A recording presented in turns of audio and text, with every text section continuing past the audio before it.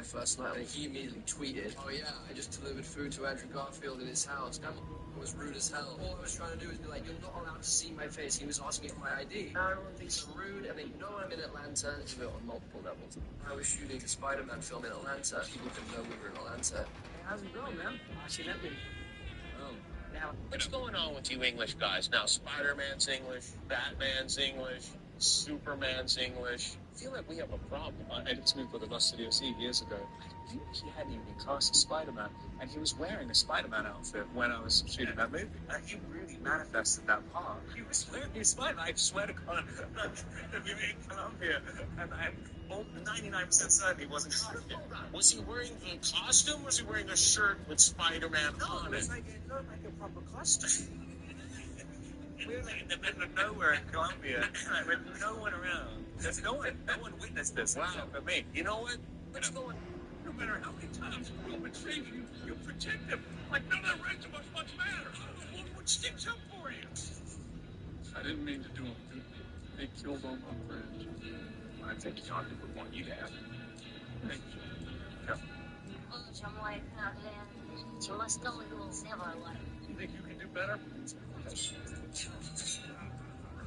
It says misleading. They're the stupid little pebble. I can do that with my dang finger.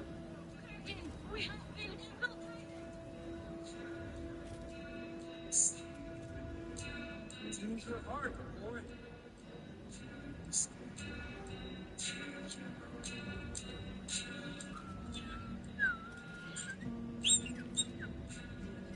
Where to, Cap? We need Kill him.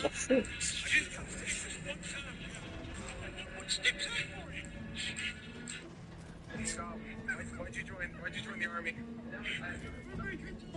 Bg3! Bg3!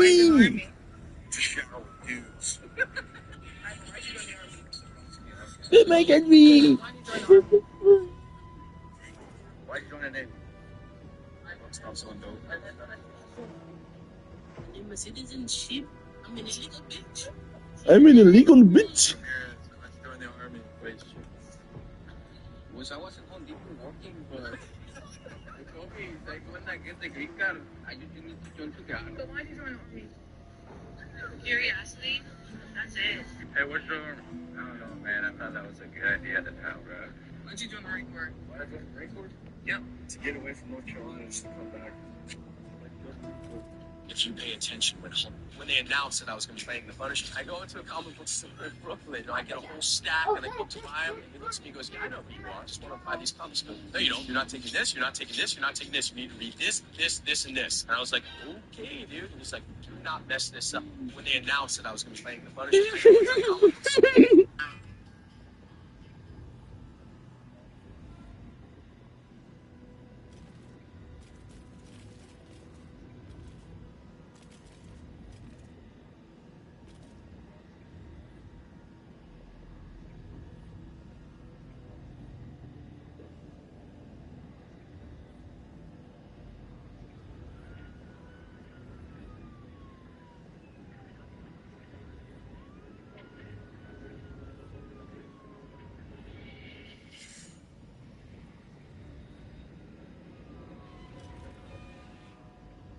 So here we are at HumanCon 2024, and looks like we're about to maybe catch this guy here.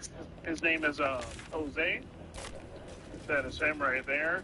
Thinks he's meeting I believe it's a decoy and her friend.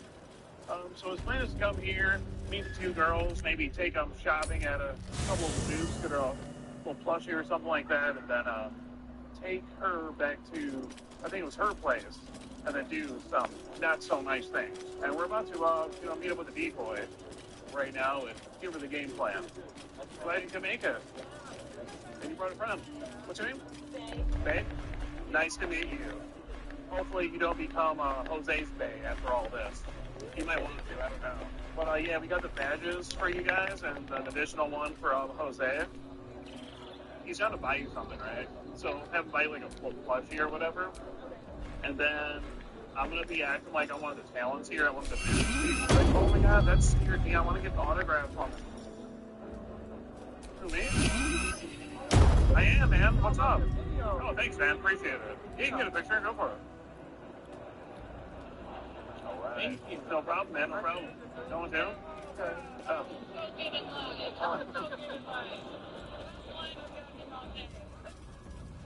You want to get in line too? Okay. I don't know, it's a furry con. No problem. That'll be a fuck ton of people. Thank you. You're amazing too. Thank you so much. You have a good one. Oh, no problem. Yeah, thanks, man. Appreciate it. Oh, I might actually get like a furry thing for myself. I'm liking this one with the ears on. Is that like a bunny? Yeah, I got lop ears, 35 on the standard colors, 45 on the pierced purple. Okay. What about these like cat hats? Oh, These like the purple ones? you have here to be 35. Okay. I like this one right here. Purple? Yeah. Yeah. Got Ben Oh, they supported the fucking play too. That's awesome. Oh fuck, yo, Skid Gene is probably one of the most professional of the professional catchers I've Actually, I'm seen. starting to like this blue one now. Can I see that one? Yeah, that one. Should I wear this one, Seth? Oh, that's amazing. Okay, I'll do this one.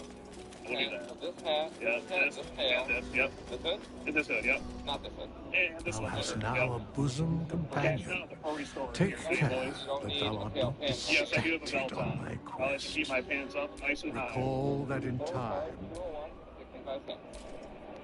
fate dost I thou wish require my a new bosom man. companion. I wish it was drugs. Alright, guys. So, right now, the security of this venue is telling us that this can't go down. So, we can't have the guy come here and catch it because they're worried about like liabilities and such. I don't know what we're gonna do, but this guy is on his way. He's like 10 minutes out now, and we just found out. We got a text from him that he actually already has a badge for this convention, which is UMACON. Bought it online. So if they're saying we can't do it, I don't know how they're going to stop him from coming in. And if he comes in, I'm busting him. So I don't know. Huntington Place isn't going to stop me unless they trespass me. They're going to have to call the cops up here to stop this, and that's what we want anyway. So I'm all about the drama. Yeah. So Huntington Security is trying to figure it out right now. If they're going to let it go down, they're probably not going to. But I mean, the show's going to go on anyway. So we'll find out. Yeah, they can't stop us. Oh, we got police here. How you doing? Well, he's about to be here like any time, but he's literally here. Okay. He's literally here. So what's going on? So we got this guy's 52-year-old male just arrived here. He thinks he's going to be meeting it's the decoy right over there. Connotations of well, he kind of painted out like sort of what he wants to do in the chat log here. Just basically, it seems like he's coming here to have sex with her, saying that she like older men. Says he wants to cuddle. I kind of had to go through it, but he asked about strip poker. Basically, just wants to come here. He's planning to go to, I think, bring her to his house to do some rather inappropriate things.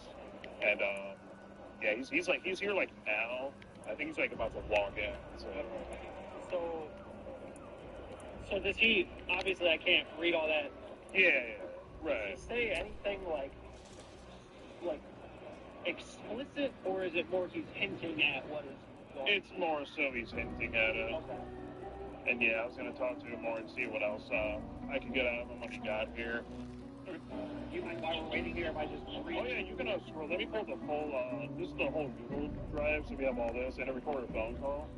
He's like right out there. We can just go out there and bring him to you guys. He's in the lobby right now, right?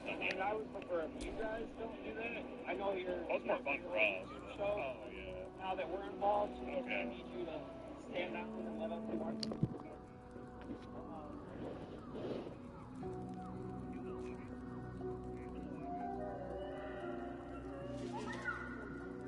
Yeah, so I can probably come with you guys so I can help him out. I haven't looked at these for a while. He's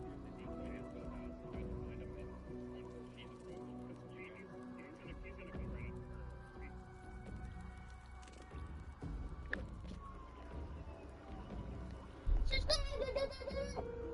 in. Oof.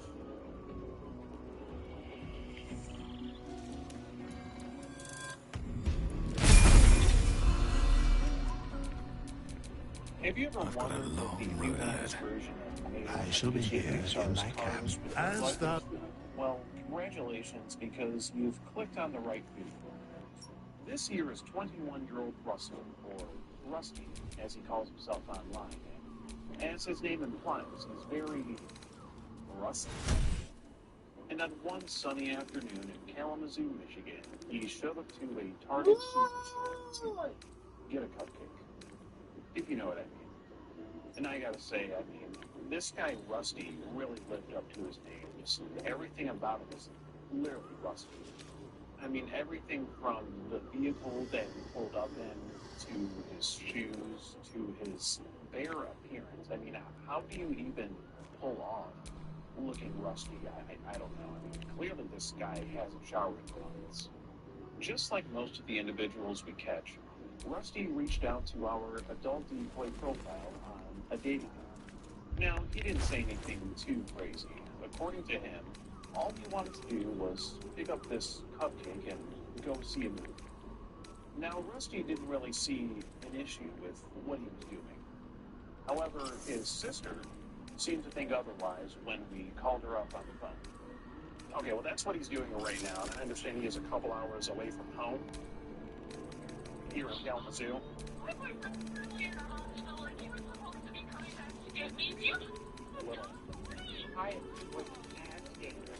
Now, mind you, this occurred not even an hour after we had caught Big John over at the Kalamazoo tent with the Barbie doll. It was Rusty's plan to take this cupcake to that exact movie theater. Now, we had to censor a ton of things in this video just to make it fit YouTube's guidelines. So if you'd like to see the full uncensored version of this video, as well as a few videos that aren't yet here on YouTube, be sure to head over to skatergame.locals.com. We are about 2 hours outside of the Detroit area in Coldwater, Michigan.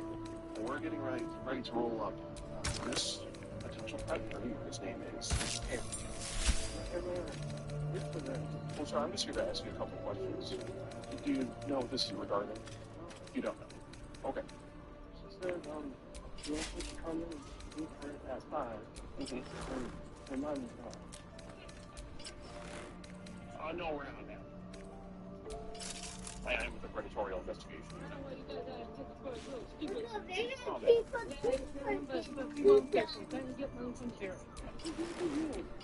We're using Google Chat here. What?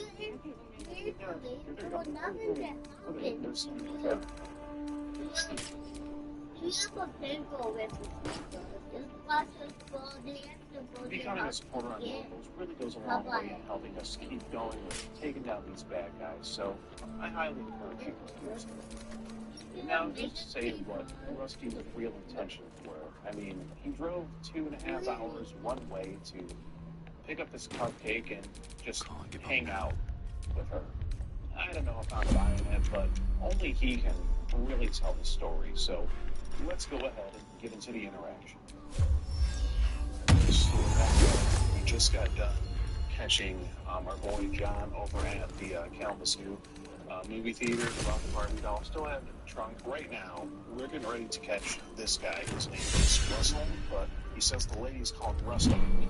And I'll tell you what is Rusty is this Riz that he's using to his...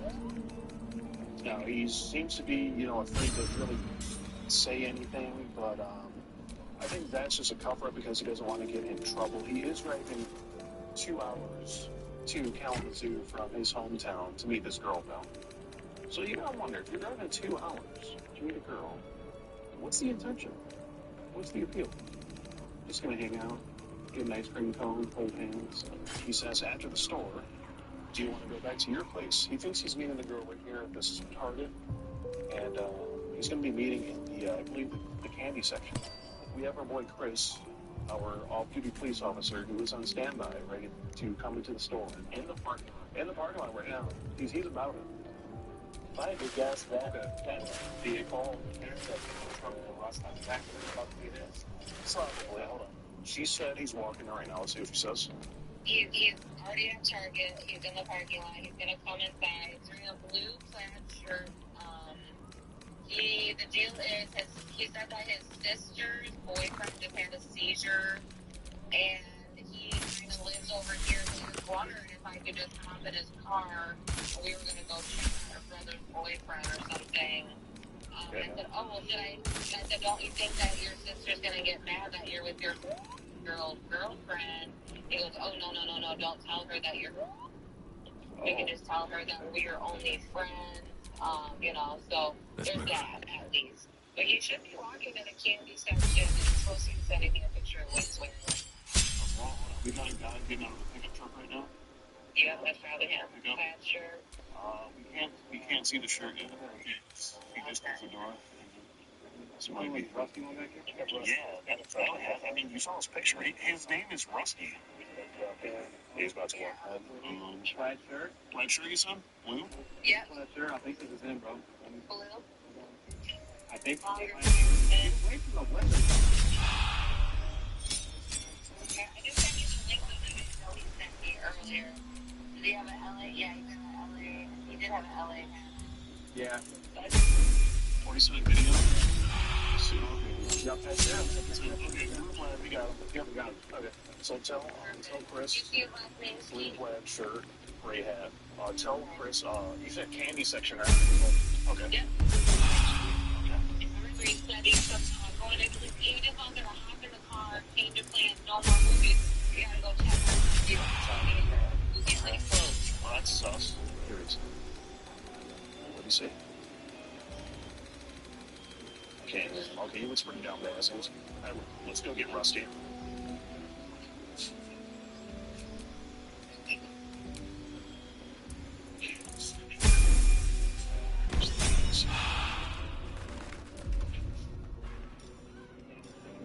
Okay, he's probably walking fast.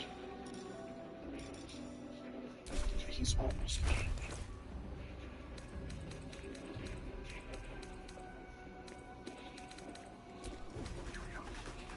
Are you done? How's it going, Russell? Good. How are you? Good. What are you here for? Meeting up with somebody to pick them up. Who are you here to meet? If they're going to a movie. And who was it that you're meeting? With the Predatory Investigation Unit, so you know, sir. We do have the police on standby. Okay. Okay, so who are you here meeting? I don't even know the name exactly. Hold on. You know the name? Okay, take your time. I can't even pick the Can't name. even think. Just caught you off guard. Yeah. Okay. Was her name Taylor? Yes. Thank Taylor. you. Yeah, no problem. And how do you know this Taylor? I met her online, actually. Online? Yes. On what app? The... See that symbol on the ground? Upward app? This was a You sure it Mason wasn't skill. pinked? Yes. I met her up on They Upward. were clearly Upward. artists. Yes, we texted. You her can name tell before. because it's a Mason. Okay. And what I were got you... her number there, and then she never replied, so I deleted it and blocked it. Okay. And how old is the girl you're here to meet? She said, Right. I said, okay, you want to just go to the movie? And I said, okay. So just okay, hang out. I didn't No think harm there was done. really anything wrong with doing that. How old are you, Russell? 21.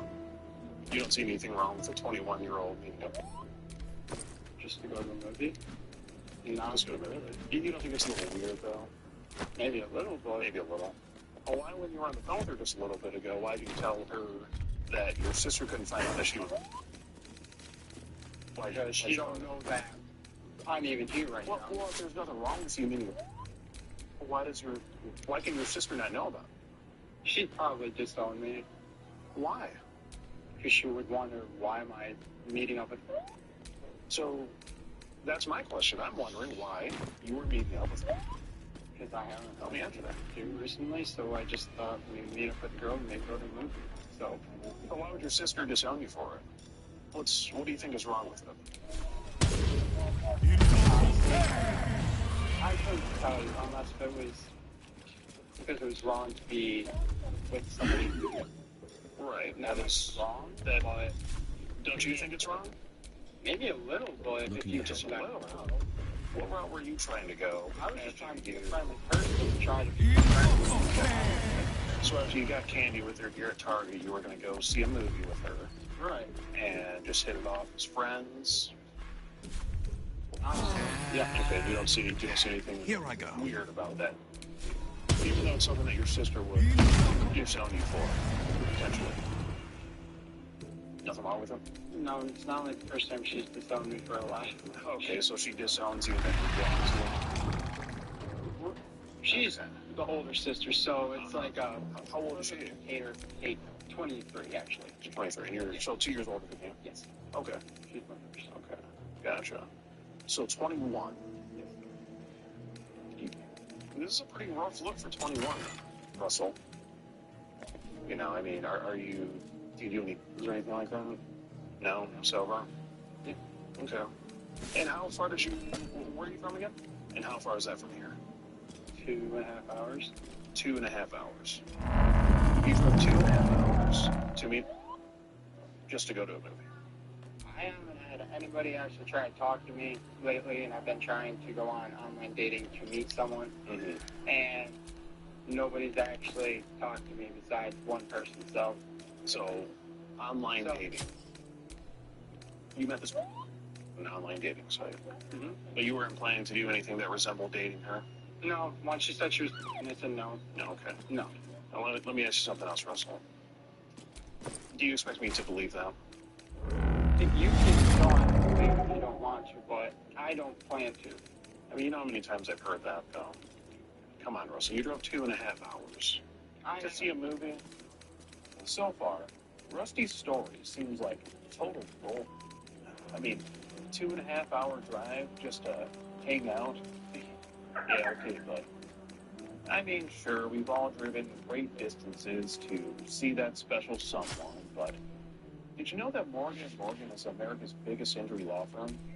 That's right. They have over 1,000 attorneys operating in almost all 50 states across the nation.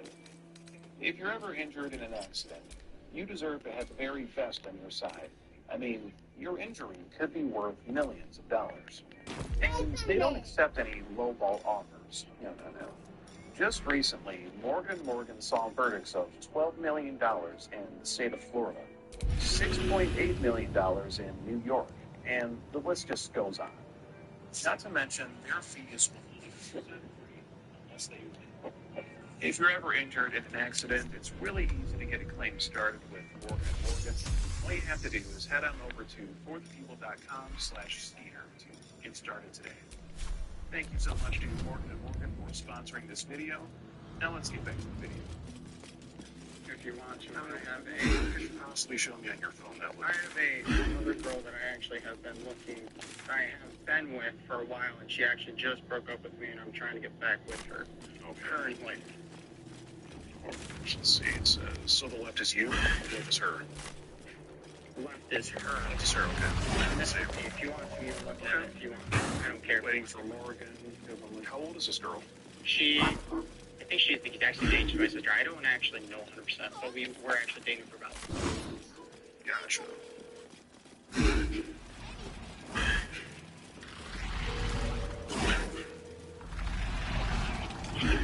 She's answering, so. Okay. Yeah, I mean, she's with my sister's been trying to get a ride down to somebody here. So your sister lives around here? No, she lives back up in. Okay. We're trying to, because after I was going to come and talk to, I don't know if this girl's real now, but I was going to talk to her and see if she wanted to take a ride with me. I have to go and pick up my sister to bring her back. Okay, so you're gonna pick up this. Bring her with me. Pick up my sister 2.5 hours away. Come back down to Still alive. Marshall. So that's progress. Drop her off to her boyfriend. She just had a seizure. Okay. That's why I asked her since I had asked her. And these things are still That was up to interesting. her if she wants to say no. What else would you have asked her to do? That was it. That's it. He was either going to go Well, how's sister the asked me healing if I from the could looks go. of I it? said, Okay. Well, you were worried that your sister was What going to it's doing in a place like She this. would probably be pissed at me, for sure. I know. I don't think so. So what was the cover-up story going to be? Oh, not so well. Just But well say enough you're to a wait. little bit older. Just say Join you're the older, like how much? And you will be seen. Weird, Russell. Right. You know. I mean, Chris, do you have any input on this? Like, what do you think? I don't. If you want to walk out to my car. No, he isn't an off-duty police officer. I'm a real police officer. Okay. Alright, Leslie. Okay, you know what the age of consumption of the state is? I do not exactly. What do you think it is? As far as what I've heard, if you include the Romeo and Juliet law, it's up to you're dating a girl. So you're 21. Besides that, it's to if you are having consensual. Okay. But we weren't. I'm just wondering, yeah, sounds like you had that pretty down packed. No, I've actually talked to that with a couple of dudes before. Okay. I'm just wondering, do you have your sister's contact in? Yeah, this is Billy. Sometimes I Howard. ask myself, The- how did that- they make 5 live-action Scooby-Doo movies? Join the line. You will be seen. Not Doubtsy and Fred making out of the mystery machine, not Scooby getting freaky and taking photos. How have I Poor never seen creature. this? The For many my damn- age, the first live-action Scooby-Doo is a classic kids film, becoming an essential part to Scooby-Doo's DNA. The first 2 live-action films, while Still not breathing, perfect, have an despite undeniable everything. charm, much more energetic than the original cartoon, while still being oh so fashionably 2000s. Let's move. Bringing Scooby-Doo into live action always felt weird to me because if the gang were real, they would just be taking whimsy out of this world. Times Square would be free of bootleg characters. They would have unmasked those clowns back in 2016 and that little wizard who terrorized malls earlier this year. But I think the first 2 movies really hit the mark. Yet somehow, I missed the others. The ones made for TV and straight to DVD. Scooby-Doo was a menace to DVD players all around the world. There are like 50 different straight-to-video Scooby-Doo movies and endless releases of all the television shows. To so many, the live-action films were just another Craig. Scooby-Doo release amongst an endless stream. Come, They step forward. They made so many Scooby-Doo movies, they couldn't even put Scooby-Doo for all of them. So they made Daphne and Velma without Scooby-Doo, which never aired on TV. Why did they even make this? Well, I can see body chopping laser beams with her bare hands is absolute cinema. These films had less and less with each iteration. We've got 5 different movies to watch. So come on, gang. We've got a mystery on our hands.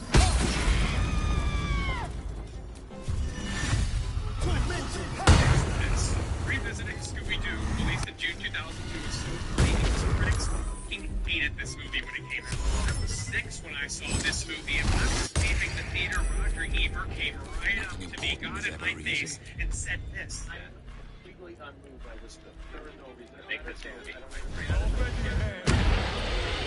This movie is certified rotten on Rotten Tomatoes, and the audience score isn't even good. Some top critic highlights. Scooby-Doo makes Stuart Little and Citizen Kane a comparison.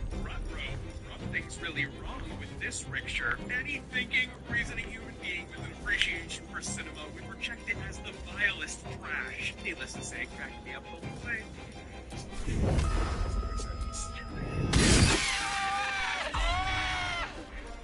I do think the first Scooby-Doo is a classic, but it's a very confused movie. It's one part children's flick and one part cynical, self-aware parody. It works for me, but I was also 6 when I first saw it, so this is normal behavior from Scooby-Doo for me. The opening sequence is probably the best, balancing everything this movie wanted to be. The Luna Ghost has kidnapped Daphne out with as a kid, the Luna Ghost's design, and I was so disappointed to realize he was not the villain of the movie.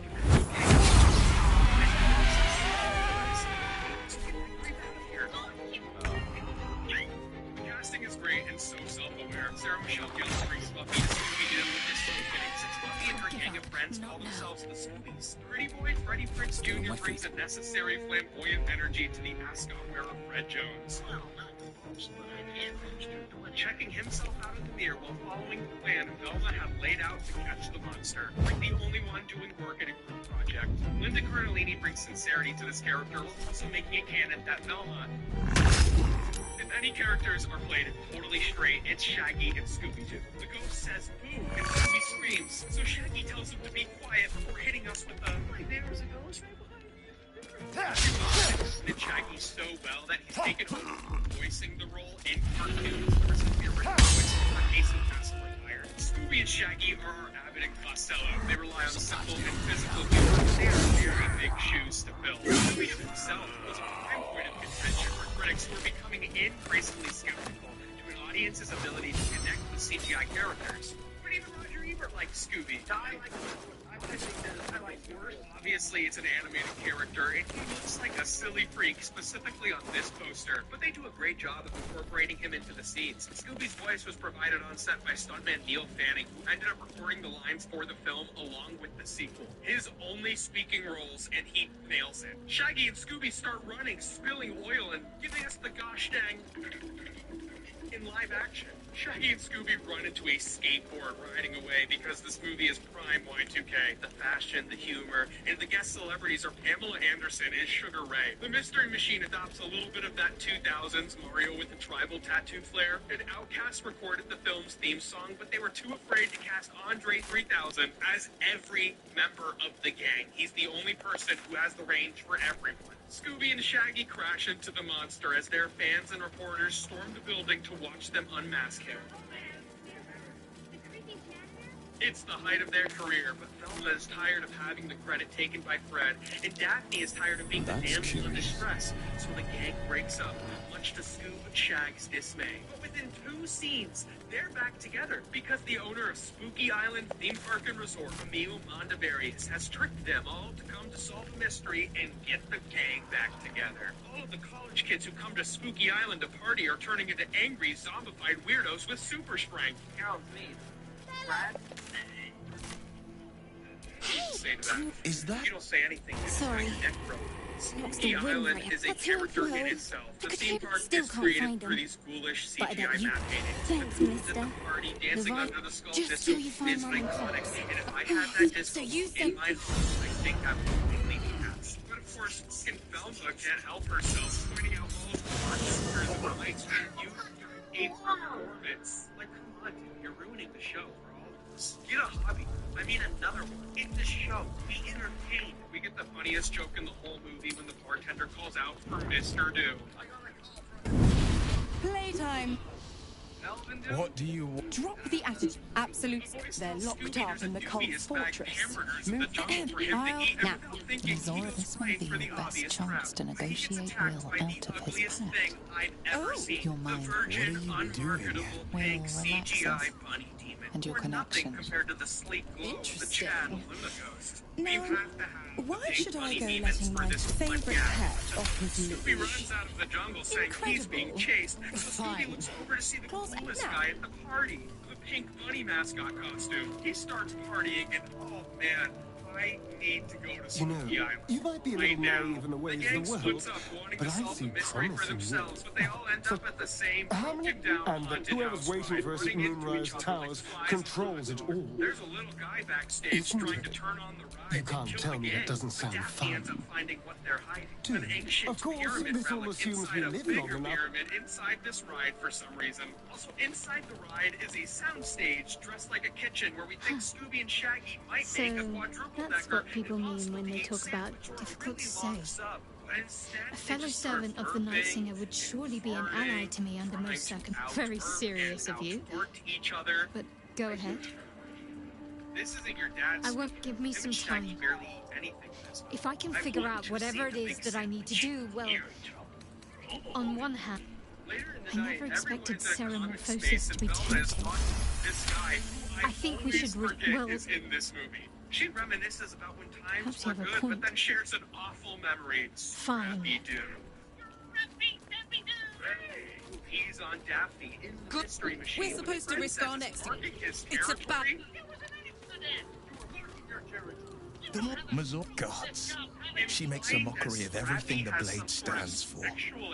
Dank can already feel her scheming.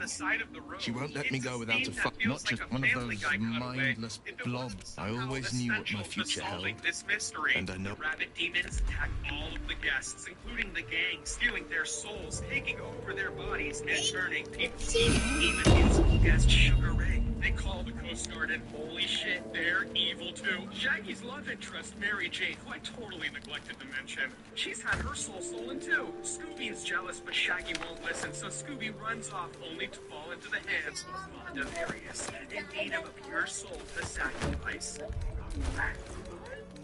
Meanwhile, Shaggy finds a bowl filled with everyone's souls and handpicks out the gang. But, like, why didn't he set everyone free? He even picks out one guy and then puts him back. What an ass. The gang's souls return to their body, ejecting the demons who burn up in the sun. But the gang's souls get all mixed up and they swap bodies. I can left them naked. By the way, Freddie Prinze Jr. and Sarah Michelle Gellar got married after this movie, and they've stayed married ever since, so this joke is Christ approved. Their souls go back into their normal bodies before they try to infiltrate the soul sacrifice ceremony, where they're ultimately caught by an army of possessed college kids, all because Shaggy refused to save the people in the soul. Anyways, they save Scooby before it's revealed Emil Mondavarius is a robot, a double, born and controlled by Scooby-Doo's nephew, Scrappy-Doo, who set up this whole mystery to get revenge on the gang. So they defeat Scrappy after he turns into an all-powerful monster, Scrappy Rex, rescuing the real Mr. Bean, who's a real guy Scrappy kept underground. Daphne just beat up a pro wrestler to prove she's not a damsel, and for some reason she makes a friend at the end. Like, yeah, we all kind of assumed watching the cartoon, but like, they don't like. That's the part of this movie. So much of this movie makes no fucking sense. Earlier, Freddie and Velma did a brainwashing video, leading them to believe the haunted house ride is a brainwashing facility, which is why the college kids' behavior changes. College kids are brainwashed, they're possessed by demons. Who are they brainwashing? The demons act like the kids in the brainwashing video, so are they brainwashing the demons? Teenagers will retain their demonic instinct to take over the world and take over people's bodies. Velma gives no clarification on recapping the mystery to the press.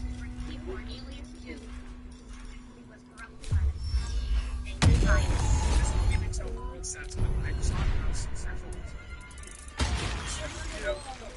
2002 has a bit of an infamous behind-the-scenes story. It was greenlit to be a PG-13 movie and written by none other than James Gunn. But after a cut of the movie surprisingly received an R rating, some test screenings, and the PG-13 version of Josie and the Pussycats flopping at the box office, Warner Brothers reworked the movie into something marketed directly to kids. Though both the movie and the deleted scenes which were included on home video carry over some adult humor, like when Shaggy shows he's got an appetite for more than just food. It's in a good kind of way. Looked at a titty and said, then they keep in scenes like when Velma questions why Freddy always splits up the gang, only to go off with Daphne, the pretty girl, which leads to this awkward exchange. Dorky chicks like you turn me on too. What's up with Velma's love interest? I forgot this character existed at all, because he's literally an afterthought. Originally, Velma was written to be gay, then to have a kiss with Daphne, but executives cut it off. Now we have this fucking guy, who I believe wasn't cut out of the film entirely, specifically because Velma sets up the Scrappy-Doo reveal while talking to him. They got stuck with him. He's literally credited as Velma's friend. They got stuck with this useless, nameless character so they could do a vile thing. Ladies and gentlemen, my special interest. Let's get a big title on screen that reads Scooby-Doo 2002 in the character assassination of Scrappy-Doo, a video essay. Quick little aside, Scooby-Doo is such a saturated property today, but back in the 90s, there was essentially a hiatus for the franchise after Warner Brothers purchased Hanna-Barbera. 2002 didn't only see the release of this film, What's New Scooby-Doo, the first Scooby-Doo cartoon to adhere to the original formula since 1978. It was a time where Scooby-Doo was relishing in a return to form without the annoying presence of Scooby's little nephew, Scrappy-Doo.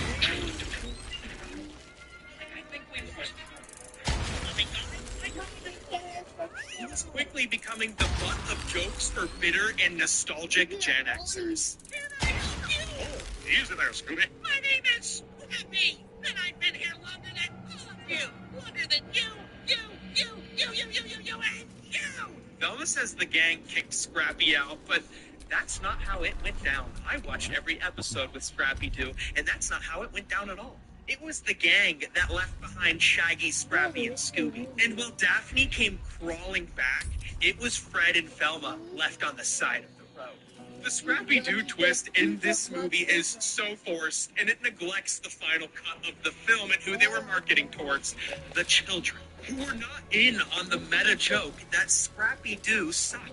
The joke was lost on me. I literally thought I, missed an episode of Scooby-Doo or something. When did Scooby start hating Scrappy? His nephew, his flesh and bone. Both of the movie commentaries tell a story of Scrappy being a later addition, with the scenes of the gang kicking him out of the van being the very last thing they shot as a group. Scooby-Doo content king Scott from NerdSync has a great short explaining how the Game Boy Advance game actually retains another villain for the final boss. It's this demonic entity, a master planner who would have had a much clearer connection to the demon rabbits, who are totally unrelated to Scrappy. The demons are going to take over the world. How does that benefit Scrappy-Doo? It doesn't. Scrappy-Doo doesn't belong in this movie, and he doesn't belong on the side of the road. But James Gunn wanted him dead. In an interview with Fanboy Planet leading up to the release of the movie, James Gunn, the apparent animal lover, said this about Scrappy when asked. I can tell you I hate that little motherfucker with all my heart and soul. The movie may have been a smash hit, but with Scrappy-Doo, who I'm treating real, being villainized ever since, we have to ask, at what cost? And then, they're still repeating this same joke 20 years later, with Velma bringing back Scrappy-Doo, only to villainize him again. This is the last Saturday morning you'll ever ruin. Bro, how old do you have to be if Scrappy-Doo ruined your Saturday mornings? He debuted in 1979. I'm 28, and Scrappy-Doo was always subjected to weekdays. I only ever saw him when I was homesick from school. He healed me, and he's hated for it. You know who else healed and was hated for it? Jesus Christ. What I'm trying to say is, if Scrappy-Doo ruined your Saturday mornings, you need to stop complaining about Scrappy-Doo and go spend some time with your children. Scooby-Doo 2, Monsters Unleashed.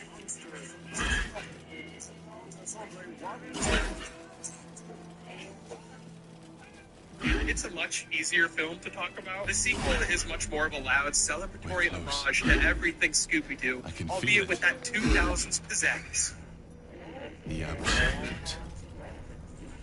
Its power is strong. Do that today, or in 1969. This was literally made at the only time in history it possibly could have been made. Monsters Unleashed brings to life a gaggle of classic Scooby-Doo ghosts, ghouls, and goblins, including the 10,000-volt ghost Captain Cutler and Scooby's first foe, the Black Knight Ghost. The movie goes all in on bringing this animated universe to life. They have Shaggy hitting the minor 49er with one moment, or zipping off with super speed. This isn't your 2002 Scooby-Doo. After a string of successful mysteries, a new masked villain robs the Coolsville Coulsonian Museum of their recently acquired collection of monster costumes, once belonging to Mystery Inc.'s greatest foes, stealing the costumes to turn them into real monsters. The gang's failure to stop the robbery turns Coolsville against them, while Shaggy and Scooby go off on their own to prove that they too are key players. The lead villain is fucking lame, just some guy in a black coat and a mask. This time, you will be the ones. What is that? It's the end. Yes, so many classics appear, if only for a quick cameo, and so many more were created. YouTubers JV and Millie interviewed Peter Crossman, the visual effects supervisor of the film, who shared screen tests of tons of the monsters they designed, even those that were cut, which makes me understand just how underutilized these monsters were in the film. These costumes look amazing. They even got one for the Creeper, who's not in the movie. That's like Scooby-Doo's The Joker. The one-eyed skeleton men get the biggest overhaul of any monsters. There can be no doubt. No monster was more obviously a guy in a costume than the skeleton man. Look at these guys. Who are they fooling besides Shaggy and Scooby? The big mystery in the movie surrounds the disappearance of one of their old villains, Dr. Jonathan Jacobo, the pterodactyl ghost who is presumed dead. He was a regular guy originally, and his name is Johnny, not Jonathan. But in this version, Jacobo was trying to make real monsters using randomonium, and now someone is believed to be continuing his work. This is Johnny. owner of a catering truck. Another disappointingly underutilized element in this film is Scooby and Shaggy going undercover to investigate this whole seedy underworld of criminals they've caught, like the regular guys after they unmask the monster. He used to dress up as Redbeard ghost. They all meet at a secret dive bar to connect on their hate of the Scooby-Doo gang. I just think exploring these nutty people who dress up as monsters and go around scaring people is just too good of an idea for how little they use it. And the best joke involving them was deleted. The only way you get friend is by dressing up as a terrifying creature. Now scary as they flood out of innocent. I did as I was told. The cast gives another great outing as the gang, with Lillard cranking up his Shaggy energy a whole lot. I might prefer his performance in the first film, but he's still great. Why, are you done? So tell the general how the goblins Jesus. Daphne said this to her. And we're too close to kill them. She's trying to impress Seth Green, who plays the suspicious museum curator. She dresses in a latex suit and slaps him with the... Try it. Oh my god. Or better This yet. is Of course big not, my news. lord. You heard the general. The goblins I are do yours. experience pure joy when they superimpose Scooby-Doo's head on a person for a choreographed dance sequence. But both of these movies suffer from the 2000s kid movie humor plague. Back then, comedy movies used to needle drop I like big butts, and it was the funniest thing people ever saw. And they were right to think so. Scooby continues to fart more in these two movies than the rest of the franchise combined. We must learn more Velma has to about his calculate the power. Black Knight's weak spot, revealing it to be the groin. She kicks him, and he says... And I can't help but to think they were really cooking during this era. These movies have so many slapstick gags in them, it's hard not just to sit back and watch them unfold. There's this great recurring joke with Fred giving a journalist horrible pull quotes. We're trying to make it look like I think Queensville sucks. Daphne tries to tell him not to talk to the press, but he can't help himself. All Fred Jones had to say was, I think Queensville sucks. The movie taking place in Poolsville and references to Chickenstein puts this movie in the same world as a pup named Scooby-Doo, and we even flash back to the treehouse from that show. The body transformation sequence is permanently ingrained in my mind. Scooby becomes Slug, Shaggy gets massive knockers, Scooby turns into the Tasmanian Devil, Shaggy becomes real buff, and Scooby tries to stop their rapid transformations when he becomes Albert Einstein. It's so fucking chaotic. Check out little man. So it turns out Dr. Jacobo is behind it all, having escaped prison and framing Old Man Wickles, the original Black Knight ghost, after a feud in jail. Jacobo dresses up not only as the masked figure, but as the pretty reporter who is trashing the gang on TV, all to get revenge on the Scooby-Doo gang. I find it hard to say which of these movies is better than the other, but I absolutely believe Scooby and Shaggy learning to become more sure of themselves is a better cinematic journey for Scooby-Doo than the gang splitting up and getting back together again. But what I do know is if you look like this or this, you need to call me. You know, I bet the rent price tag on Mystery Inc.'s that sweet guard about hat as in if the he were the sequel absolute was herself. astronomical. What do you I can't even want imagine the with kind us? of points they'd be accumulating if they were using today's And why sponsor, would you Built. be so Built is a inclined? loyalty program that lets you earn points on rent and around your neighborhood. And there's so much you can do with Built points. They've been consistently ranked the highest value point currency by the Points Guide and Bankrate, and they're designed to fit your everyday lifestyle. You can redeem them for flights and hotels, workout classes, and even towards your next month's rent payment. Y'all, I pay rent. Paying rent sucks. I don't know when I'm gonna stop paying rent, if ever. The last 2 months, I've had an heir paying my rent through my bank, and so I had to go withdraw my rent in cash. I held my entire rent in my hand in $20 bills, in $100 bills, and oh my god, was it heart-wrenching to turn it over. Paying rent sucks. Built makes it feel better. When you pay your rent through Built, you get access to exclusive benefits through Built partners, like transfer bonuses with airlines, status matches at hotels, and complimentary add-ons to some of your favorite fitness studios. Say hello to VIP status around your neighborhood and when you travel. Start earning points right now when you sign up through my link in the description or by using the QR code, and make sure to use my URL so they know I sent you. Thanks again to Built for sponsoring this video. Follow 9. The meddling begins. While no sequel was made with the original cast, Cartoon Network would air an origin story with a new group of actors, Scooby-Doo, The Mystery Begins. Airing in September of 2009 and garnering over 5 million viewers, this is the most viewed single program Cartoon Network ever made. Now introducing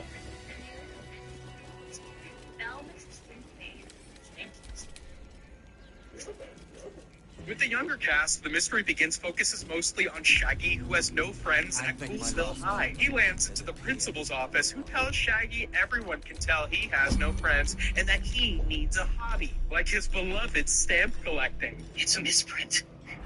Those are the most valuable. Okay, this guy's the monster. I have no idea why or how or what the monster even looks like yet, but it has something to do with stamp collecting and it's him. These movies have a vibe. Scooby-Doo is just a vibe. Shaggy would look like he's 26 if he didn't get on that school bus so confidently. Fred sits back and watches every day as his friends trip Shaggy and laugh at him. So Shaggy sits next to Velma, but he can't stand her nerd talk as she's working on some wacky device. They start Oppenheimer too, you know. What is with live-action Velma and making instruments of death? She said this in the first movie. I've been working at NASA, developing hydro-powered missile defense systems. So he sits next to Daphne, memorizing her lines for the school play because she's an actor in this one. But she wants nothing to do with him when he offers her a bite of his peanut butter and sardine sandwich. Yeah, that's a psychotic flavor combination. Am I the only one who has never laughed at like a gross food joke in something? Is that just me? Meanwhile, Scooby-Doo is a one-of-a-kind talking dog up for adoption, but no one is enamored by the pure wonder of his existence. And he is selling himself hard. And then the pound lets him fall off of a truck, where he runs away, sees some ghosts, and rolls his way into Shaggy's bedroom, where the two instantly become best pals. And that's how the mystery began, in a universe where Coolsville is in Ohio. That's real. That's a detail in the movie. So Shaggy tries to bring Scooby to school, putting him in the most raw as disguise Scooby has ever dude. He fights the bully, who pushes Shaggy over, starting a fight and causing the bus driver to crash the bus. And the vice principal blames the children, not the bus driver. They all get detention, where the gang bonds over a shared love of mystery novels. A very cute detail. Suddenly, a storm descends on the school, a magic book appears, and ghosts start mucking up the pep rally, taking place at the very same time. Once again, the vice principal blames the gang because they were in detention together unsupervised. They're suspended now, so the gang teams up to clear their name and solve the mystery of the ghost Scooby-Doo smelled that night before he met Shaggy, and the ghost came back and ruined the school. I liked the ghosts. I think they're charming and right out of the Goosebumps TV show. But the big bad, the specter who controls the ghost, is once again just a guy in a cloak and a pale mask. It's the cast does okay. Shaggy and Velma are the standouts, but Haley Kiyoko as Velma feels like a cringe, nerdy TikTok kid, and I mean that in like the sincerest form of flattery. The cringe TikTok kids are very funny. It's like a whole genre now. She was innovative, and I love her though. I really don't let her go, man. But Shaggy at times feels like a 26-year-old man because his voice is so stressed. And boy, does Shaggy have a lot of lines. I totally missed the explanation of how the Spectre controls the ghosts through the magic book because my brain had to go somewhere else. But I want to give the kid a chance. But I just got my license last month. I'm having a hard time concentrating. Get it together, man. The state of Ohio issued you a license. They needed to give Fred a blonde wig. I don't care how cheesy they thought it looked. It's fucking Scooby-Doo. Who looks his TV budget? He's janky and barely interacts with the rest of the gang, often on a blank slate by himself or animated into the background eating a bug or waxing a car, pulling focus away from the scene. But my best to the actors because they had some terrifying stand-ins for Scooby-Doo. That is a monster. There's one scene where Scooby is a puppet underneath a blanket and it looks like he's going down on the Shagster. Zoinks. The most Scooby-Doo the movie feels is in the final set piece in which the gang goes underneath the school to investigate the old school which was destroyed by a flood. There they catch the Spectre looking for an old time capsule because he's the principal. Principal Beetle! You ruined everything. Who blew up the school and raised the dead to find an old stamp. This is the kind of freak that belongs in the Scooby-Doo world. I just wish he didn't get arrested for pursuing this. You, however, The gang has a, well, now what moment before we get a cool montage where they paint the mystery machine. A van provided by Daphne's rich friend. Because, oh my god, is this mystery about to begin. I was 13 when this movie came out, so I was the perfect age to see a trailer for this and totally dismiss it because it wasn't what I remembered from when I was younger. Too old school. I avoided it back then, but as an adult, it really is just a Scooby-Doo release that disappears in a whole sea of them. Follow-up film Scooby-Doo, The Curse of the Lake Monster aired just a year later. Lake Monster will return. Lake Monster will return. Summer has just started and the gang is looking forward to having seasonal jobs. Working for Daphne's uncle at his failing country club. Clientele are dwindling due to a crazy frog monster terrorizing the grounds. The gang discovers an old ghost witch is rumored to be behind the frog monster, and they discover feelings for each other. What the hell? Fred and Daphne are straight up making out on the mystery machine. They're in love with each other? You okay? It's Scooby-Doo does High School Musical 2. And yes, they're singing "We'll be cuddling soon." Good thing. When Shaggy smells Velma, my guy starts floating like a delicious pies on the windowsill. They do the big sandwich gag, but Shaggy's appetite is for something else. I can listen to you talk like that for hours. But in the last film, he switches seats on the bus when Velma is nerding out. Now he loves it. Even Velma thinks this is strange behavior. No one back home would ever believe this.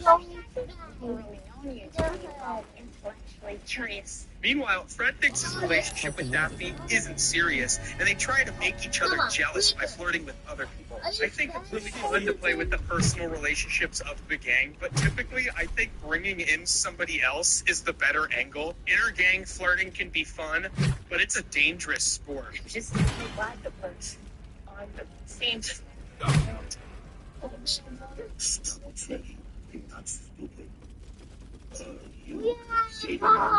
He asks Scooby if he thinks Velma might like him back, and Scooby laughs in his face. He ridicules him. This is a new Scooby. What's his problem? Scooby's intrinsic charm that carries through its worst. Yeah, it's like a way. But if anyone is a stick in the mud, it's the guy playing Fred. Behind the scenes, he just seems like he is so uncomfortable being in this world. And I gotta say, it leads to the gang anymore. I just get ripped apart by my friends. They're like, yeah, thanks, Fred. Fred dressed like a crazy person. Fred doesn't frolic. I don't know what I'm gonna do with this. I mean, look at that. The big frog looks awful, but I totally no one gets in without being it's like tested. the Loveland frog, which is part of Ohio folklore. They were just afraid to keep a little one. The Loveland frog is usually depicted with a little one. What? The frog interrupts a club party and chokes Daphne's uncle. I don't recall having seen your name on the form a line. That might be the best part of the whole movie. Also, what's up with this actor like, thank you? No one will. They included it in the montage. According to the lore, a witch made the frog with a moonstone, which Velma finds on the beach, turning her into said witch, much to the shock of the gang. Shaggy believes his love for Velma will cure her. That flaming With fist the power of seemed song, kind. it does. That flaming fist seemed kind. They beat the witch, and Velma tells Shaggy, just kiss me already. Daphne and Fred, shirtless, ripped as hell, by the way, just sit back and watch, and then the entire gang realizes the dangers of inter-gang dating. I don't know too much about chemistry. They do. They're just fussing at me. You're here! And they decide they should all just stay friends. And Daphne's uncle gives them $10,000 to incorporate their little mystery business. You guys, how did you do it? We could be mystery. We incorporated. Beginning the mystery even harder. They leave Scooby out of a group photo, so he jumps out of a second story window. But Shaggy catches him because what they have is true love. I don't think it's necessarily a major improvement over the first, but the musical interludes are so fun. The movie opens with Shaggy dreaming of a perfect summer vacation. Shaggy and Velma sing an old vaudeville ditty together, which transforms into a punk rendition. Keswick's lackey. Every moment. And then the movie ends with a musical sequence. That's the best part of either of these movies, featuring a faux 60s hippie anthem, I Can Be Scared With You, complete with wardrobe, before ending in holy shit. It keeps going, transitioning into a funk rendition of the song, complete with rollerblade choreography and a 90s style rap in front of a graffiti wall where the gang all swap costumes. Fred, who just gets a blonde wig, which he should have had the whole movie. Whatever you think of these two movies, hold on to it, because apparently Netflix is making a live-action Scooby-Doo series. I hope it goes well. I can't imagine it will. Regardless, live-action Scooby-Doo is best when Scooby is really there. All right, now it's time for the most boring piece of Scooby-Doo media ever made, 2018's Daphne and Velma, a movie which doesn't feel real. I love the Scooby-Doo gang, maybe even more than the dog himself. But the gang is totally flavorless without the dog. Turn up the beat. Too much. All right, let's do this. This movie was produced by Ashley Tisdale's production company, Blondie Productions, and in another world, it was a well-liked DCOM that had nothing to do with Scooby-Doo. Instead, it's trapped in IP hell. It's marketed as a prequel to Scooby-Doo, the story of how Daphne and Velma became IRL friends. You see, Daphne runs a live stream about aliens and ghosts, and Velma calls in after every episode to personally debunk her bullshit. They're best friends. But when Daphne moves to Velma's hometown and starts attending the same school, she finds Velma is a wildly antisocial and difficult person. But they have to put their differences aside to solve the mystery of the students who disappear in mysterious lockers, only to emerge as husks of their former selves. How fast the search? At Bloom Valley High, every student has access to the latest tech, phones, and smart t-shirts and hoverboards. But every student is also publicly ranked on a leaderboard and is followed around by drones carrying sad clouds when they behave poorly. It's a dystopia. The beginning drags on with commercials for the high school and Daphne's awkward morning routine and first day of school. Hey, turn on my pump-up playlist. She opens her smart closet, which has an outfit ready for her, guesses what her dad made for breakfast, and gets sushi in the lunch line, which freaks out the other students for some reason. Just let him find it. It lines up with everything we know about the school. Why is this scene in here? Well, it turns out all of these weird details are purposeful. Joke's on me, a 28-year-old who says he's already 30. So Daphne's dad, played by Brian Stepanek, was on The Sweet Life of Zack and Cody with Tisdale. And as Daphne's father, he's been following her. We got bunch of sale.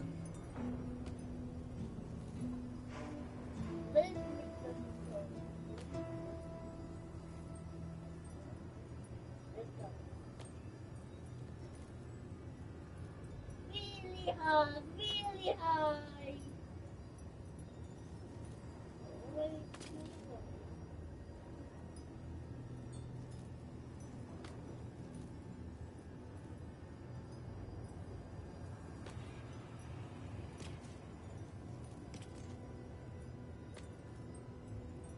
Whoa!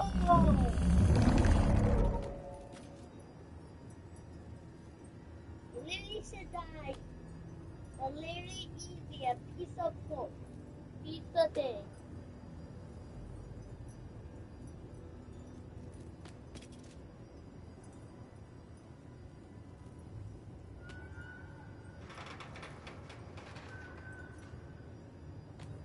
Whoa, look at his power. This is the strongest thing ever. You can try this one time, then make a mark.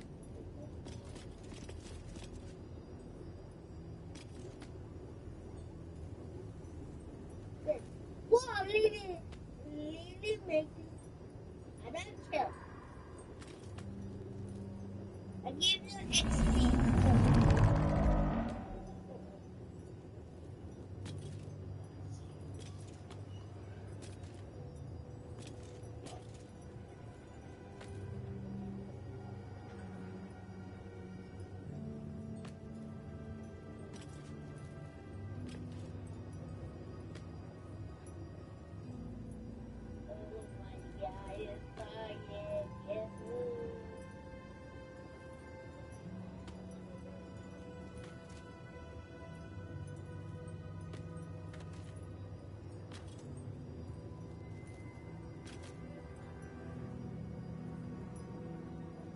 My order belongs sheep to pig. Only that easy. Only we can have fun.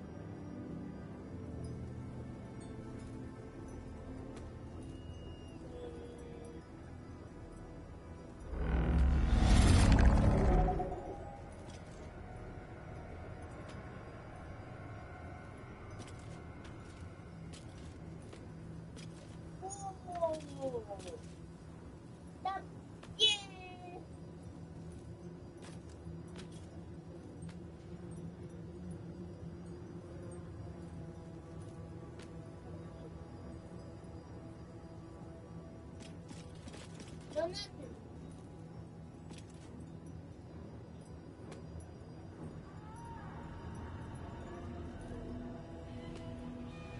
No, nothing.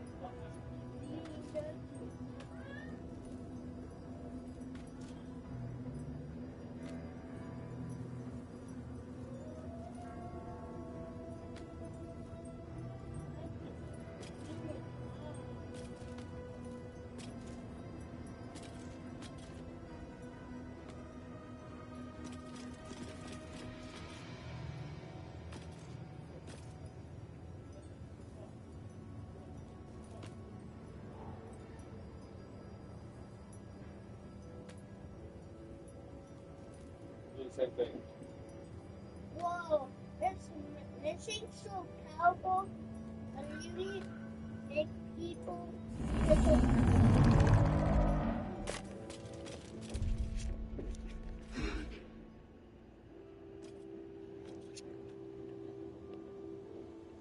AI voice assistant, putting better food for her in the lunch line, and essentially making sure she never has a bad experience ever. Turn off the beef. It's psychotic. Daphne's closet reminds me of London Tipton's closet from The Sweet Life of Zack and Cody. In this movie, revealing that it's not a smart closet at all, but rather something her dad is doing behind the scenes. Feels like a joke that Tisdale might find funny because she personally was watching people behind the scenes like make the closet come to life. And there's a cleverness to the idea. It's like an extreme helicopter parent. But the execution ruins the entire opening of the movie. Their phones collect their personal data for everyone else to access freely. It works like a Pokédex. You can point your phone at anyone and learn about them, and everyone finds it weird that Velma opted out of this. I would too. But they're mostly weirded out that Velma's like a psycho. She stomps onto the school grounds, running into everyone who is in her way, knocking this girl's muffin out of her hand and f***ing stepping on it. And then she tells Daphne to stay away from her. I can't have lunch with you, Daphne. Today, not ever. It's Scooby-Doo 2002 all over again. The worst part of that movie is the fact that they're not friends. Like, get on with the thing we came here for. So Daphne dresses herself for the first time in her life, and her new friend Carol, related to Carol from Scooby-Doo 2002, says purple and green don't go together. That's just not true, Carol. You dumb 26-year-old pretending to be a high schooler. Velma and Daphne get into a fight and get sent to the principal's office, who happens to be Velma's aunt with the exact opposite personality. She forces the girls to sit on the conflict resolution couch. The conflict resolution couch is one of the strangest set Why? pieces Go get changed I now. have ever seen. It's a glowing couch. Go get changed. With the I'm couch not even pushes dad. them closer and closer together. But what do you do if the kids just keep hitting each other? What if the wrestlers? Go get Somebody's changed. gonna make it worse. Squeeze Why, together, please? the girls break and start laughing all wholesomely. And then Velma says, "Purple and green go awesome together." By climbing down? What the fuck is going on? Why? Please just go get changed.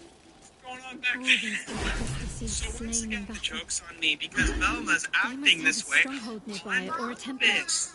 Okay. Yeah, I'm ready. All over this.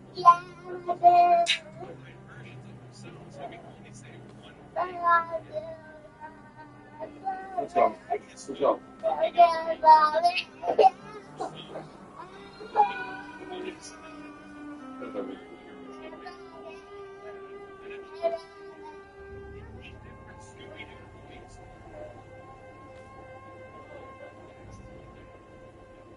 He peed on his bench. Tobias hired Daphne's mom and made the students go missing so he could continue to innovate in the town by stealing ideas. This one kid is like, I like food, so Tobias makes a 3D food printer, which I'm not sure is stealing an idea at all. Everyone is hungry.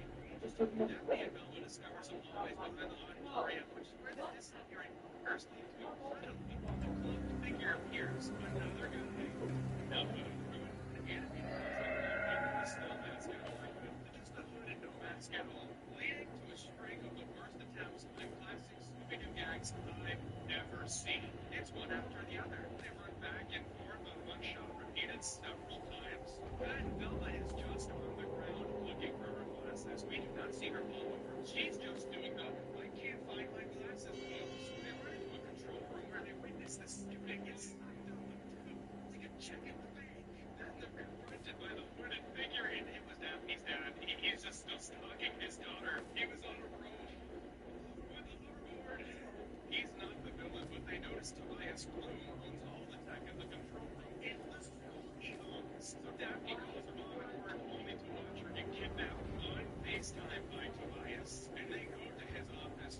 Tobias Bloom unleashes a toy robot spider. Daphne goes to save her mom, just sitting over there. And Velma says she'll handle the spiders. Velma's final fight is a sight for the robot spiders are shooting lasers and energy orbs at her. She drops the best changes. There's something about the last part of the movie that feels like they just gave up. She yells at the spiders, wiggles her finger, taunting, come here. She karate chops a laser like SpongeBob cutting vegetables. And a second spider descends from the ceiling like a spy movie. Now she needs to get on the ground and go under the lasers. And 27 shots later, she poses like Chun-Li, victorious. Well, Daphne has finally won. And snaps forward to rescue her. You go, girl. Turns out Tobias Bloom isn't real. He's a hologram made by Carol, the girl who hated Daphne's fit. And it turns out she's actually a 26-year-old woman pretending to be a high schooler. Wait, they did it. She's 26 years old for real and canon. And Tobias Bloom is a hologram. And Daphne has a Ramune poster of him, and he's just some guy. Doesn't look Japanese to me. Did Ramune sponsor this? So Carol invented better iPhones as a teenager, and she stayed in high school to steal youthful ideas ever since. She's arrested. They take out all of the tech in the school, and that's how they solve the mystery for the mystery. Our hero thought but a treasure ahead. Through the dark, a new grave. Ooh, spooky. Merely, I've grown quite fond of you, you know, in my way. It would be pointless of me to try to buy you from. Chances are many more graves as you wish. I'll be pleased. Wait. This is serious. My old... It's up, and I will. Once the beast that lurks below, then...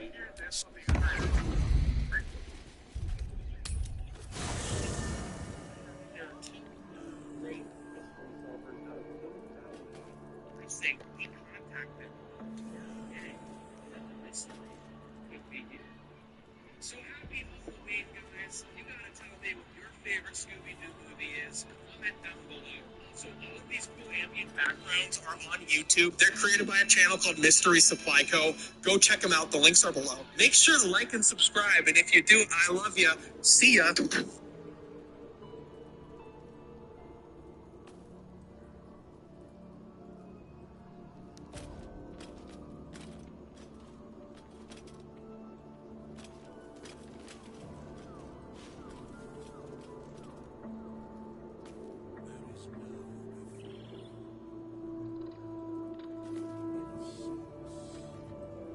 Some kind of platinum over 100 games, and it was created by the community. Now, if I can't do this before the channel hits 850,000 subscribers, then I will shave my head bald and look like a base character from a video game. So make sure to drop a like and subscribe. Alright, so today I chose to platinum the Avengers game. This is one of the biggest flops of a game. This vessel is at this soul. And it released so much so that it has been ripped from stores, and you can only get it online for sell now. Much like the Minecraft story mode games, except nobody wants this game, so I got it for like 20 bucks. I'm so happy right now. Anyways, the trophies in this game are also extremely creepy and buggy. All the buggy just red flags everywhere.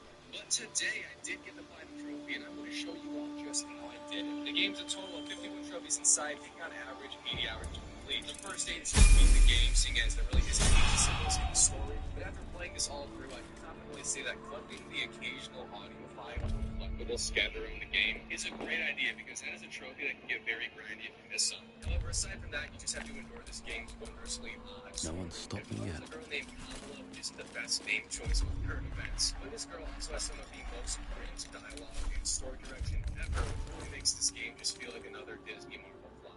But you're attending an Avengers exclusive meet and greet as they get ready to announce this new world of sustainable energy and power source they have been cooking up in the lab, like Walter White in his meth trailer. You also do get to meet every Avenger while he's doing the minigame the episode. It was very weird. They literally just appear out of the shadows like a comment saying, I pay people to fight on my game. That's honestly crazy. But you do get the first trophy of the game in the intro from collecting all the comics needed to progress the story. Now, right after that, when you go interact with this elevator to get to the upper floor of the event, you also do get a trophy for just making it there for some reason. Captain America is then down on the stage just doing Steve Rogers things and talking like a man from the 1940s who got through the 21st century. Thankfully, Iron Man just comes flying in like a jet. He has DC music and he saved us all from falling asleep. However, off in the distance right after that, the bridge exploded. Talk about timing, am I right? So yeah, then the rest of this intro mission had us literally playing as every Avenger and battling enemies on the bridge, which is now a complete war zone. I understand interhighway travel is essential for flowing nations, but seriously, going out one bridge is not the end of the world. I don't get the commotion. When I was playing as Hulk, I apparently got 10 kills within one heroic move, and that was the trophy, so let's go. Oh yeah, and somehow Steve was up in the shield helicarrier.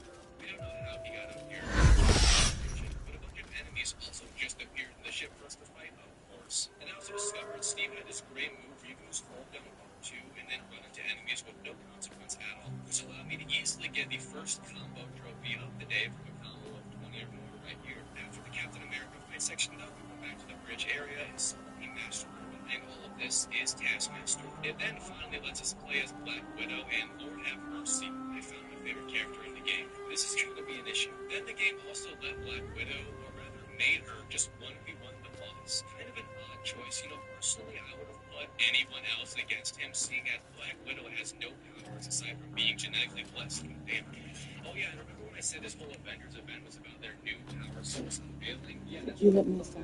No, I didn't. Don't lie to me. And I hope you fucking not lying to me. If it was a mistake and you got your anger let you get better of you, let me know now. I need to understand, because Wyatt rarely fucking lies. Rarely. And Jason, you have a tendency. And I'm sitting there and I'm asking you, did you? No, I didn't.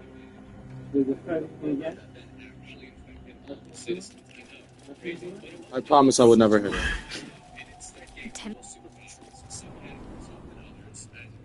And one of those people that got affected with powers was indeed Kamala. That was so unexpected, oh my goodness. So yeah, now we're in a game we're playing as Sarah. This is just games. He's a kid. He makes me so upset. I'm gonna get mad at him for thinking that I might have hurt him like someone else, but I did. I'm not gonna. Still okay. Lady Shaw's presence is near.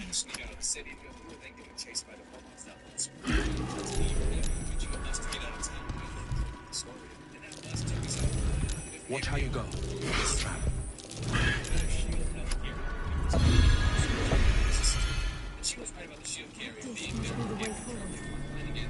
Where will it bring us? There's no resistance present in the area, but Bruce Banner's horny green man was here, and he tried to eat us. We tried to get him to help us, but he didn't want to, so then we just had to leave. But a bunch of these enemies called Riobots just spawned in, camping our exit, and there was a giant battle. In the giant battle, Kamala also got given her ultimate ability, which makes her grow from flaccid and small to big and hard. Shout out the male genitals. But after all the excitement, she kind of died off and then passed out. That's some real shit. So Bruce, being the nice guy he truly is, brought us back in to look at us and make sure we didn't just die. This also gave him a chance to not be the Hulk and to be Bruce again. While doing so, we also convinced him to come and help us get the Avengers back together. So that mission complete, and I got that trophy. Then we can get A shard structure, going by the design. But it's change because So I'm trying to clarify whether it was a mistake or not. Whether you did it or you didn't. Because I need to fucking understand. I don't give a fuck whether you do, whether he does. If he feels uncomfortable, whether you feel uncomfortable. Because your feelings don't give no shit compared to what Lions does. You know why? He's the best one here. Because he's 5, motherfucker. And when you were 5, you got everything out of me. And I gave you everything, and I battled everyone for you, and I will do the same for him, because you are an adult, and you understand right from wrong, right? Yes. I'm not saying anything. You apparently don't. You don't have fucking common sense. You need to stop fucking around, because I will kick your ass out, and not fucking deal with your shit, and have you around my fucking kids with your fucking toxic brain.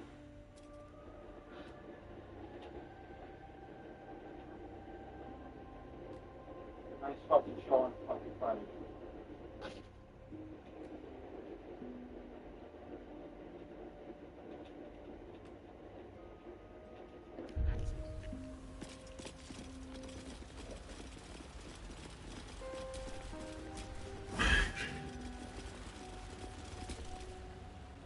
The Gauntlet of Shah. I can't believe it. I can't believe we found... I know. Normally, it would not be for me to pursue. Overwhelming. The Gauntlet of Shah is not... The Gauntlet has... The old ways were lost over time. Now some claim the rank simply...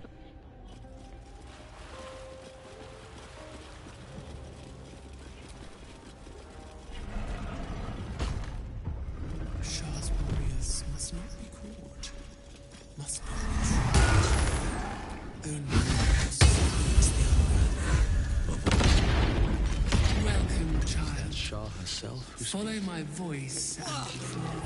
Watch how you go. There's a trap.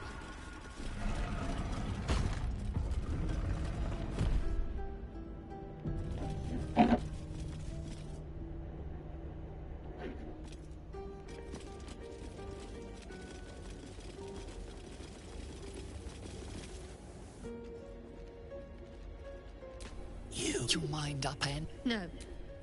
You upset my plans. Bones! More. My force. Why did Lady Shah's dead attack? Am I being tested?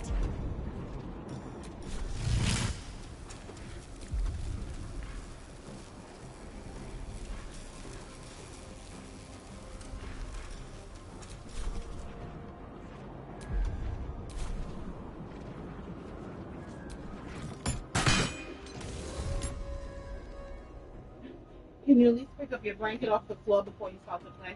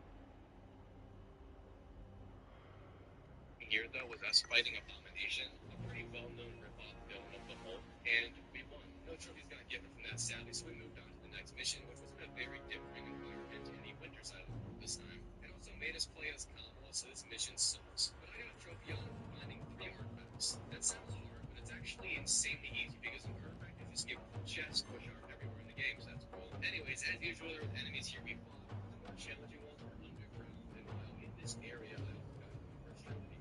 Kind of contradicting the statements I just said about us not getting trophies, so just disregard that. But while fighting these ball-dropping enemies, I got a generic trophy for getting 50 kills with Assault to Explorer.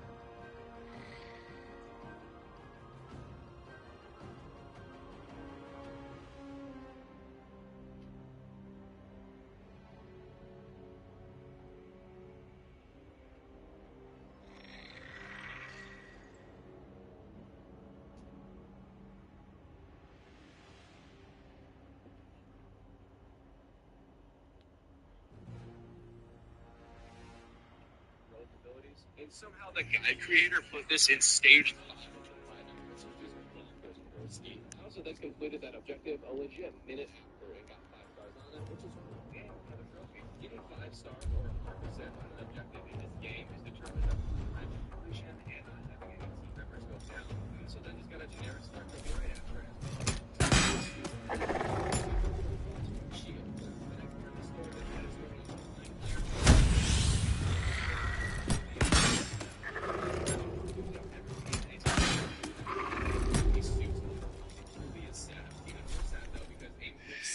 Let's get some blood.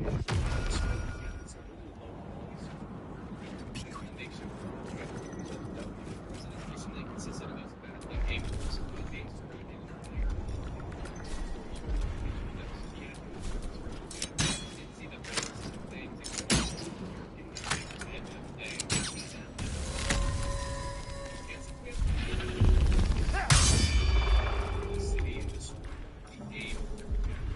No holding back.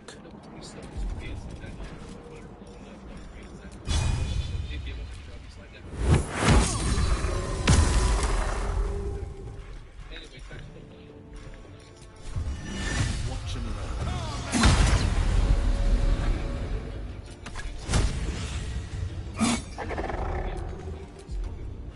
Blood comes easy these days.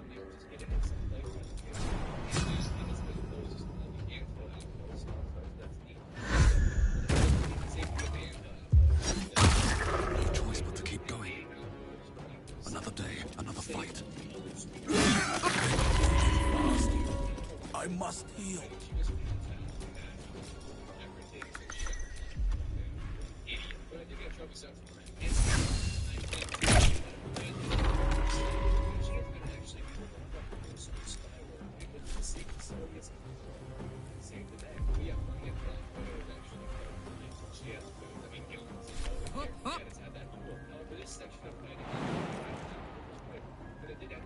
Go on.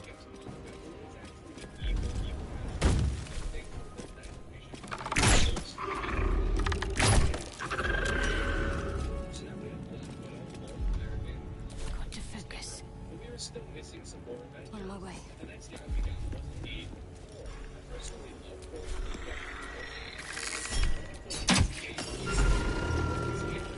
I've got a long road ahead. That'll have to do.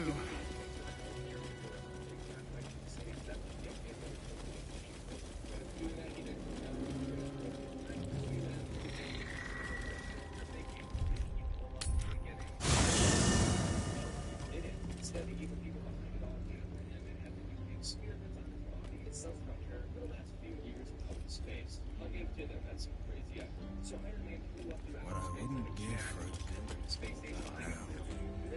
I don't get it. Thou wilt. He's just been in a medical induced coma for the last few years and was very confused with what's happening. He had to expect. But let's be real, the medical areas how poor Steve has now been put through high school. But look, he's just anyways, next we'll go back down to Earth and then have to play Captain America as we expected, seeing as he is the first person addition to us. But then there's actually it. I think we're missing something. I really got replaced by the trophy, however, in this cringe Avengers Assemble cutscene though, so that's... But then it was just the story, of course, because we had... Can I touch your face? No. You're no fun. No. The evil guy of the strength stone creature from the depth of hell from the San Francisco Bay. And then Mona controlled it from then. The game gave her the spotlight after we expected because she is the main character, sadly. And yeah, we had a giant fight. I don't mean like it was a big fight. We were actually just giant sized.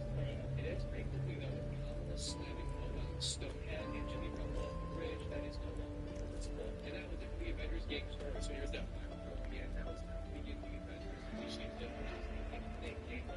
just had this from but these are literally just the same mission in all the areas of the game. There is no before. So you've always been a bone.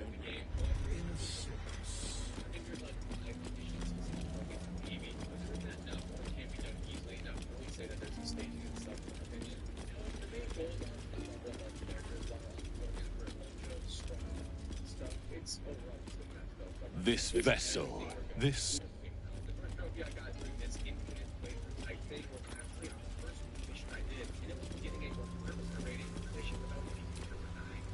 Something in the air down here. Let's go. I do like it down here. It's nice. This is a dedication to my goddess's power and dark beauty. Homie is not the first word that comes to mind.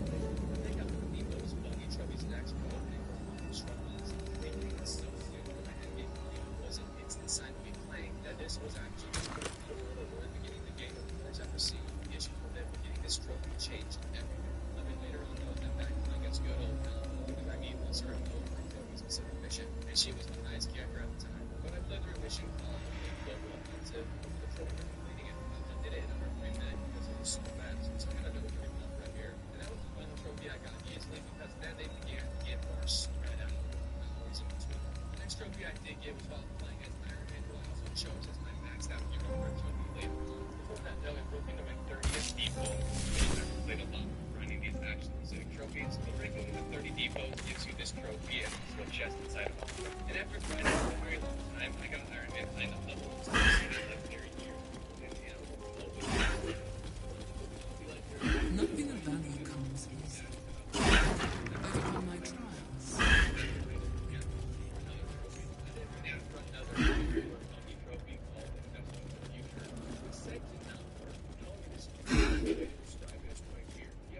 The bowl contains. This is one of Lady Shah's trials. Allow me. It's important. So you have to keep a lower level item.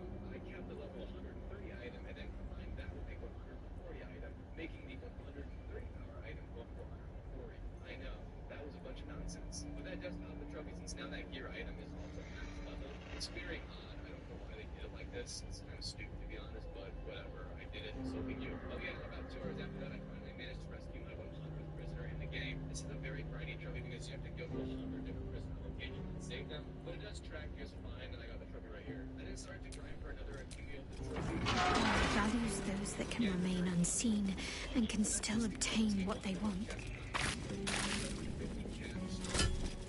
Stealth is a virtue derived from her very essence. Countless initiates walked these halls once, seeking to become dark justiciars. I will follow in their path. I will succeed. Another bowl. Another trial. I need to do. Teaches us that we are our own worst enemy much of the time.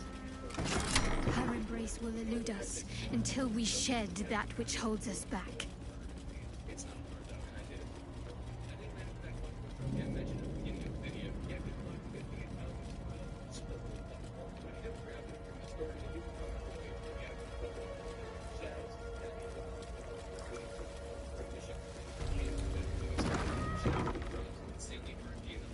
What's your gripe with Saluna? Another trial. These were said to be sure of foot in even the darkest recesses of Lady Shah's embrace. I must remember where to step, and have faith that she will guide me. I must remember where to step, and have faith that she will guide me.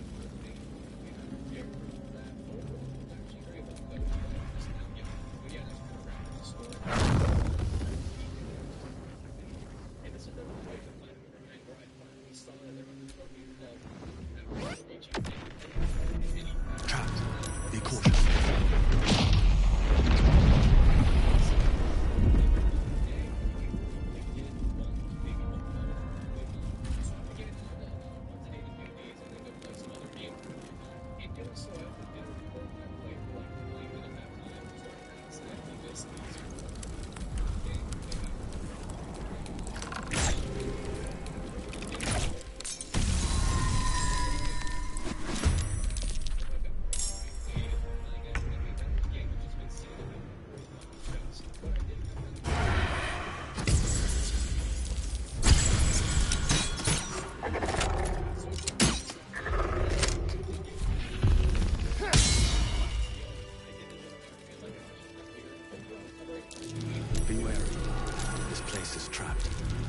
Something over there.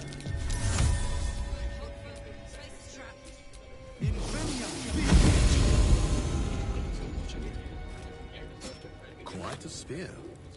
Why hide it away?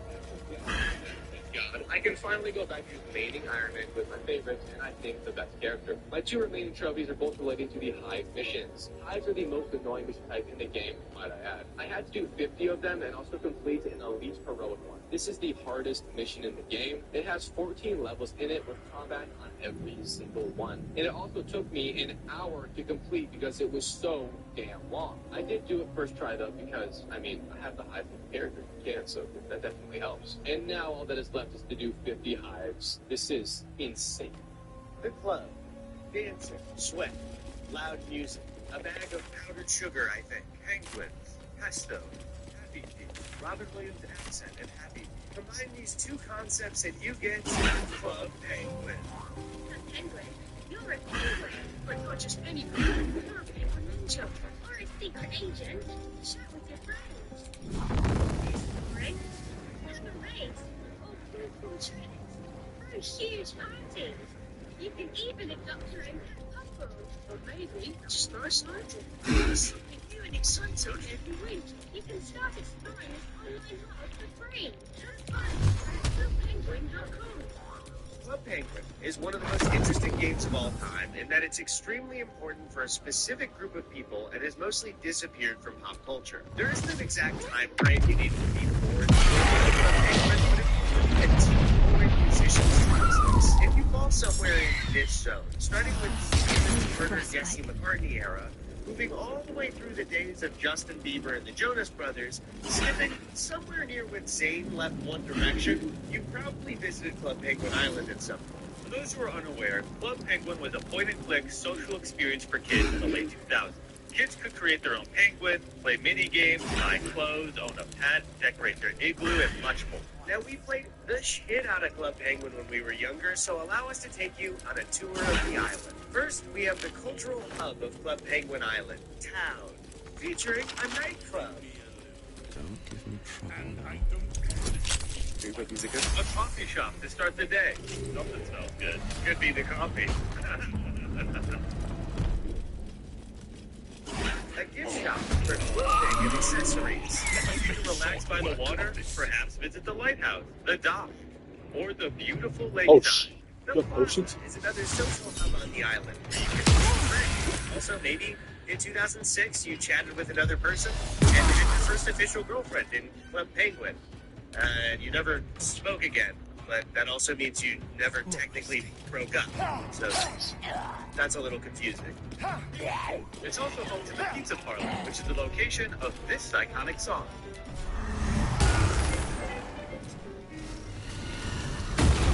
Want to visit the pet shop to get your very own pet? Club Penguin has their own unique animal. A little piece of dryer lint with eyes, each color coming with their own special traits. Oh, it looks like you don't have enough room. It's the mines. You're also given your own igloo to come back to after hitting the town. And it's nice to come back home after... The blade will not bend. I didn't know we were still together. No time to waste. Been together for like 4.5 years. Now this place is very special. Visited it this June, but how did it start? First, we need to go back. The Cenozoic era. The first evolution of penguins began to roam here fast forward.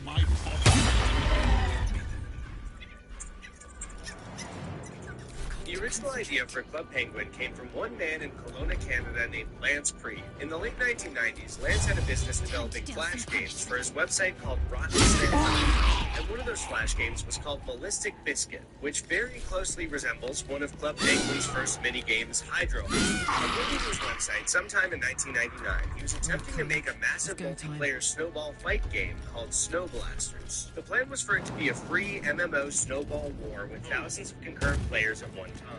Although there was no public release of the game, many of the ideas he had for Snow Blasters carried into his next project, Experimental Penguins. Experimental Penguin was an online chat walking around a nearly empty void and telling other penguins online. This game, however, actually launched to the public in January 2000.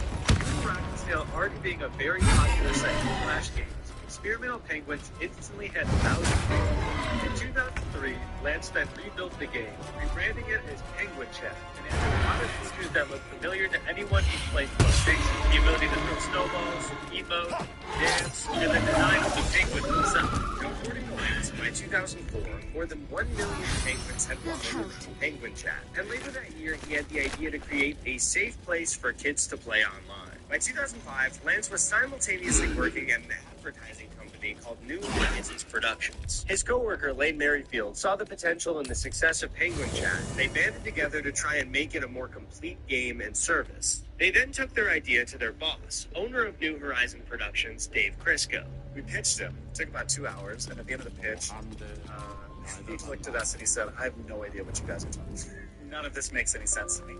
But I've never seen either of you this passionate before, and so let's figure out how to do it here. Who the fuck is this boss? He sounds awesome. One of my bosses once lost my time card for 2 weeks of work and then refused to pay me until they found the time card in their house. With the freedom and job security to make Club Penguin, Lance and Lane fast-tracked the development and had a playable version ready that year. On August 22nd, 2005, a beta of Club Penguin launched to 15,000 users. On October 24th, 2005, Club Penguin officially launched to the public, and the game was an instant success. In less than 6 months, by March 2006, Club Penguin had reached over 1 million users. Users who were primarily kids. But what was it like for the kids actually playing the game? As people born in 1996, we fell smack dab in the middle of snotty iPad kids and millennials who are deeply offended that... What? Gen Z said what? Cancel Eminem. Gen Z trying to cancel Eminem? Honey, that's cute. This little kitties, but one thing that dates us heavily was our access to the internet in elementary school. The online world was accessible through a singular place in our home. A portal to the digital world through what was first a beige hunk of plastic and later became a jet engine Dell laptop tucked away on a messy desk in the living room. The family computer. There were few websites and places to explore under the watchful eye of your parents. Sure, when they weren't in the room, you'd be exposed to disturbing animations, adult-themed games, and AIM chat rooms. But when they were around, you mostly had CartoonNetwork.com, Nickelodeon.com, DisneyChannel.com, and Business Insider when you wanted to keep track of your portfolio. But before social media... Little fourth grader in a suit? What? Little fourth grader with a briefcase and a suit? That could be funny. Yeah. Little guy in a suit, taking calls, doing business, getting served divorce papers. That could be a good joke. Sure. But before social media destroyed our prepubescent minds, a different type of social network became the talk of the playground. That, of course, was Club Penguin. You begin by creating your very own penguin. As fourth graders, this was the first online avatar and account we'd ever created. And as a dumb kid, creating your penguin felt really exciting as you prepped to explore the island. Now, doing it as a 27-year-old, did it feel like I was trying to pump nostalgia into my veins to relive a time that's long past? No. Once you're in, the entire island is open to you. A giant frozen playground with mini games to play and people to meet. But just like the real world, you need money to do anything fun. So forget about child labor laws. It's time to get to work. The only way to earn coins is to play the mini games on the island. Some of these are themed to working a job like Pizzatron 3000, where you make pizza on a conveyor belt that moves way too fast for your mouse to make it. What are you doing? The devil told us to kill this thing, so let's stop chatting and kill it. Beans behind the store. The guy in the truck wants to fucking kill you. While you stand there waiting to catch penny sacks of beans. forfeit my freedom. If I leave this... Well, that a final lyric. So he... Because if he doesn't die, then Raphael would... Parchment, rough. I did it. Anyway, time to die. Right now, fans rotate old monthly catalogs. Kill yourself. I still hear it. Allow you to buy your berries in their shops and their own catalog. This one features houses, accessories, gear items, and toys for your puff. But there is Does the... Now this is due to the admirable aspect that Club Penguin... well, it's a rundown bearing the weight of centuries sort of grand. The orphan is nothing.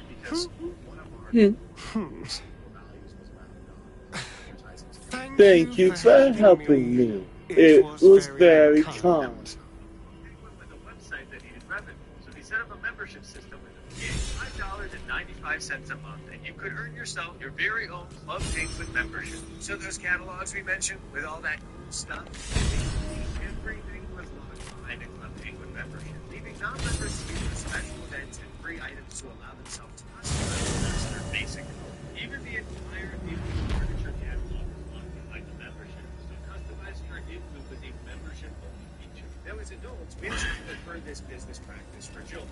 Let kids with rich parents fund the free game so it can continue to be free and free for every child. But as kids ourselves in 2006, you need to clear 2 Herculean tasks to become a member. 1, parents that would shell out $5.95 a month just for you to get a cool jacket in the cartoon Penguin game. And since we were fraternal twins, that charge instantly doubles to $11.90 a month. There was absolutely no chance in hell my parents were going to pay Lady Shaw. $42 a year. So many must have toiled to make a visage so grand. Just for us to be a unique shade of blue. Beautiful. Number 2, this was also the mid-2000s, before streaming service subscriptions, before everyone had an Amazon Prime account. The concept of entering your credit card info online or any information about yourself was terrifying. So for most kids, the game sort of had a class system that Brave, was the real life Gauntlet, socioeconomic. the Dark Lady's finest warriors arose from this place. Parties within the game that those fucking loser non-members couldn't I've go dreamed to. of this Entire place. areas would be blocked This off is from you my if you didn't destiny. join. Like during a holiday I'm event, just if you try to get I'm into the glad new we can face bakery them kitchen, together. you'd be stopped by a pop-up If we message become that dark reads, justices, "You must we'll be a have member Lady to enter Shaw's the bakery highest kitchen. blessing. We'd And love her for you to arsenal join." As a member, you can serve cookies wearing a special apron, bake a deluxe gingerbread igloo, and join the bakery staff. I want a special apron. I want a deluxe gingerbread igloo. In a way, Club Penguin was hitting us with the same financial issues that we were dealing with socially. Like when one of our upper middle class friends made fun of me when he found out the only Hollister shirt I owned came from Plato's Closet, a secondhand store. It's the same shirt. It's the same fucking shirt at a lower price. That's just good business. I'm just kidding. That's not his real name. Or is it? One of our friends, who like us normally never had a membership, asked for it as a gift for his birthday, and we were so fucking jealous of all the cool shit he had. His igloo was full of furniture and customization, while I was stuck with these boring, white, insane asylum walls. At least give me a Bob Marley poster, a Pulp Fiction poster, anything. Sorry guys, Tony just texted me while sitting right next to me and said Tony needs a brand new igloo in the Hamptons. I guess a quick word from our sponsor. Hi, I'm Tiny Tony, and Incognito pays to be the sponsor of this video. Tiny Tony hates the fact that everyone's personal data is being bought and sold by data brokers behind the scenes. Data brokers sell this information that results in targeting you with robocalls, AI voices mimicking people's family members, and some data brokers have even been charged with conspiracy to commit mail and wire fraud for intentionally supplying data lists of elderly and vulnerable people to scammers. Not like that. While data brokers affect everyone, people search sites are an issue that's particular No to the fucking US. word. No way. No Anyone can access your way. personal information using people's search sites. It doesn't include just marketing companies, but also potential employers, landlords, and bad actors. Incognito reaches out to data brokers on your behalf, requests your personal data removal, and deals with any objections on their side. So use Burback Deal for 60% off an annual plan by clicking the link in the description. Incogni is available risk-free for 30 days, meaning anyone can try it out for themselves and get a full refund if they aren't happy with the service.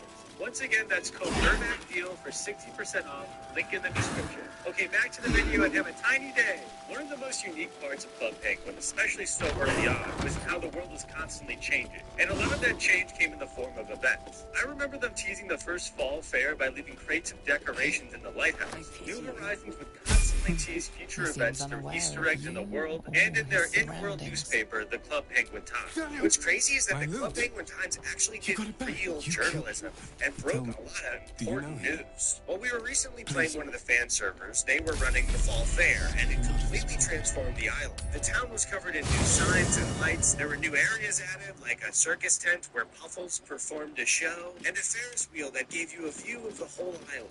I even had a beautiful moment with another player.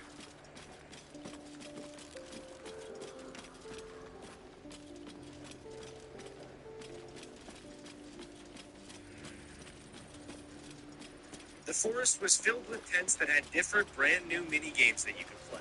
I used to love the fall fair as a kid. It was really fun to have added mini games to the game I was already logging into all the time.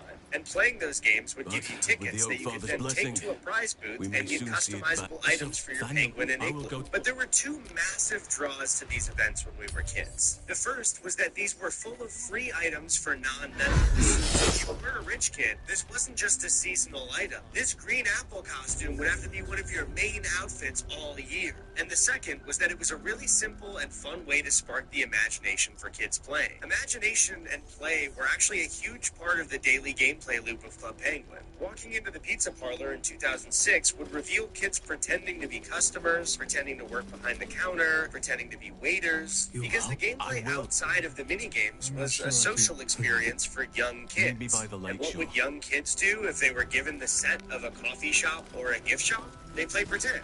They're kids. And there were events for everything. Winter festivals, pizza parties, summer parties, a sports party, a medieval party, a music jam, and a puffle party. Looking back on these as adults in 2024, it's kind of shocking to look at a free game for kids whose main focus was just to make it as fun for them as possible. Sure, they were selling memberships, but the development seemed focused on harboring a safe and imaginative environment for their young audience. In the games industry, this is not normal. And this wasn't a happy accident. It was a very intentional and responsible relationship they cultivated with the kids playing. The team at New Horizons actually had a policy where they would read and reply to every single email that was sent in about Club Penguin. But this team wasn't just about customer service and answering emails. They were really at the heart of everything that we are doing. They were so dedicated and so passionate that at its peak, this team was responding to over 10,000 emails a day. This back and forth between the young audience and the developers was absolutely felt by us at the time. People in chat would share a rumor about, say, a pirate ship for a year, and then suddenly a pirate would pull up to the island with a big event. One of my favorite stories is around how we ended up coming up with Ninja.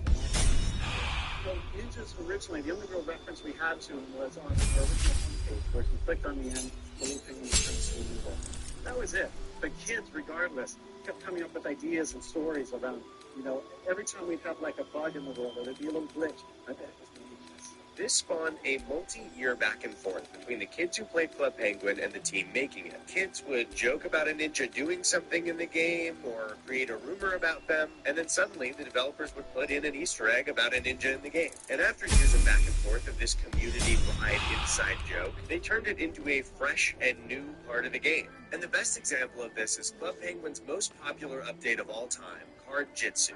Card Jitsu is unlike anything else in Club Penguin. To top off the years of ninja rumors, New Horizons created a competitive card game with a full ranking system. It's sort of like a complex game of rock, paper, scissors. Cards are either fire, snow, or water. Snow freezes water, water extinguishes fire, and the fire melts ice. If both players use a card with the same element, whoever has the higher number value card wins the round. To win, you either need all three elements in different colors, or one element in 3 different colors. Playing this again was actually a really fun time until we finally progressed to the ranked mode. Tony won our first match, which placed him in a higher bracket than me, and no one else was on the fan server playing ranked, so we just could never play a game again. In the summer of 2006, another cool update arrived to the island and quickly became our favorite part of the game. For some reason, the early 2000s was obsessed with media set around kids who had a double life as a secret agent. The two of us ate that shit up.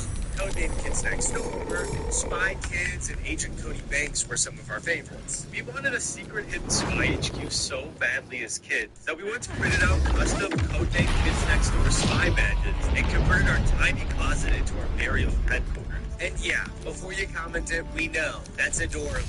We were adorable. Only more so than me. It's obvious. It's okay, I made my peace.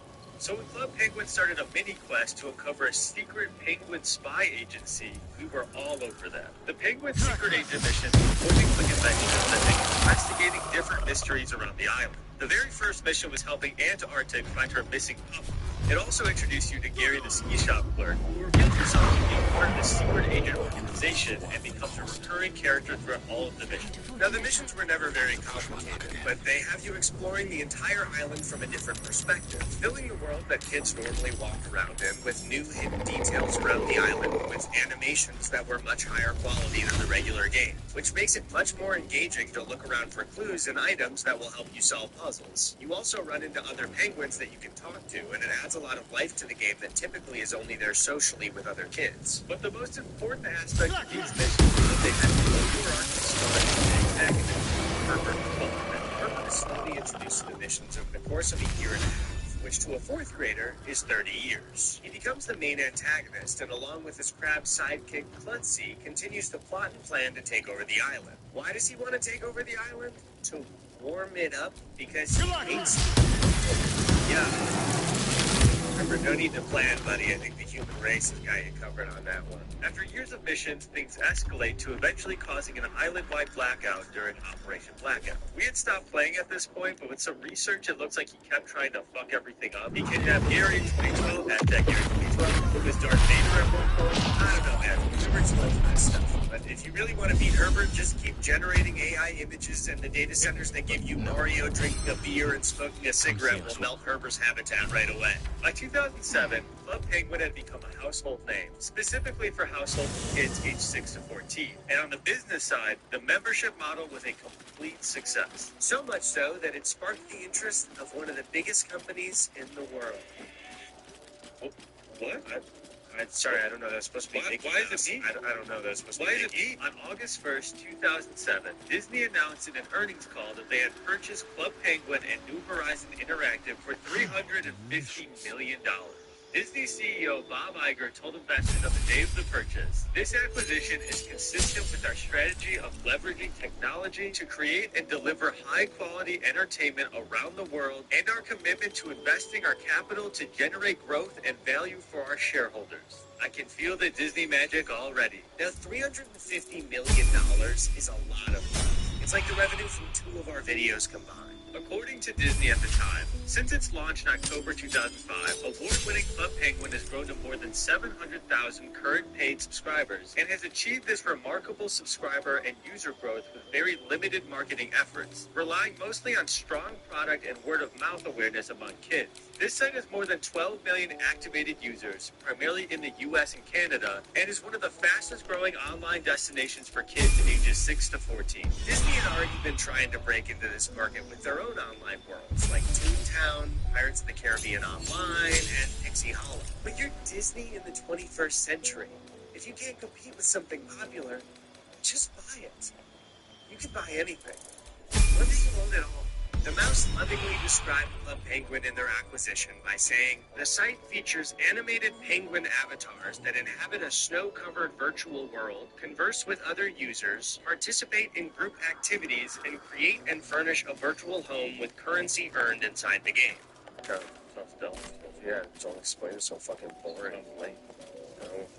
Under Disney's reign, the world of Club Penguin continued to grow. More minigames were added, new locations, more agent missions, and regular updates continued as it did before the acquisition. But at the same time, the player base began to decline. Speaking from experience, we just got older. In middle school, we got an Xbox 360, What and Club stayed Penguin behind started would to have been feel the like a strongest stupid part kid of it. game for babies. Perhaps We were only men the now. missing We half played may Halo not come 3 willingly. and unknowingly signed No up to matter how social it's media looked for, companies if giving them our personal there is a data will as in minors. this, And if you want unfortunately me, for the brains I'm of the yours. youth of the world, kids Against the started to have curse. iPod Good. Touches, iPhones, and iPads.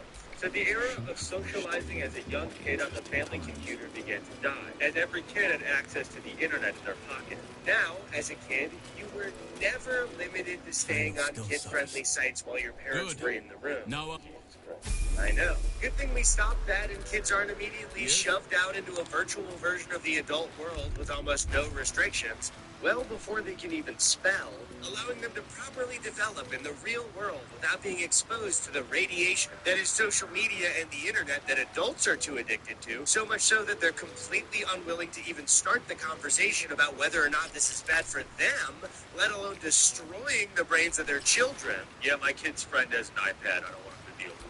The era of websites for Disney Channel, Nickelodeon, and Cartoon Network was mostly over. All of them slowed production of their websites and games because less and less people were logging on. By 2013, the original kids who played Club Penguin were around 13 to 19 years old. At 16 ourselves, we weren't getting on Club Penguin anymore and hadn't been for years. But if we had logged on, the version of Club Penguin that Disney had fostered was very different from the one we knew. But if you thought Disney bought Club Penguin just so they could market more Disney animated movies to kids, you'd be dead wrong. They also sold Marvel and Star Wars costumes as well. A look at the catalog every few months would be full of these crossovers. Like, for example, this Marvel catalog with some of the ugliest and most hilarious customizable outfits I've ever seen in a video game. They even rebranded the entire world to be Star Wars themed for their Star Wars event in 2013 to celebrate Disney's purchase of Lucasfilms. What did I say, Disney? You can just buy it. Now, you may consider that a destruction of everything that made Club Penguin great for kids. A game free of advertising. Especially when they don't understand the difference between what's and what's not. But in the business world, we call that synergy. Sure, it's a big app. But using the game to increase brand awareness and create a good revenue flow for this quarter will be great in this sector. Don't you think, fourth grader who just wants to play the Penguin game? Don't you think it'll be a good quarter? I'm gonna cut myself a fat bonus this year and lay off half the company. What about you fucking walking right now? I'm making a shit ton of money. I'm in debt. I'm irresponsible. I bought a yacht. I live in Texas, not on the coast. Middle of the state. I live in the dead center coordinates of Texas. They parked the yacht on my driveway. On January 31st, 2017, after nearly 10 years of ownership, Disney announced that they would be shutting down Club Penguin to make way for their new mobile app, Club Penguin Island. An entirely new world built from the ground up with mobile phones in mind. It was clear that Disney didn't want people to choose between the two and was attempting to force everyone over to the new service. People were heartbroken over the announcement, and many logged on to their old account for the first time in years to attend the final event in the game. And during the entire run of Club Penguin's history, there was one rumor so common that it became an inside joke for any kid who played it at one point. Early on, some kid somewhere started spreading the rumor that if you got enough people to go to the iceberg and walk to one side, it would tip over. In New Horizons fashion, the joke would pop up every once in a while in the world, furthering the rumor and joke even more. For real, anytime you logged on, if you went to the iceberg, there was always a group of people trying to do it and swearing it was possible in chat. That's just how common it was. So for the final event, the Waddle On Party, New Horizons finally allowed the people who enjoyed their game for over 10 years the chance to tip the iceberg. This event was talked about all over the internet, with thousands of people now coming back to the game and begging Disney to keep the servers up. But the plan to shift Club Penguin to the new app was already in effect. It's not entirely shocking why Disney would do this, though. Like we said, the original Club Penguin was declining in players every year, and they wanted to attract new kids. And at the same time, a year earlier, Google had announced that it would begin phasing out support for Flash Player, which Club Penguin ran on. So as times rapidly changed and the bones of the original game was going away, this seemed like it would be a pretty decent move. That being said, Club Penguin Island was ugly. The design of Club Penguin didn't translate very well to 3D. Just one look at the town square or the island as a whole made it very clear that they had shifted the art style to be more fantasy. Original Club Penguin before Disney makes total sense from a design perspective to anyone trying the game for the first time. Penguins in the cold snow, a town in the winter, a ski resort, an ice rink. Makes sense to me. Fantasy seems like a whole new thing that doesn't smoothly work with the theme. The camera was also clearly designed to be as easy as possible for everyone to use, but I ended up fighting constantly just to see. So I can never look where I want to and I can't see where anyone is. Compared to the original where there was only one view, so you could see everyone that was in the room with you. Can you tell me where I am right now? Because I can. And all of the penguins talk now. In fact, they won't shut up. I'm Captain Rickhopper, and this be the Migrator. Finest ship at sea. We're clearly not the only ones who felt this way, because on December 20th, 2018, just a year and 8 months from when it had launched, Club Penguin Island shut down. And for Disney, that was basically the end of Club Penguin. The official website is gone. The YouTube channel was wiped and deleted. It's as if it never existed. Keep in mind, like we've explained, this wasn't a project that Disney started and then wiped from existence. It's something that they bought, made their money, and then decided it was too good of a property to sell, but not good enough of a property to pay attention to. So it got pulled from the shelf and locked away in a dark room, maybe forever.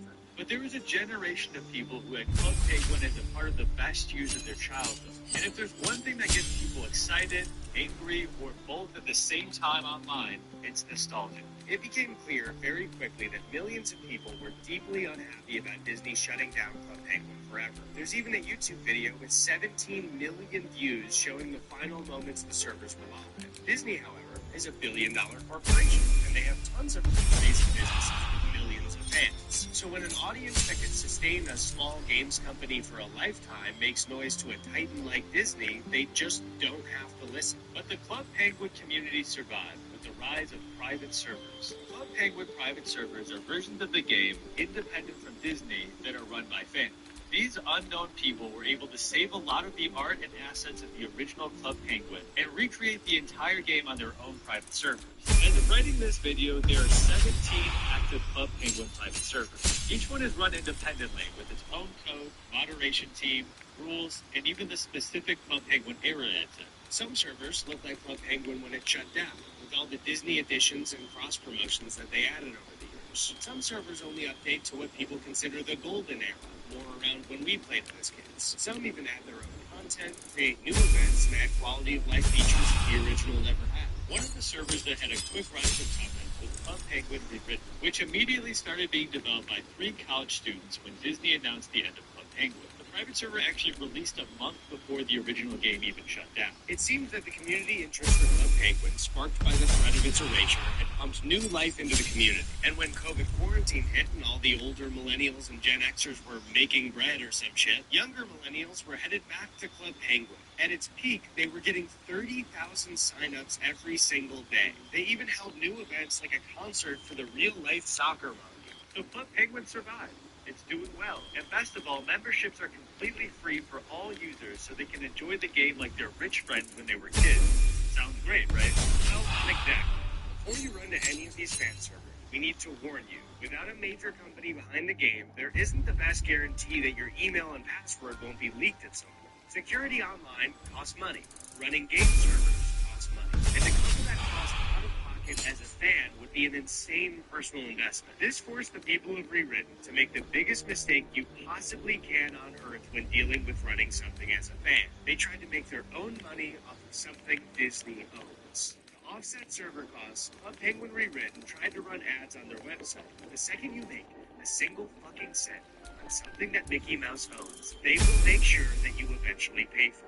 Rewritten had been running ads for about 5 years when the London police arrested 3 people involved and seized the website on suspicion of distributing materials infringing copyright. Now don't get us wrong, it sucks that Disney shut down the original Club Penguin. It also sucks that the only place to play it is on a fan server that Disney also shut down. But like, it is a crime.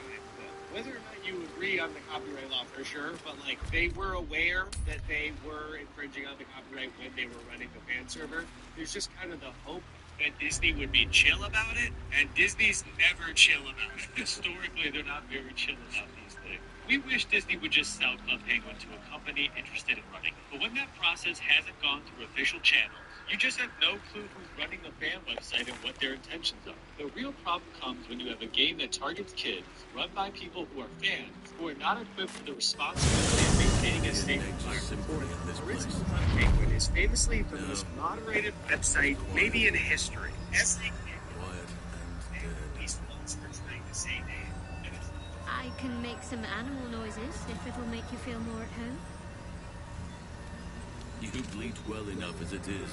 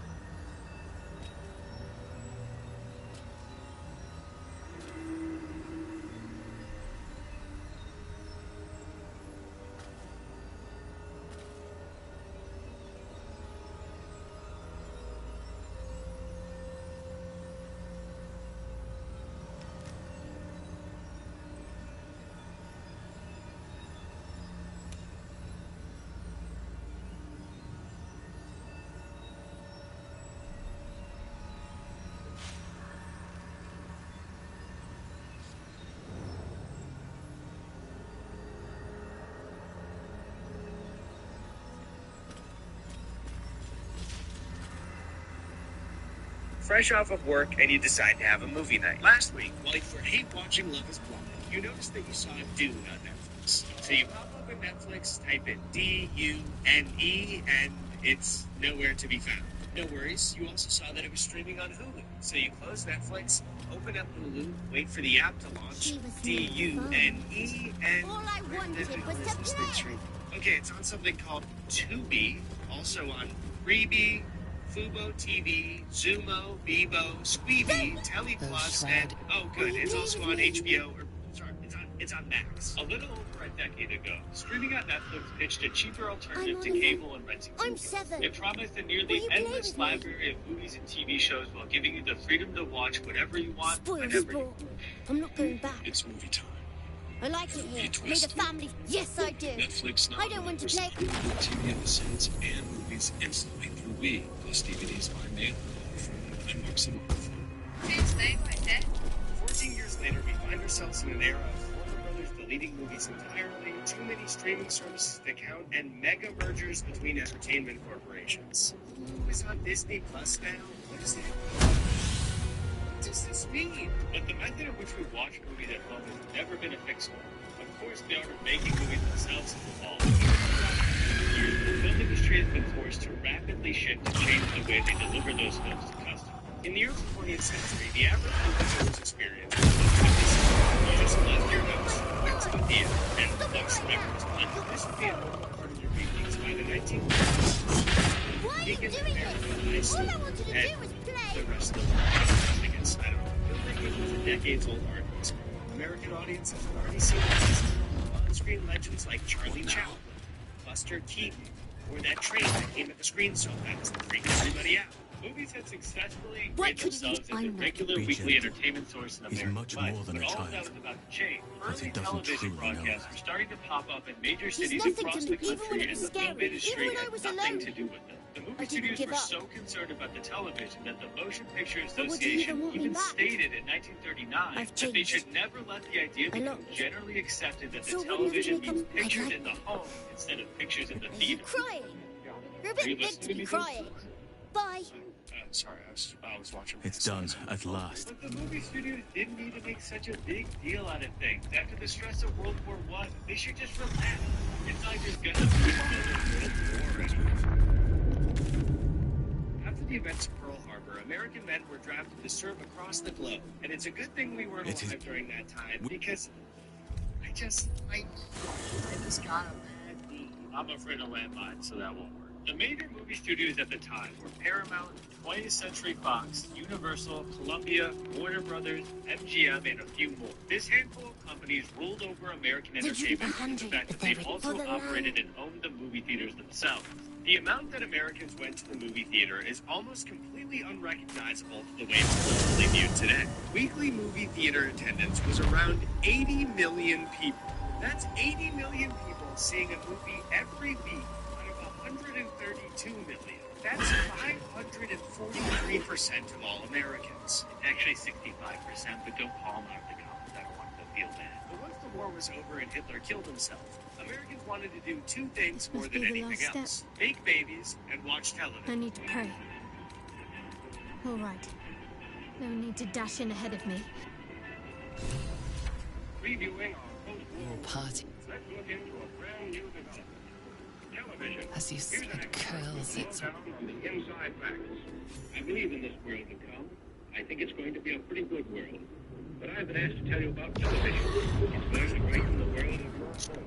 Television quickly went from an exciting new technology with 6,000 TV sets in American homes in 1946 to 12 million by 1951. Television was quickly becoming a staple in American culture, and also the world culture. I don't know. But unlike the pre-war era that were in business today, movie studios didn't have a chokehold on the business. In fact, it was losing popularity. This is because radio companies, mainly the big three of NBC, CBS, and HBO, experienced loss. I love how the language gives me the internet. Sorry.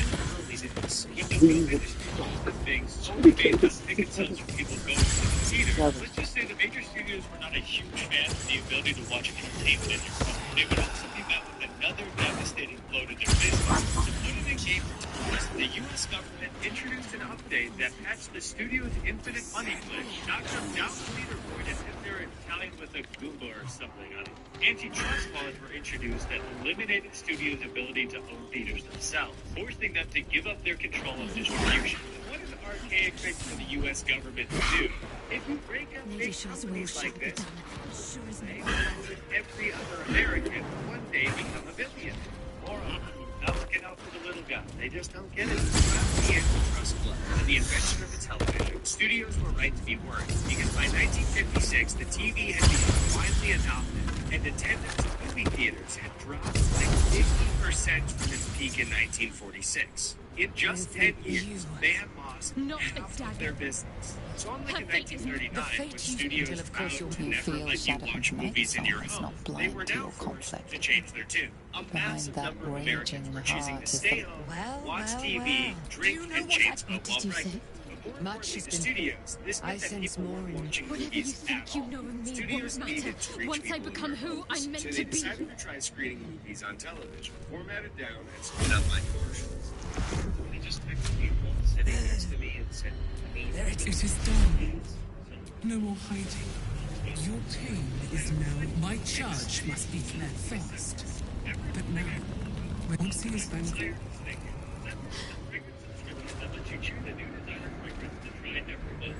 That's my whole hair color for it. Bitch. It's done. Shut up. Can't afford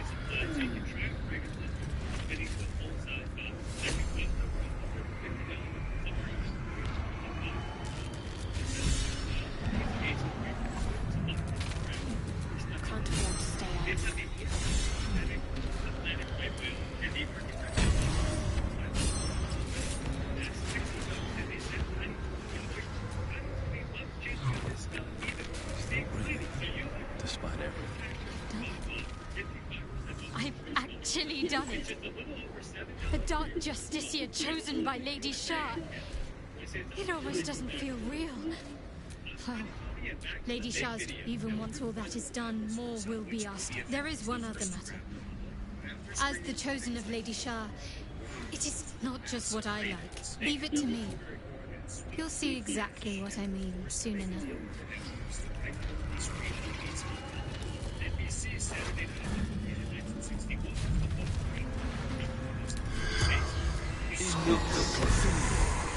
The corpse has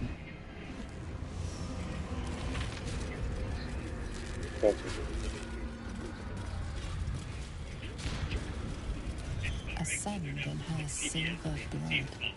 Every night, and by every we mean like the only three started doing these events all week. NBC started Monday nights at the movies, ABC had Sunday nights at the movies, and Wednesday afternoon at the movies, and CBS is that moment in the morning where the sun shines through your blinds and things in your eyes to wake you up in the movies. At this point, the films to agree on TV starts to become pretty drunk. With all three major networks making a movie like every day, the amount of properties they can make a deal with studios is so impossible. This forced them to start production of made-for-TV movies. I mean, can you imagine a tiny selection of entertainment companies controlling basically all of their film TV distribution? So a lot of the rights to every other project competition is so saturated and confusing that they have to start making it all original content that keep up, even if it meant degrading the quality of art. These studios continued into the mid-70s with the release of the Beta films by Sony in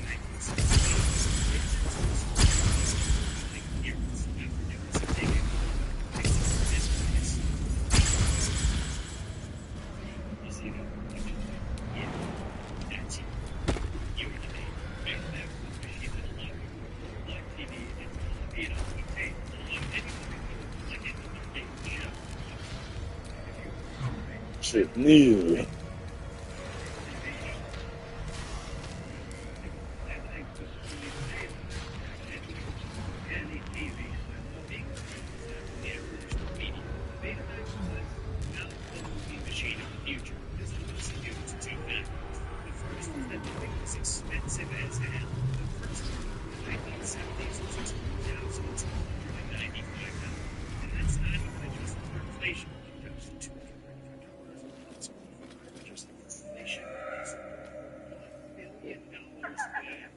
Can you believe that?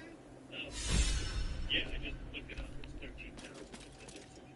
This is exactly 1 hour of television on 8 Max. At this point, movies airing on Shadowheart's really done.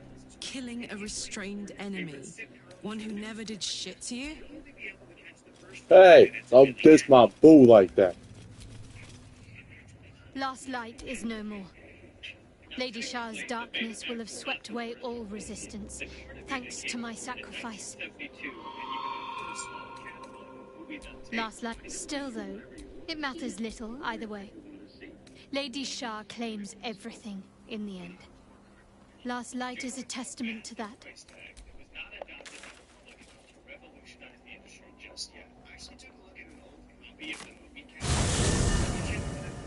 Wolverine, you dummy.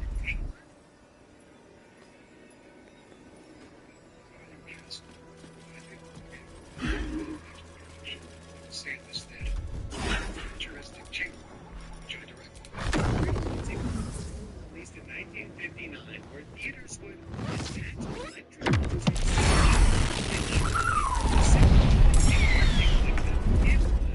There's an illithid parasite in that corpse. You should take a look. Another parasite. Collect it. It might be useful. That's not good. Get the tickler away. I don't want the tickler anywhere near Betamax. They're the so much stuff that you did these stewards don't fight because they felt the machine that is only steal is not what they're from. So in which they lost. So that's another fat right now for movie studios. And to make the situation even worse, just to have the Betamax game creation.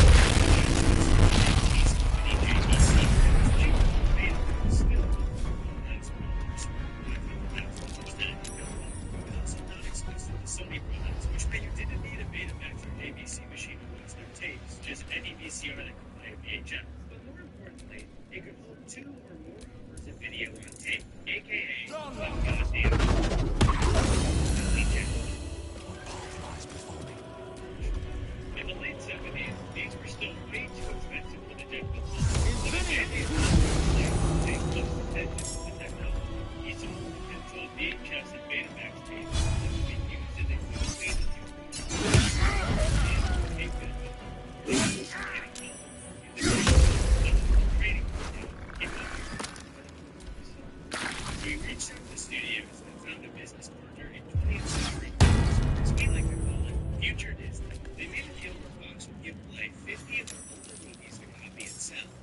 small commission on each purchase.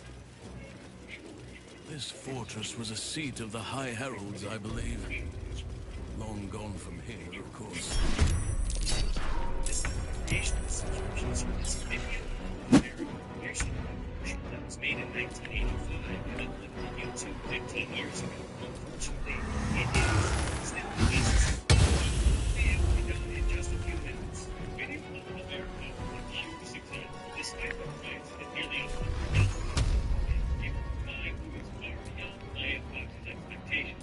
In the late 70s, these were still way too expensive for the general public, with like VHS tapes costing around $20 each.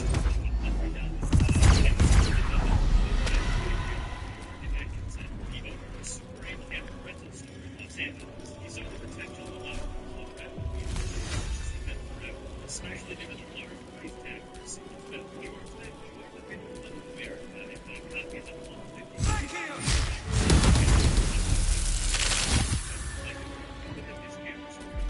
Renting movies on VHS and Basement, which became the first official video rental store. Days of seeing a movie in theaters and having the studios would rescreen. Those were the days of waiting years for a movie to air on TV. Waiting to watch it now its original format, lesser quality and commercial. Despite all technology, as the market progressed and manufacturing got cheaper, the prices also became more affordable. Finally, you could think to yourself now. Disney. It's no secret that Disney keeps fighting to stay up. Disney has succeeded in changing U.S. copyright law and making rules for entering public domain. And their business model was supply and demand. They will wow the world with Mickey Mouse, Joe for animated films, only to hold up in theaters for a number of years before ever screening them again. They even, as we mentioned before, You picked the wrong fight, friend. Wait a minute. They didn't think Disney TVs because they were they eventually lost. Right now, Disney was the man for the VHS market later. Should I do? Disney found a way to start controlling and releasing them again. That came in the form of Disney Plus. Chance. Collection. Now they're done. Time's running out for Cinderella. Focus, strike true. Their animated films on VHS, and then they would price them higher than most films. Let's have some After a period of time, instead of quick. Like a normal fucking company, they would pull the movie from the shelf, get away, and Disney would force these people to stop the last this is a regionalized chance to advance. Years they're gone. By creating limited supplies, they turned their physical releases into more than just VHS tapes of their movies. They became collector's items. I can't even catch my breath. Business practices ever existed. And film history into a comically large ball in the shape of Mickey's head. Up there. Specifically on rented movies, I would feel like I'd look for the Lion King forever. I never get to see SCX spelled out in leaves again. I never get to see Bambi's mom get shot ever again. Yeah. Can you imagine? You. During this time, the rental video store. What have you done? What have you done to me? But in the United States, the story doesn't end there. The prison.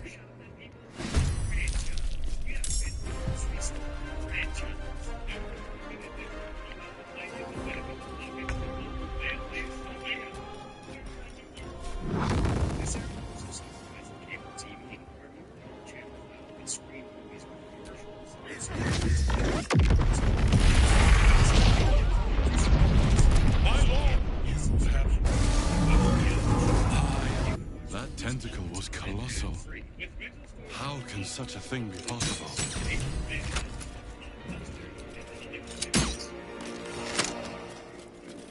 Make it hurt.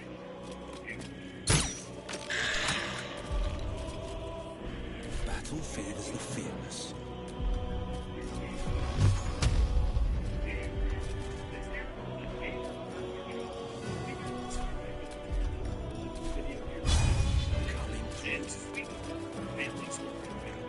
like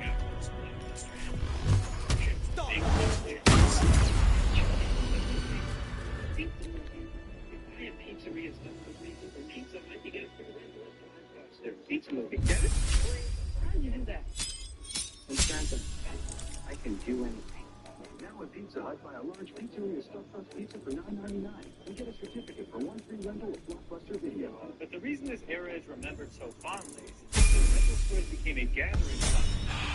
If you go to Blockbuster or Hollywood Video on a Friday night, you're likely to see a friend, a neighbor, or Ricky from high school that you're using to make eye contact with. Do you want to come over and watch the extended cut of Lord of the Rings? I think I'm busy. It's only 13 hours. I don't want to do that. This also allowed families to go somewhere together at the end of the school and work week, pick a movie, and watch it as a family. Living in the suburbs and not a walkable community, some of our closest memories were going to Hollywood Video with our family, ordering a pizza, and having a movie. I distinctly remember begging for candy at the checkout aisle on a Friday night, ready to have a great weekend. Joe, you remember those Hubba Bubba Squeeze Pop candies we'd always get? Yeah. Remember we would just, slurp those down as we were watching the movie we rented? Just, absolutely going to town on those things? Yeah, I remember. You remember what they looked like? Oh. To make them drip like that in the picture. By the late 90s, video rentals were a regular part of American life. As years went by, DVDs joined the process of the movie and rental business as an upgraded version of the VHS. This is DVD. It's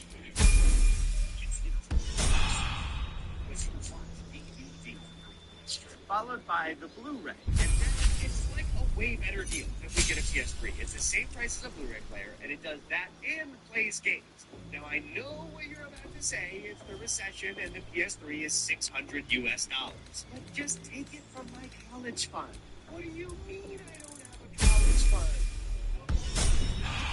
So there were now more ways to watch things than ever. For the most part, we think this was a really good thing. Compared to the video monopoly, there were more options and plenty of different colors.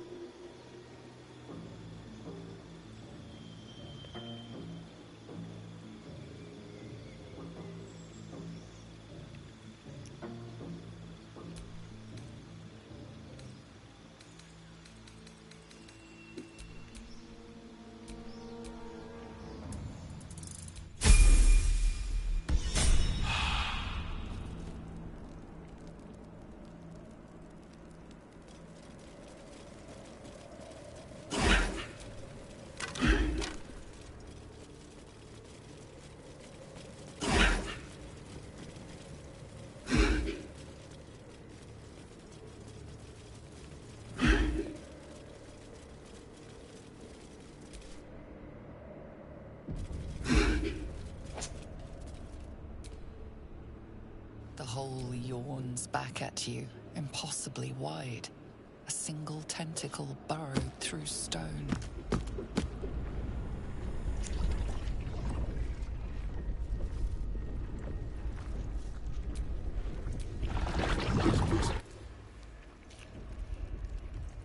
I wager that devil I meant to rescue somewhere near.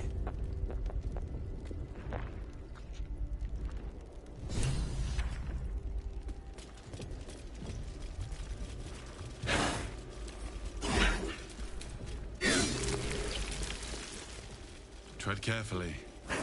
We are very close to the source of the Absolute now. That telepathic storm has become a tempest.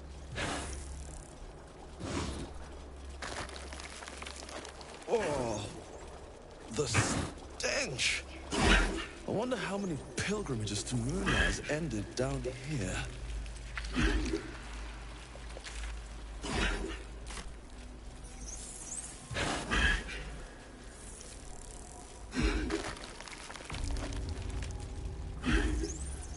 Mind flayers and civilians, side by side. This must be where they infect and transform those brine pools. That pod empty of tadpoles. Mike, now! Yeah. The controls are open to your tadpole's command. To your authority.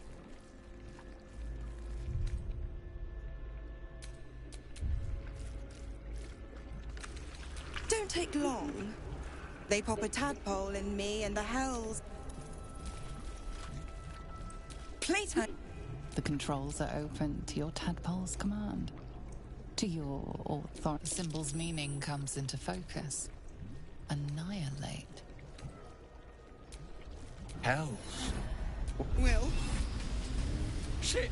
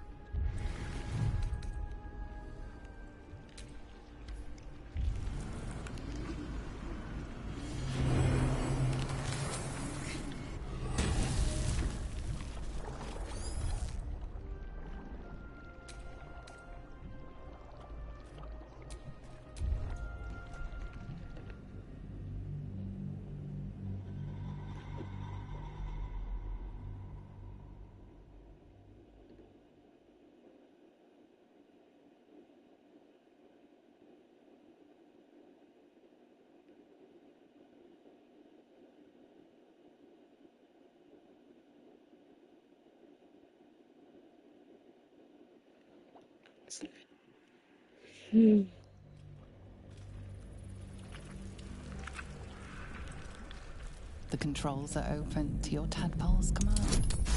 To your authority. You did all right, Will. Your Freeman's Sick. Ignorant thing. It's always the terms and conditions that get you.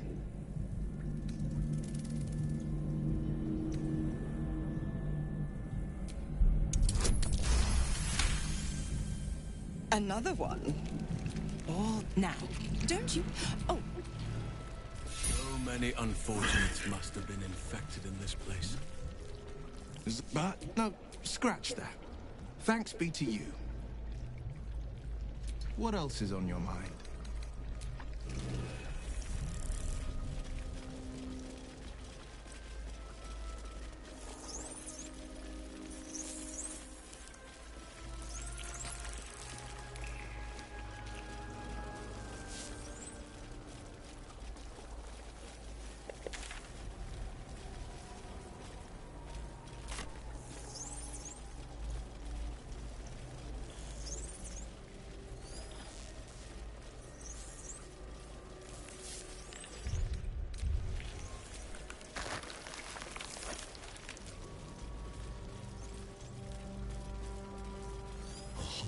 Fleet of nautiloids. How many true souls have passed through this place?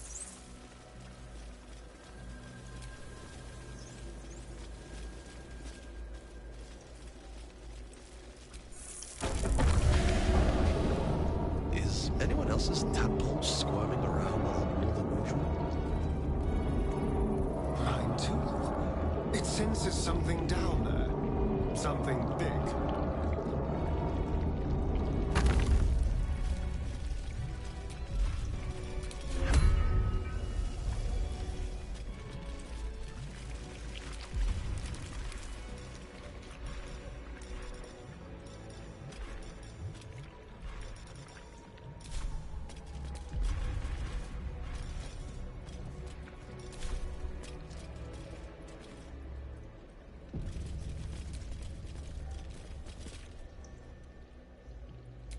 We found it.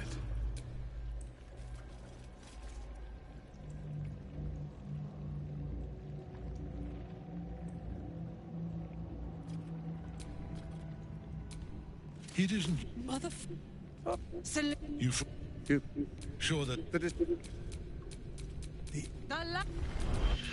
You shit, no. Now, it's real now. And Captain, and I am. It is.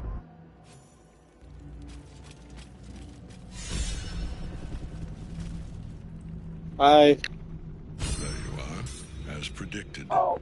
What is it, I wonder, that draws one toward death like Jesus. a moth to light? You could have run away, absconded with the prism. Pretty solid. The one thing that could prevent me from fulfilling my destiny. But the lure of one's destiny is I picked it up a little while ago. isn't it? Perhaps you hope to learn your place in history before you are erased from it. I've been like a bright flash of clarity. I took my midterm on Monday. History. It was actually pretty easy. Yeah, it was surprisingly easy. So that's really good. No idea, and I'm terrified too.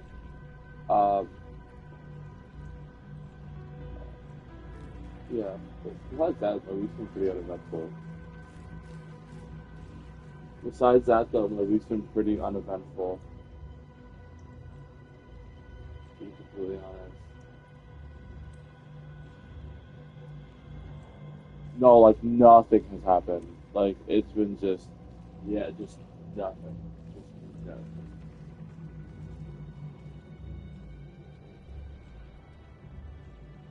Boring. Week altogether.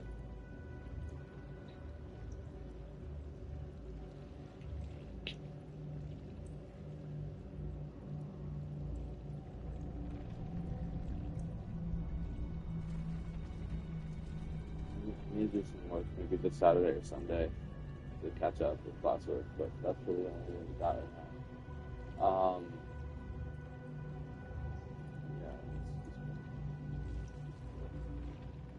Yeah, I barely didn't talk. I barely didn't talk about. I've just been playing Baldur's Gate since my last school day that I had. I have Monday and Wednesday only.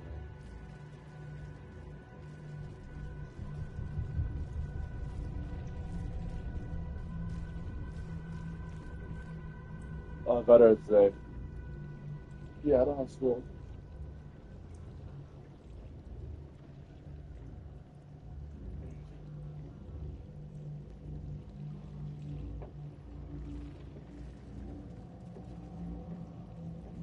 Yeah. Yeah, that's fine. And I don't even have that much to talk about. Also, it's pitch black outside already. It's so pretty out. This is the game I've been playing constantly. Being called Baldur's Gate. That Love to play is the little power dust, my little lord like Merkel has granted me. Command over This the is my immeasurable legions of the dead. yeah. But That's he my did little not pop only give me fingers. I power, was using this to hold up my he phone. gave me the one thing no other god could grant me. My daughter's life returned. This is my Disney. Her heart beating once more. Yeah. For that, he asked that I serve as his chosen. My little Join lamp. Orin and Gortash to grow the cult of the Absolute. Oh, that guy, the villain, he's played by J.K. Simmons. He's never had a more devoted follower. I have fought great wars before. And you it's a are all that D&D stands game, between me which and my means destiny. specifically casted for a Dungeons & Dragons game. I've been actually watching, what's it called, this series where the actors from this game, like the main actors for like the companions and stuff, they play like an actual D&D campaign as their characters live on stage, 5D. Oh.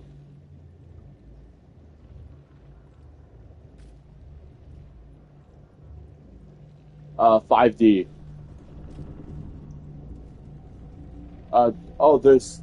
There's another one called Roll20. They have like a show about it called Vox Machina on Amazon Prime.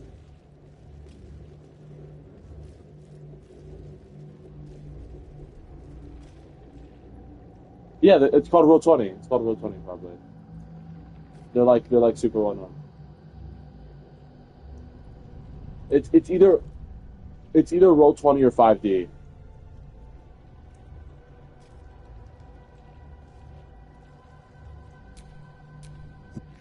I want to show you my character. Still breathing, despite everything.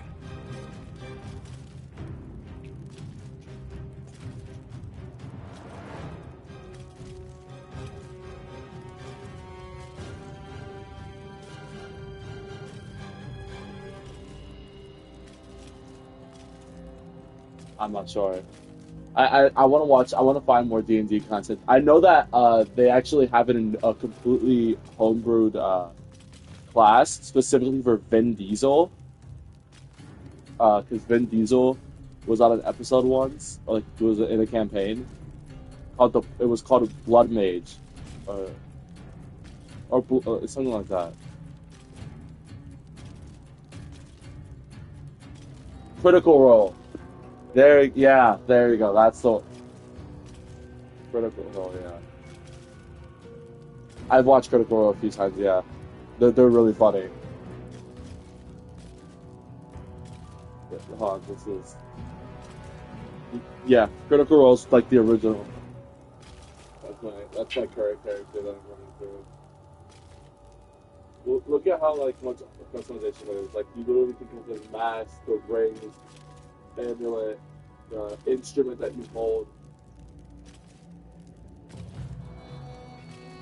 It's really cool with instruments, specifically with the specific class Bard. They whenever they cast spells, they play their instrument to cast. No. I'm a raptor tamer ranger. Basically, I'm a ranger, but I have like a raptor companion, a velociraptor. Yeah. So I also like am proficient in like using like bow and arrows and stuff. And then my companions consist of like a high elf, a vampire, bard, like a Shar worshipping cleric, which is like this like super religious one. She's actually the person I'm romancing on this character. Then you have like a human folk hero. He's like the leader of like this group called the Blade of Frontiers. And he got turned into a demon because he's a warlock. It's really cool. It's really cool. Now this is my happy place. Lauren, she plays it with me, usually. She doesn't play with me, but she helps me make almost all the decisions for the characters. She chooses like who I romance. I stream it on my YouTube. And she watches it out there, yeah. She'll like No, so we're on the phone usually while it's happening. It's mainly so she can see what's happening. She said once we look together, we could play together. Because it's a multiplayer game, but she doesn't have like a console or anything to play on. But if she did, we would be playing together.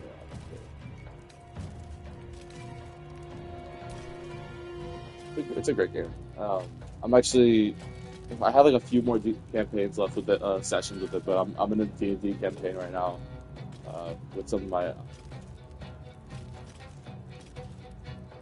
Yeah, that's crazy.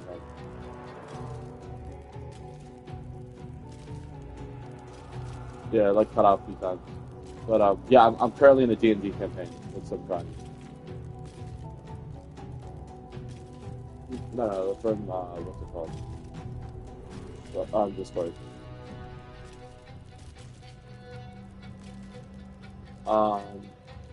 One Texas, I think one's in Ohio, Toronto, and then I think that's it. Over in New York. Lauren is the only one that I know that lives in New York on the server I'm in. No, we met online. Yeah. She doesn't have any like games that she plays specifically on. But she likes video games. She likes basketball. She likes a lot of stuff I like. It's just she doesn't have like a console to play it on. She usually has to use like her brother's stuff to play it. For some reason, her parents will let her have a TV in her room or any of their rooms, except for like one of their older brothers. Weird. I'm like, I've never heard of that. And it's not because like they can't afford a TV. Then I wouldn't be saying anything, right? They can afford a TV.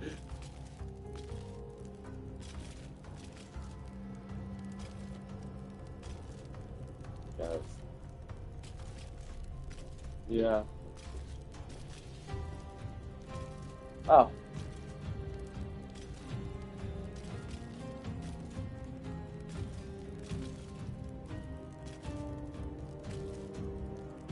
Yeah. So he's not a computer. Yeah.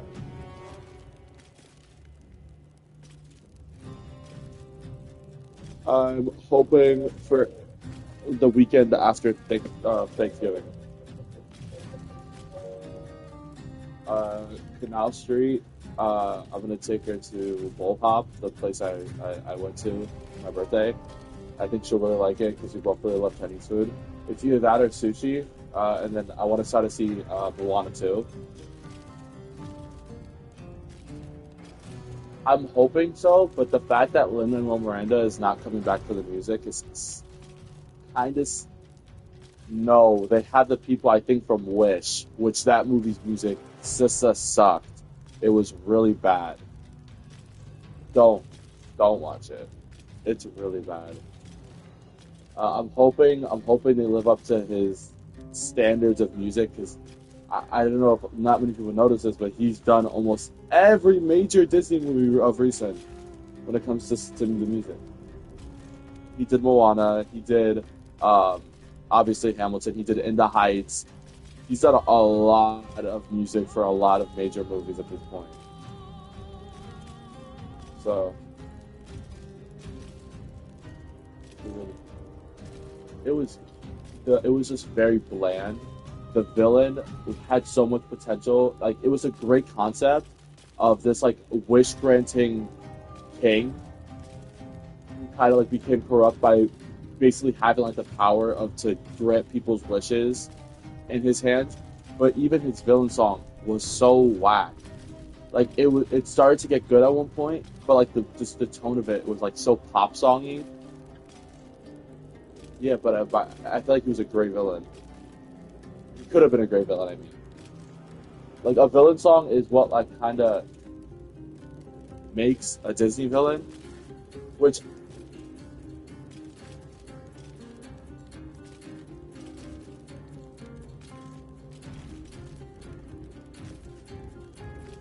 they didn't because they only gave him the song at the beginning of the movie, the beginning of the movie, right? And he was barely shown throughout the whole movie. He was like barely shown throughout the whole movie. Like why? Like the fact that Scar manages to kind of cement himself so well without barely being shown just kind of shows how well he was like kind of built up in those like first like 30 minutes of the movie. But I feel like I didn't even remember his name. I don't even remember his name. The guy. But yeah, it was just kind of like damn. Even like Oogie Boogie, right? Was that's Nightmare Before Christmas? Because technically that is a major Disney villain. He had great songs. Yeah, I think so. But Be Prepared was just like one of those. It's personally one of my favorite Disney villain songs, next to like probably Tamatoa's song from Moana, Shiny. That song is just.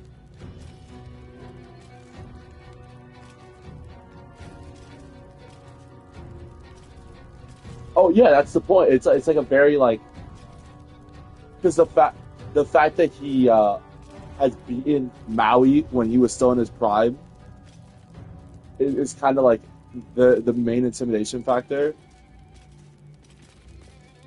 I feel like he could have been the main villain if it wasn't because I feel like yeah. I feel like they didn't explore the world of the monsters as much as they could have. Because it had so much potential. I've said this since I first really liked Moana, which was like 2019, 2020. I desperately want a Maui prequel show on Disney Plus of when he's like young. of like all like his like trials and tribulations. I would love that. I would love that so much. But I don't know if Disney doesn't like money anymore. Uh, I said Disney doesn't really like money at this. I feel like anymore.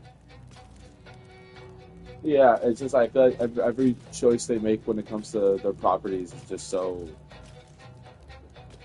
odd. And now like Disney Plus kind of just is like in this weird state where like it's so weird seeing like anime shows. It's so weird. Okay, cool. I,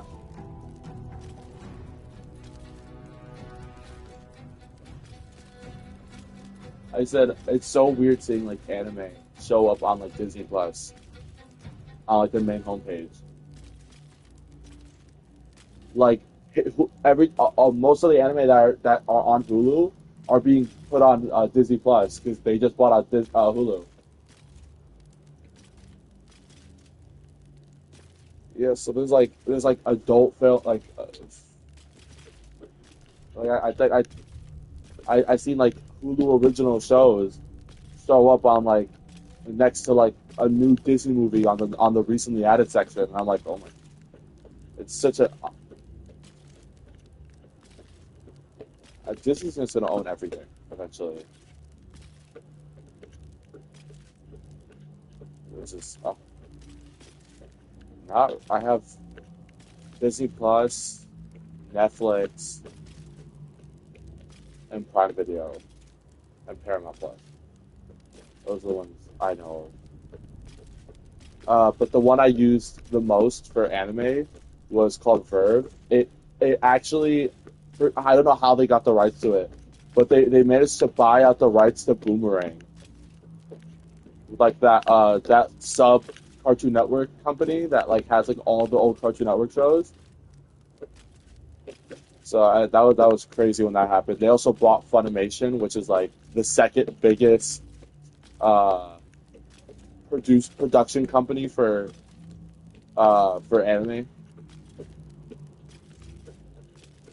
They're like they whenever you go to like an anime movie in theaters, you'll see like their logo pop up. Yeah,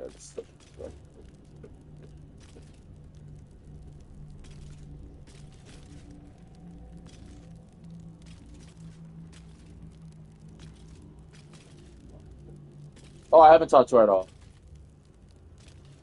Um, what's it called? I think she's dating the guy that called me a pedophile. I think she might be dating the guy that called me a pedophile. And like got her kicked out of mediation. Because I saw them like pose up together on her story. I was like, no fucking way. She's stooping to this desperation.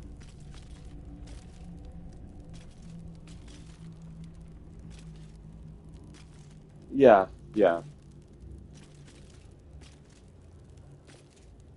I'll do it. All right, just call me. I'll pick up.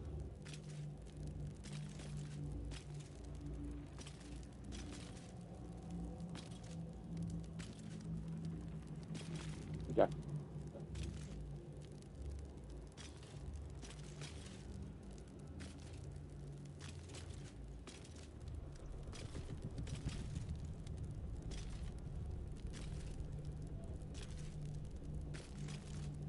Hello? Okay. Um, yeah.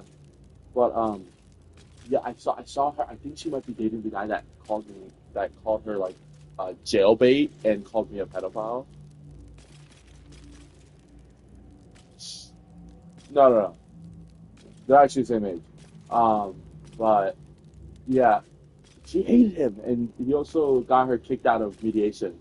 Uh, so I'm like, damn, you stupid to a different type of level. My fault. But personally, do you? I don't personally care. Uh,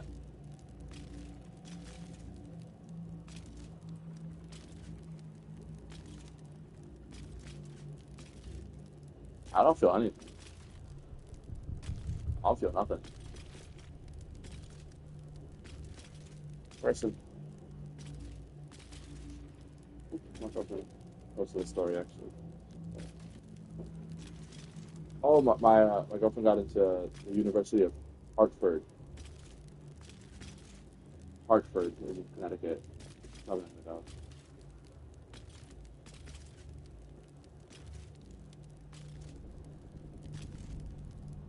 go. She said she's probably not gonna. That's like a last resort school for her.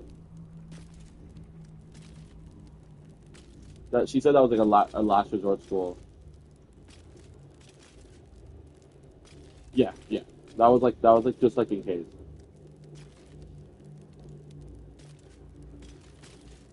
I said I'm really proud of her. It's her first school she got accepted to, so I called her as soon as I could, and I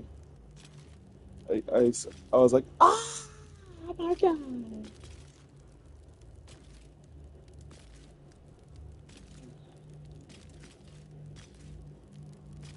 It sucked, but yeah, I don't know. It's really up there. It's not.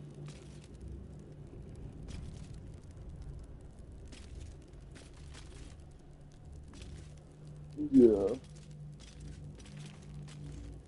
Oh. Ugh.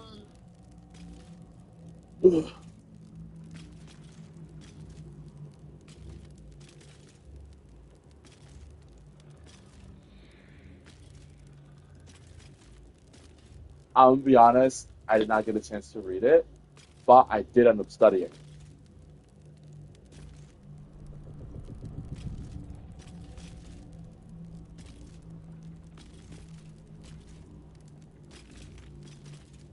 Okay.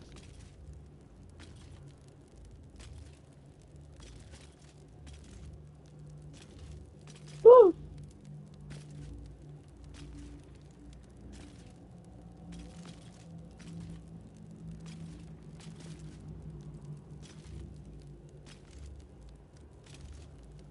Alright.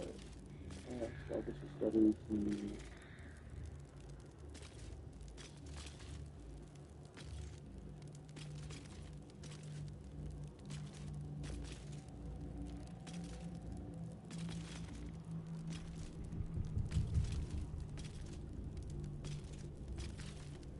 I think a lot of that works, especially the write down, instead of just reading.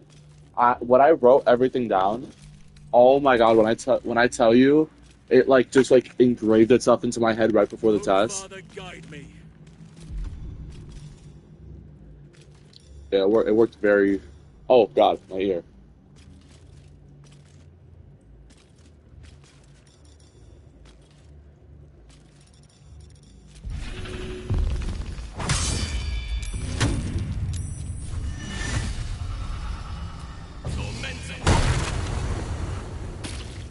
Let's turn someone inside out.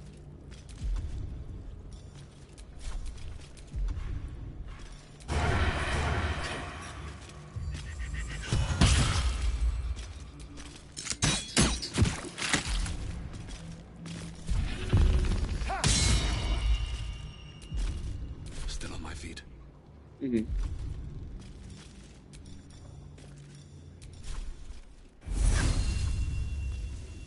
Very well.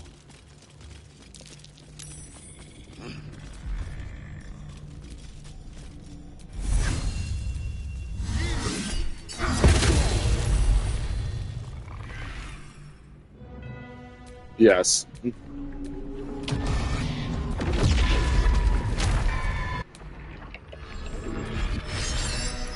to act fast.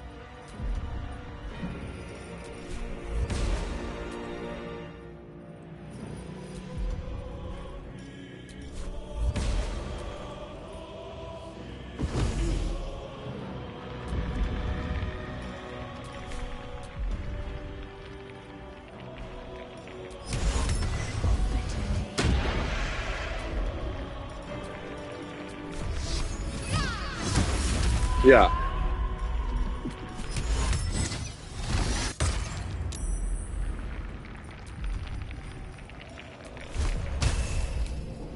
Yeah. This is my time.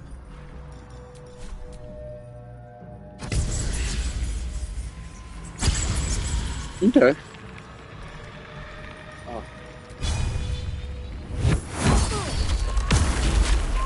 Yeah, the eating healthy is definitely true. Because when I eat like shit, I feel like shit. When I have like a good breakfast, when I had like uh the breakfast I did that morning, I had a pastrami cheese with sausalito turkey, and I felt like really good because it wasn't as like heavy and it wasn't like bacon. Bacon has been the death of mine. Yeah. Well, the thing is, it's not I never get normal bacon either. Yeah, I usually get beef or turkey. Trying to keep myself. Oh wow.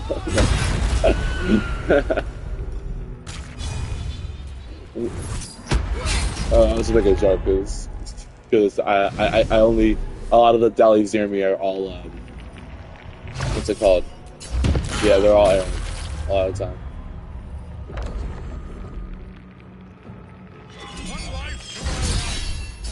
Yeah.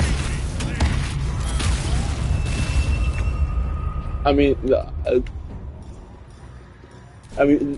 I don't use bacon, like normal bacon, which tastes like beef bacon tastes like.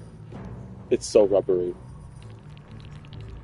And turkey bacon, the turkey bacon they use at the place I usually get from, or like the one in my house anyway, sucks. So I usually go to this Cropsy bagel place, but when I go to the bus mainly, and it tastes better.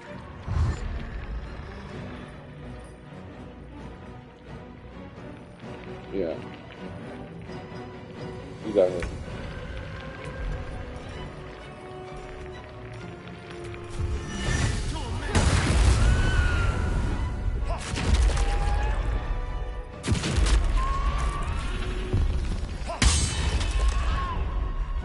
Nothing will stand in my way.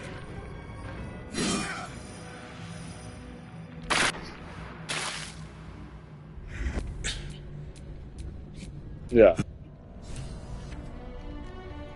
The chosen of Merkel is dead. In death. Now the picture comes together. I have a speech, but that's really it, and that doesn't really need like a preparation. Besides just kind of having I have my note cards. Once I've written it down, and I've read it a few times already, so I think I'm good on that. It has been. Keth. I know, Lord. The other is. Which means the crown, and it must. If the crown can do this to the parasite, Bane, Baal, and Merkel. That's kind of like the main stuff, honestly. Imagine I what don't they really might have to achieve.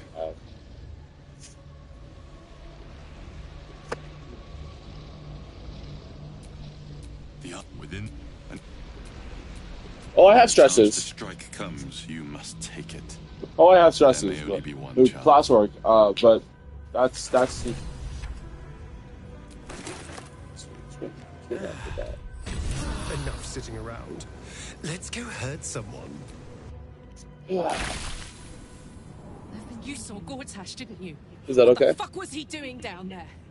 Is all of this because of him? The tadpole, the Have a great night. absolute. How? Oh yeah.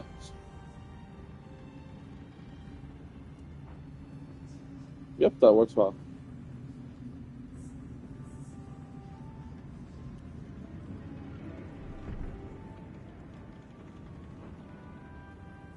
Gotcha. Have a great weekend.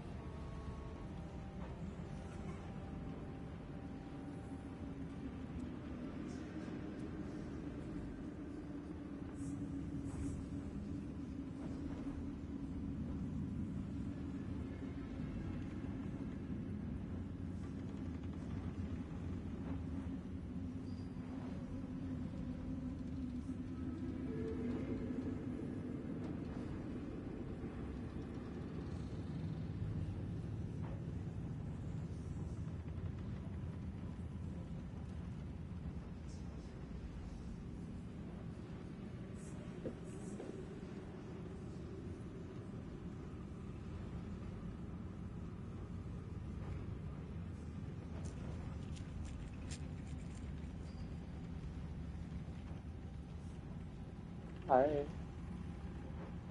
Hi, baby. Where you at?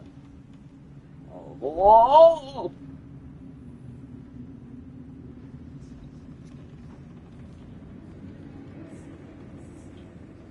I'm gonna stab you. Stab you. He has to die.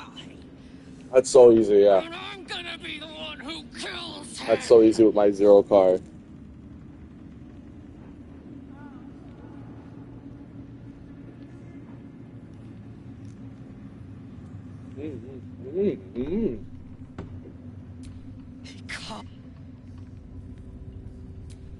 You muppet. God should bull. We're not just fighting for our cure. We're fighting for my father. We're fighting for the gate. What? It's the Absolute's army's on the march. Gods forbid a tadpole Grand Duke throw open the gates for them.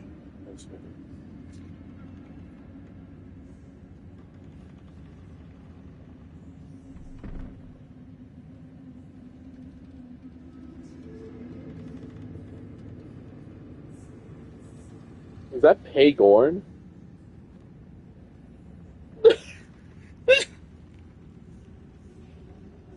Oh, see the picture on the stream thing makes it make it look like porn. Can't see the fucking stream.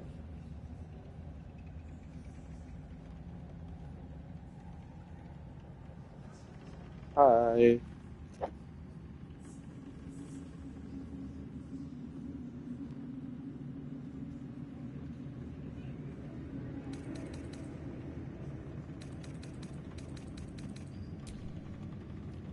To discuss.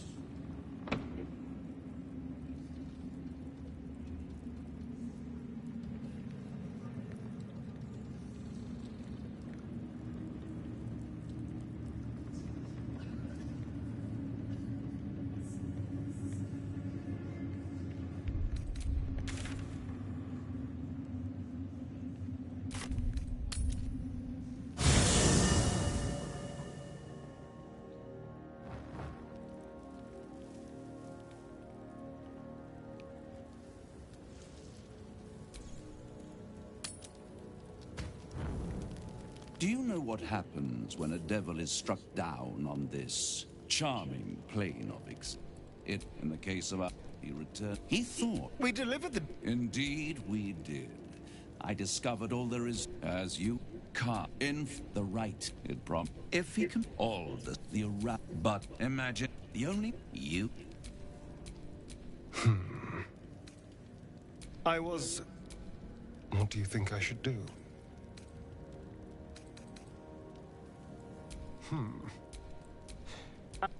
And I need you to help me.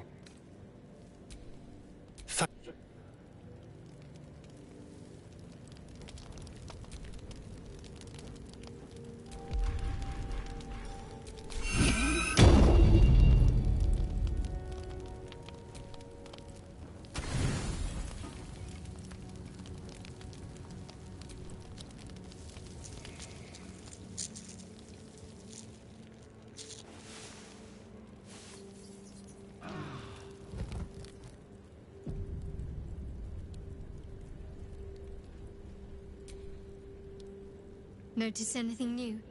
This hairstyle is closer to Lady Shah's own image. I did it to honor her. Good. I wanted to talk to you about that. She expects me to fill my heart up with love for her alone, leaving no room for others. Perhaps we'll still be able to find a way. If you don't want to gamble on that. I understand. You'll have little trouble finding a more straightforward lover, I suspect. Are you sure? I don't want you to resent my divided affections. Then I can only hope Lady Shah will prove lenient if I try to keep a little piece of my heart from her. Indeed. And Lady Shah's, even once all that is done, more will be asked of me, no doubt. The holy work will not be... Of course. Well, don't stand in ceremony. Come here.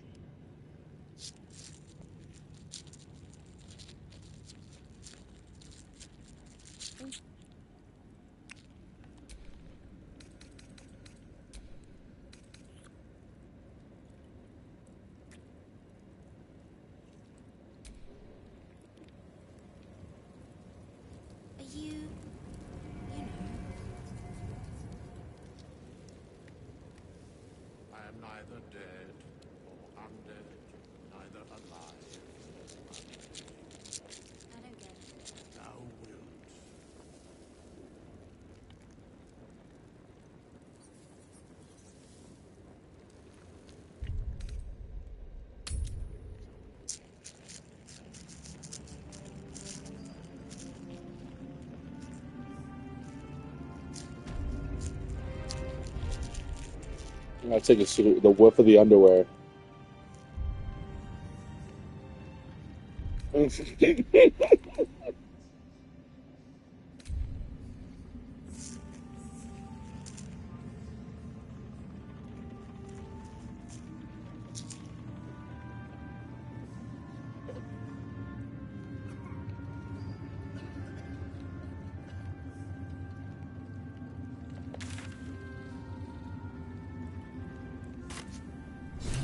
I thought he just was born a man.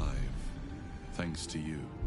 You did well. There are many more battles ahead, and they will not be so easy. Halsin's, but if we are to succeed, we will need good. Boulders get seek together.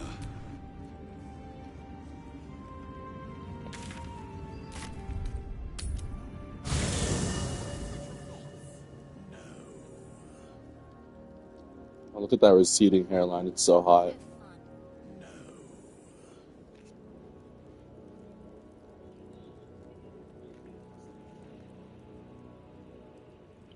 Let me put me up.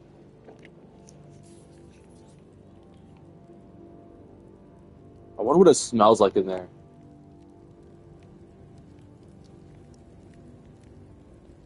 That's hot. We're going to keep Astarion safe. On my life. Aces. So, what were you before you were... You did it. Catherick Thorn, not as glad. Nature moves at its own pace. Thaniel rests well. Good. We have lifted the Shadow Curse, but a new challenge awaits us. Baldur's Gate. We can't get there soon enough. I am less...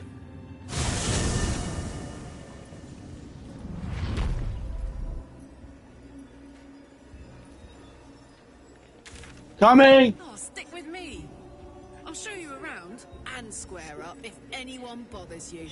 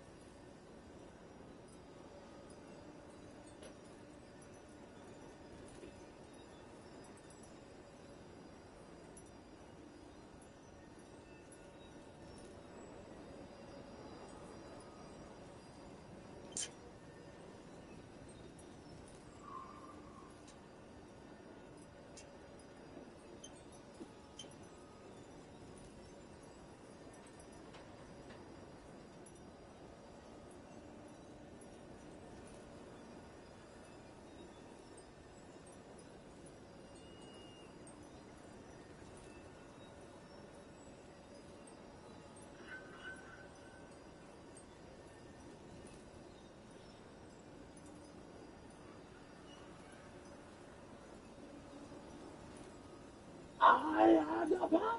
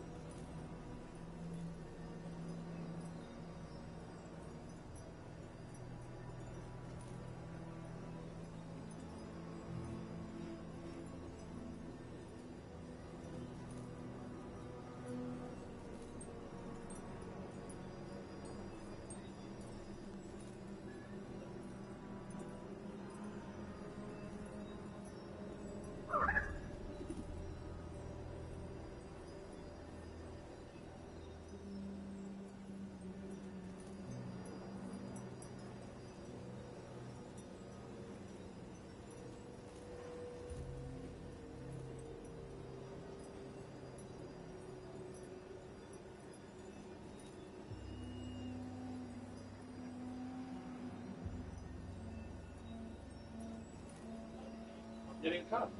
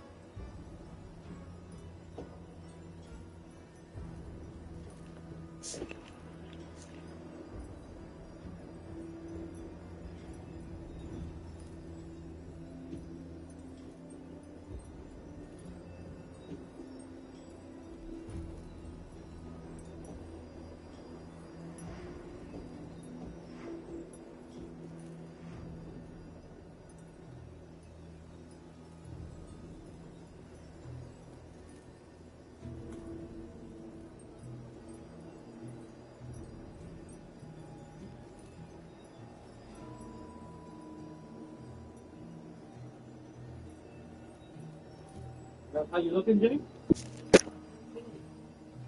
I already took the side. Pull that up. Pull it up. Check the side. Yeah, pull the mattress up.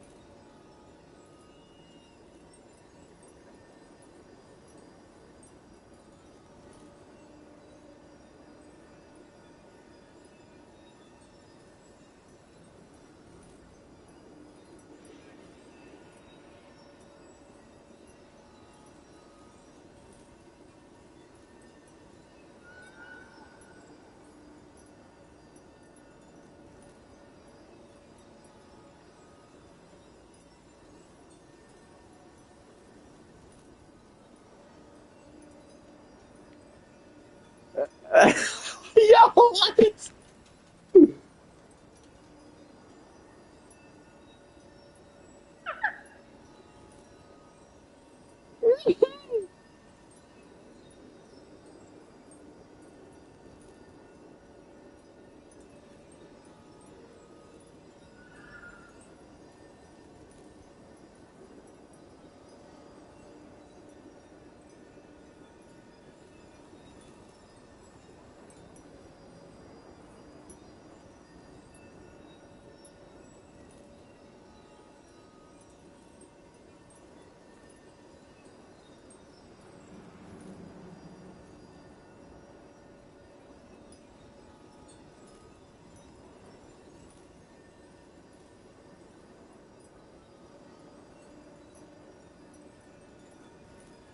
Aaron Ken was. You can actually move. I mean, I am a lot.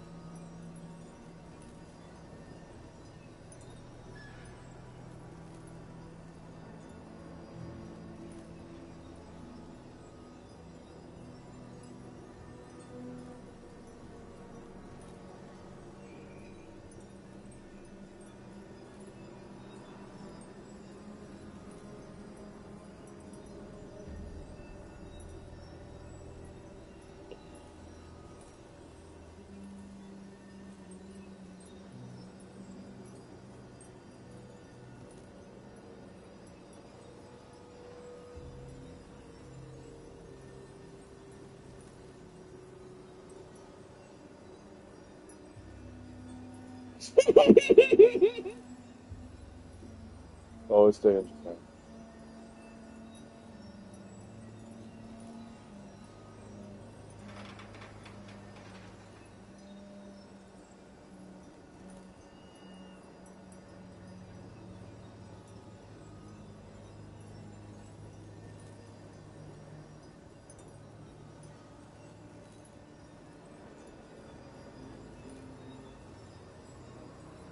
Nigga, what is that shirt?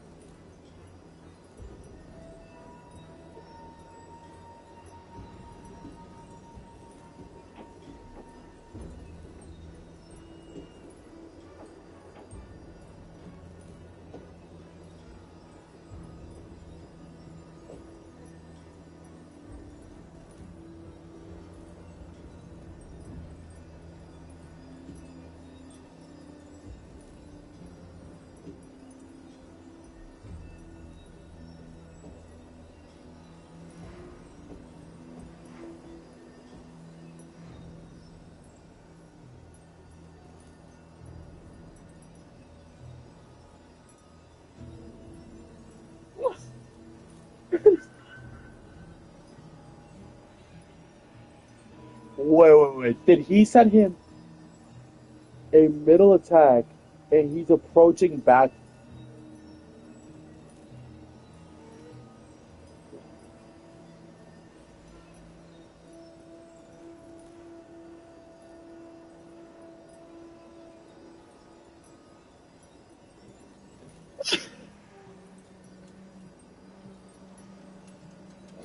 Jordan, no.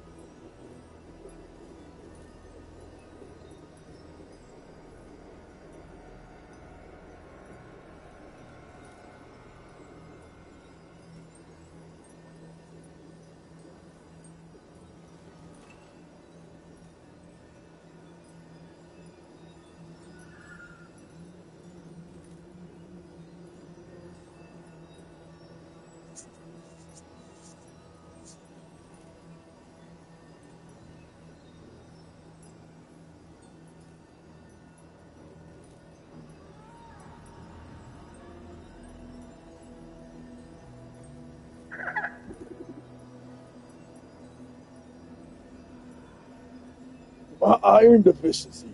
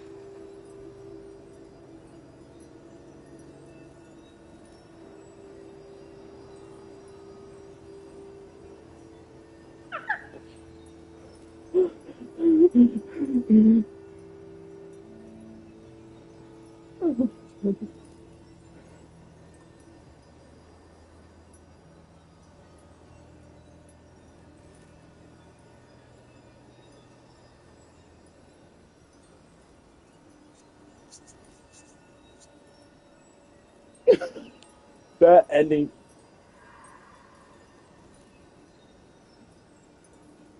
What was the best final scene?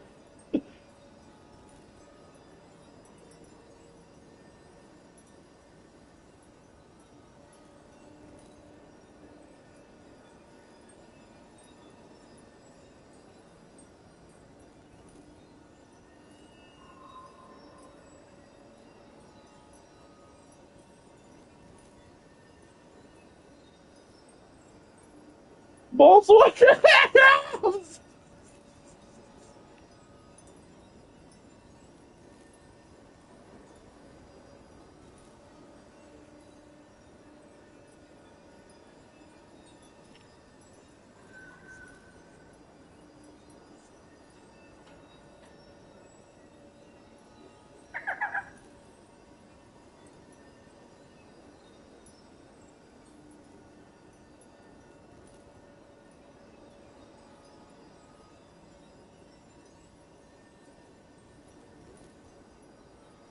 I love you, man.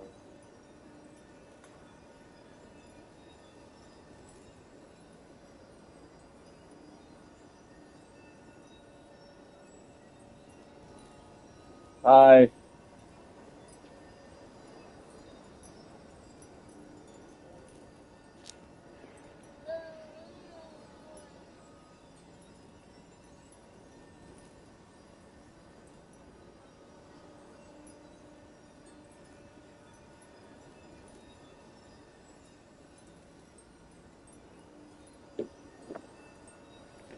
Hi, baby. Big ass house. Yeah.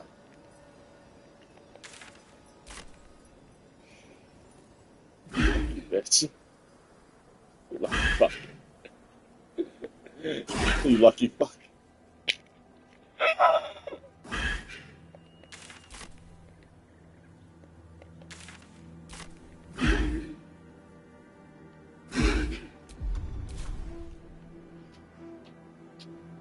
Oh, babe.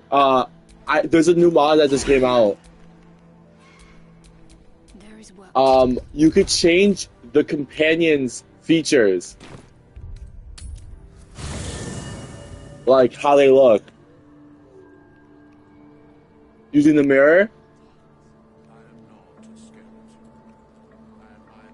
So I changed Shadowheart's hair.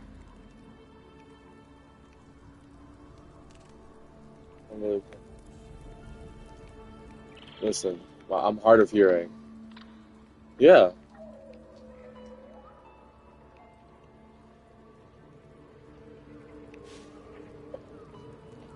I love you too, baby. The stream's up, by the way, if you want to watch it at any time tonight.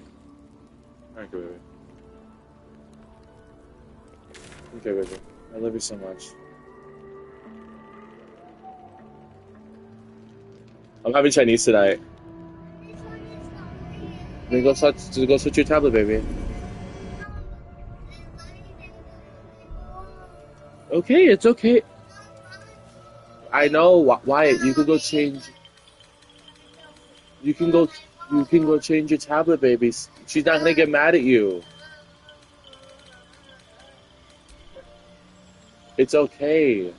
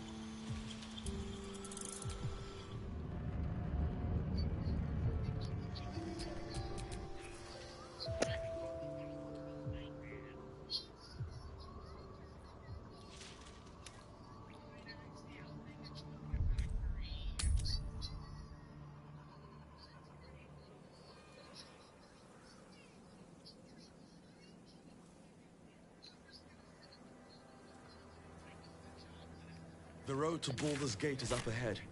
No turning back once we start down that road.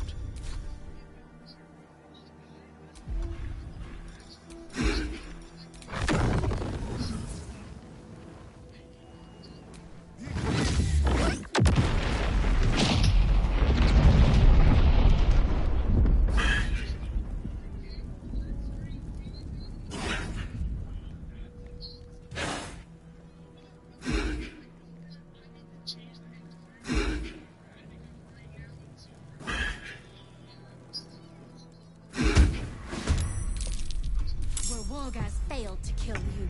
I won't make the same mistake.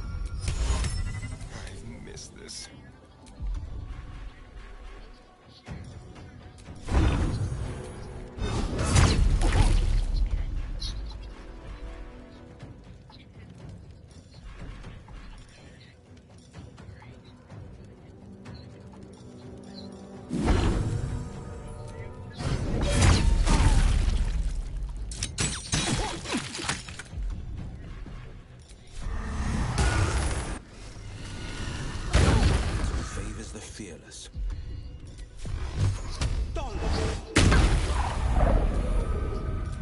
Here goes nothing. Nothing important is ever easy.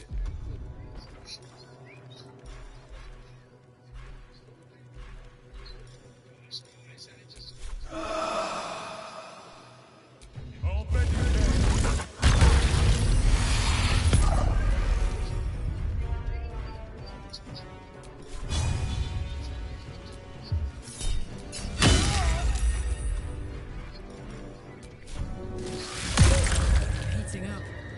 Down the hatch.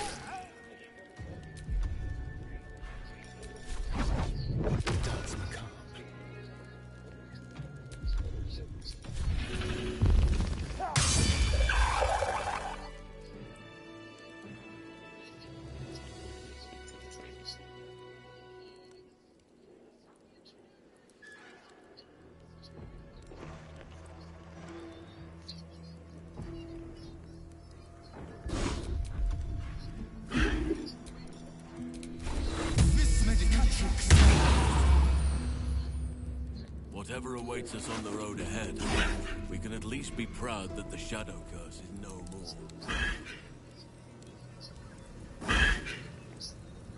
Looks like an army marched through here.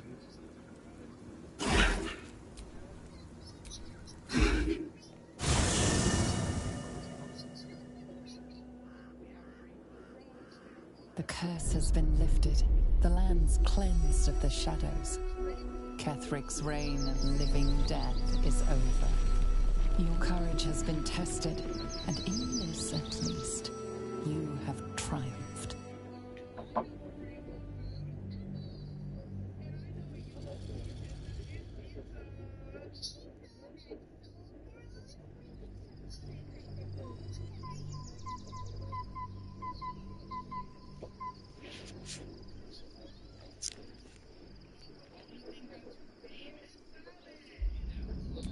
Sergeant, if you... No, Lord Gortash. So you came cowering to my... Forgive me, my... Perhaps the Get back to your duties. Duties? Your plan is... Control yourself, or neither... Oh.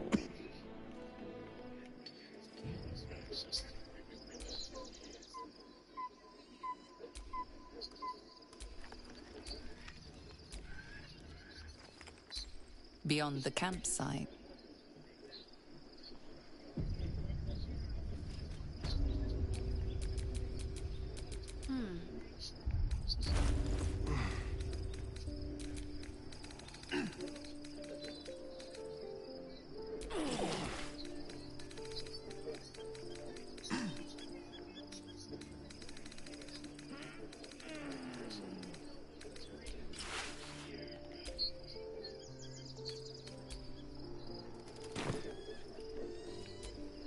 No one's stopped me yet.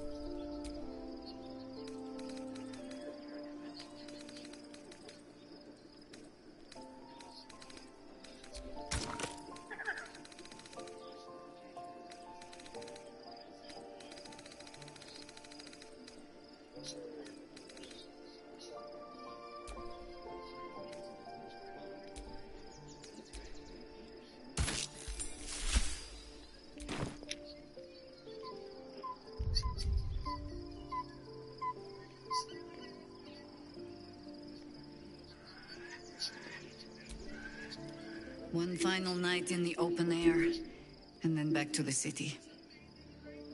That speaks well of your taste. If you have questions, ask. Just don't expect my answers to rhyme.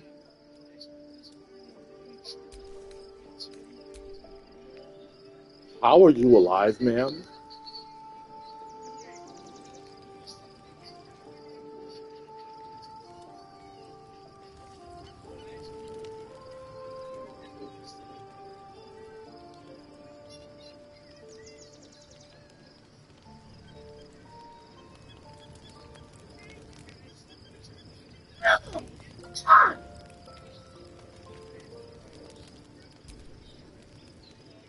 It seems like Cazador used a star. Of course. Just the one?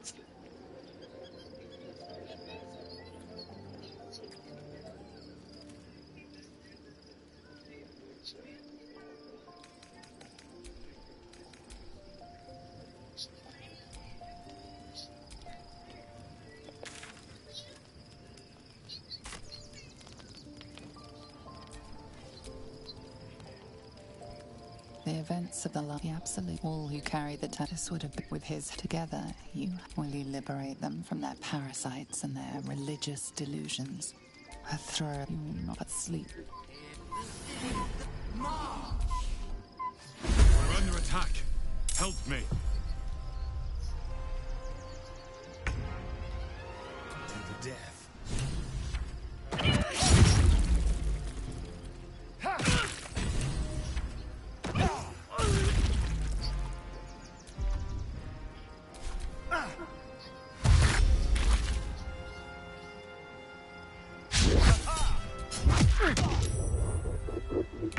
your way to the portal. I need your help.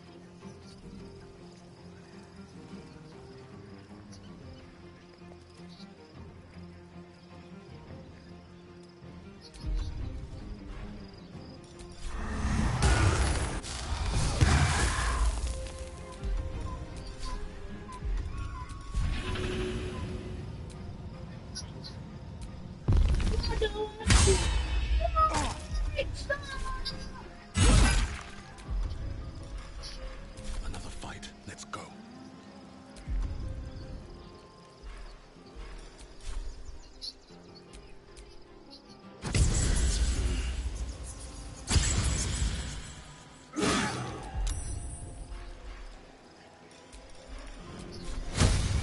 Here goes nothing.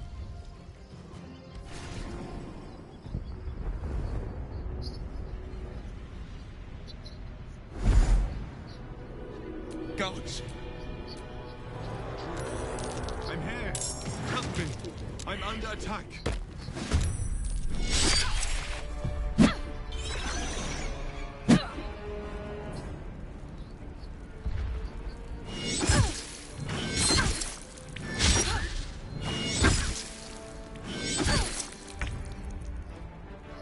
Let's get this over with.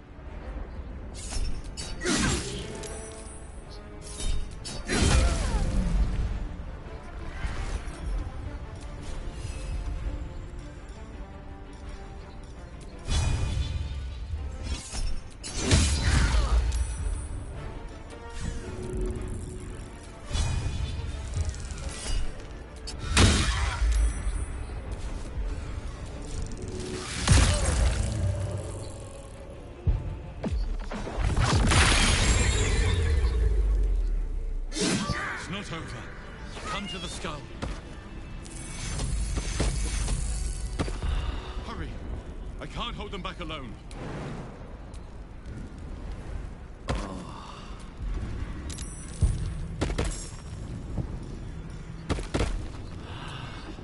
It's not over. Come to the skull.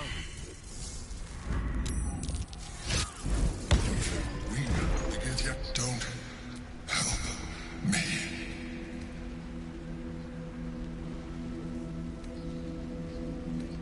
The honor god. Destroy the god. I will subdue their master. Together.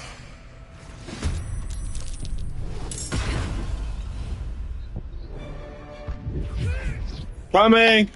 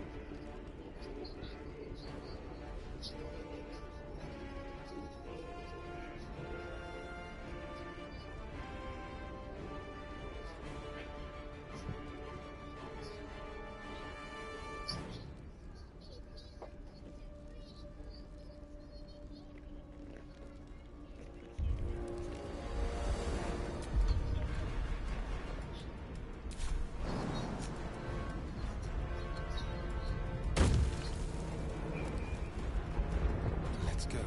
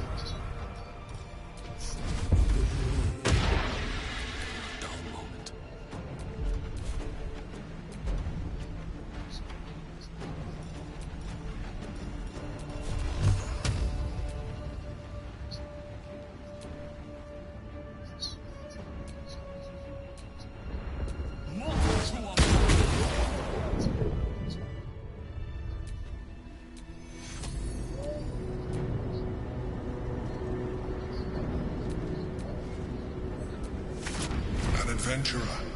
I came. That longing brought me to Moonrise Towers on a search for treasure. To a colony of mind flayers who caught me. For years, I served the Elder Brain. The one you know as the Absolute. I sustained myself on criminals. Unglamorous, but there are plenty of them. Rarely missed. And they fueled me while I did my work. I had the good fortune to meet Duke Stilmane. We formed a partnership, and through her, I became the governing force. People referred to me. My needs was he tore me from my home. The name was intended as a slight, to remind me of the heights from which I fell. Indeed, I shall look forward to sharing his down prince. It is this when Orpheus bound they were. I am relieved alone. Orpheus will be much easier to control. She kept. If the Githyanki ever find out what she has, no. God, how good. The moment and found. I realized while all I needed to do was subdue Orpheus and find out. Then make the moment we may look different. But to the Elder Brain, when I first, I realized any advance. As an Illithid, I have far surpassed who I ever was before. You. If you let me, I can evolve. Well. You can. Now, hold out your. It wants to evolve, but it cannot do so. Call the tadpole.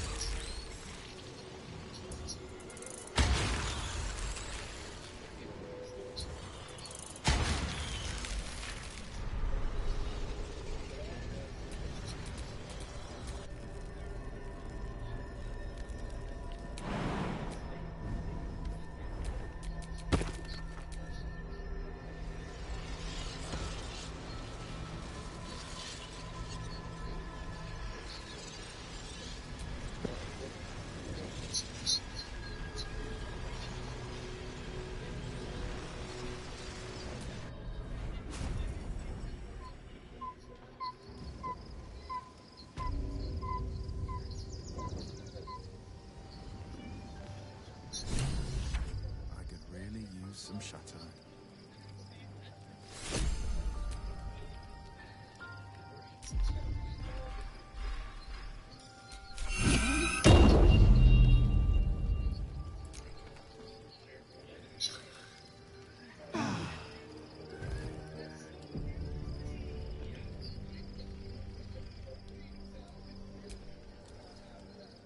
The more Lady she will, but I digress.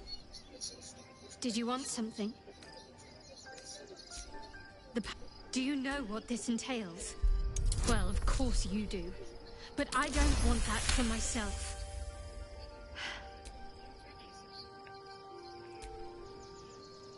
Life, pulse, it wants to... Go on. Don't be afraid. It only wants to... A coldness. The tadpoles, you feel different. Your body has never... Perhaps. Once the others see... Let's get going. We've had a mind flare. Whisper still. It seems keen to be in... Of course. Well, don't stand in ceremony. Coming! Good up. Got it.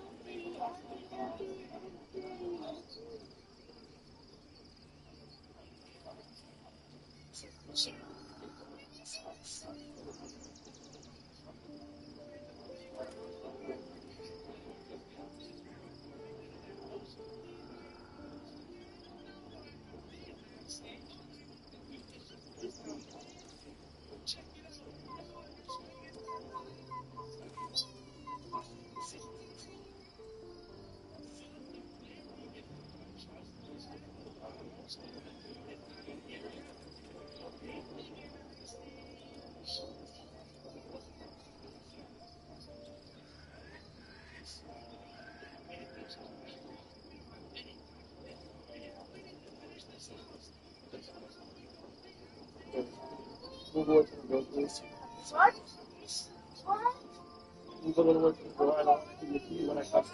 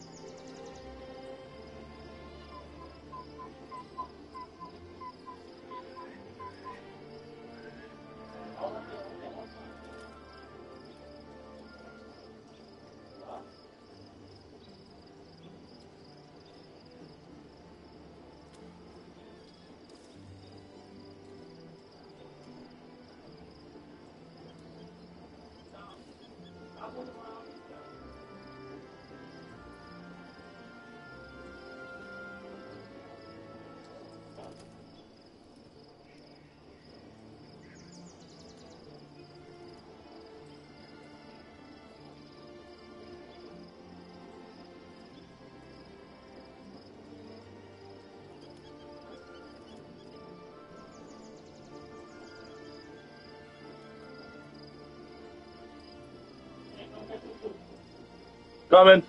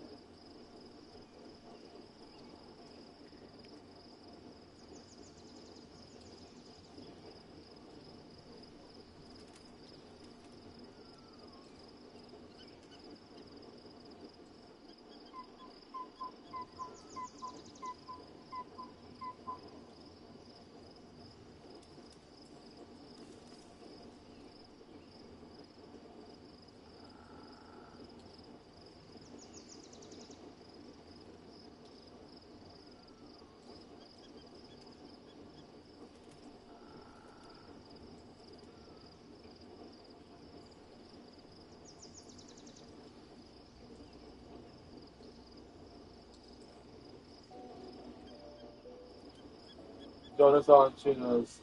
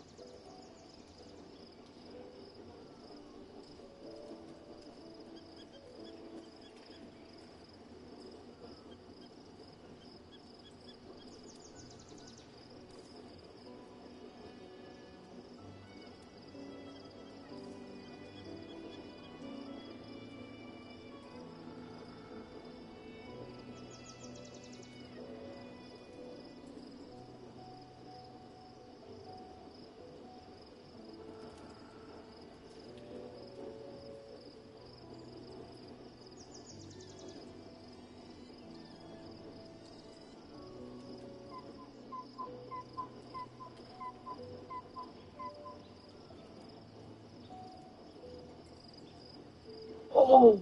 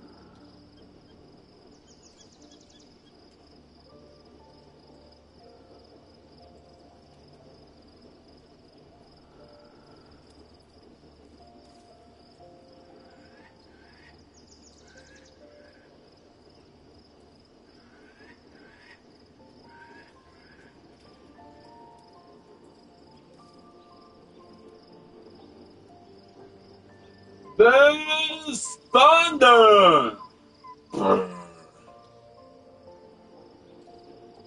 There's rain! There's thunder!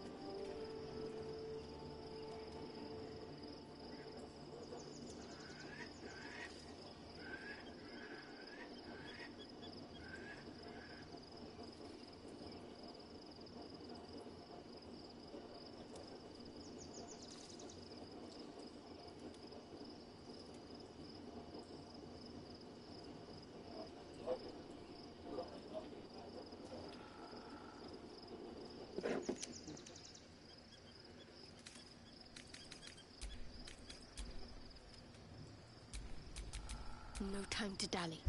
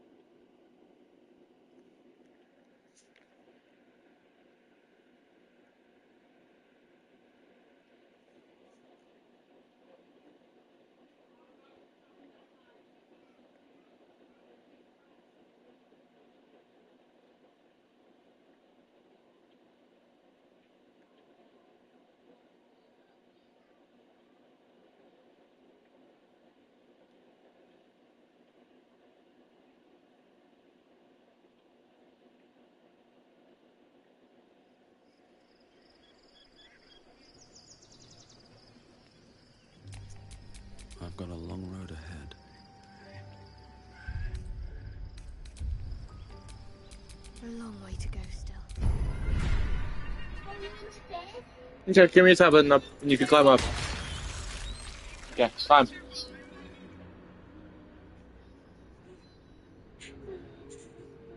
Wait, he doesn't have a blanket.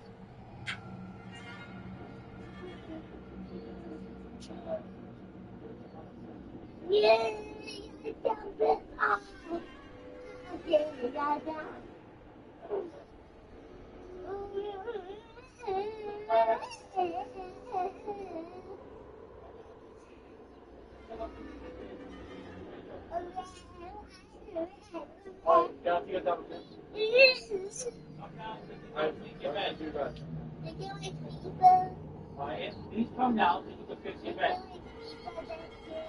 What? Okay, but can you come down and we'll get the creeper? Like you don't listen.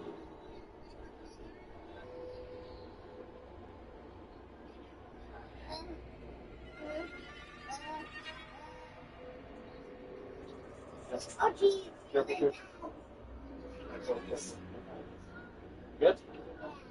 Alright. I'll call you back in the car.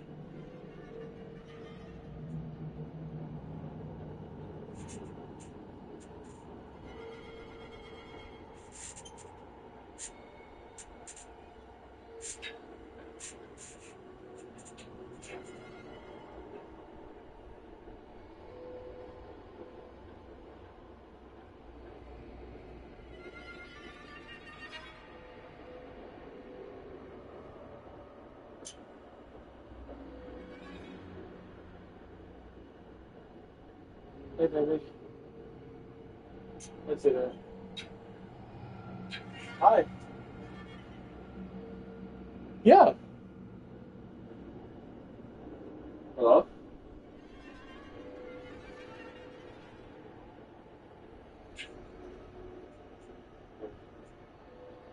You got a what? To what? Like, to what?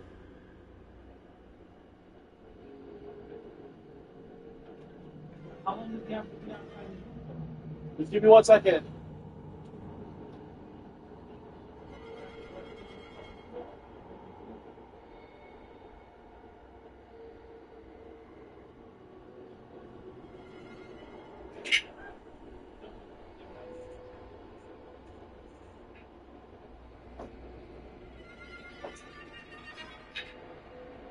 Se do that.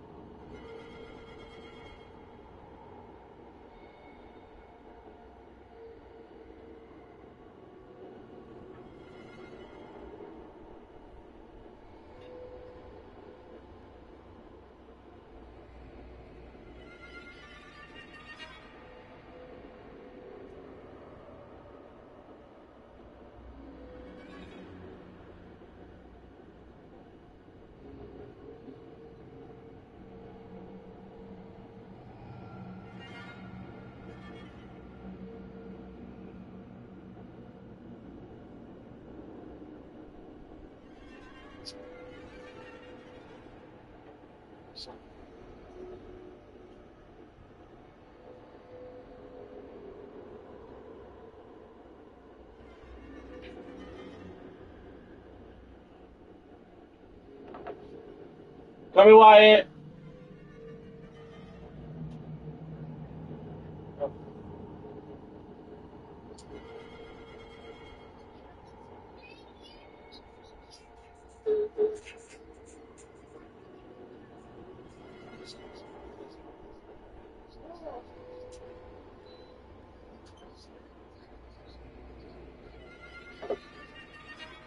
Well, you can see it. Well, you can see it. The creeper. Well, you can see it. Oh, I had a grill. Yes, but it's Oh. something so stupid. Oh, what?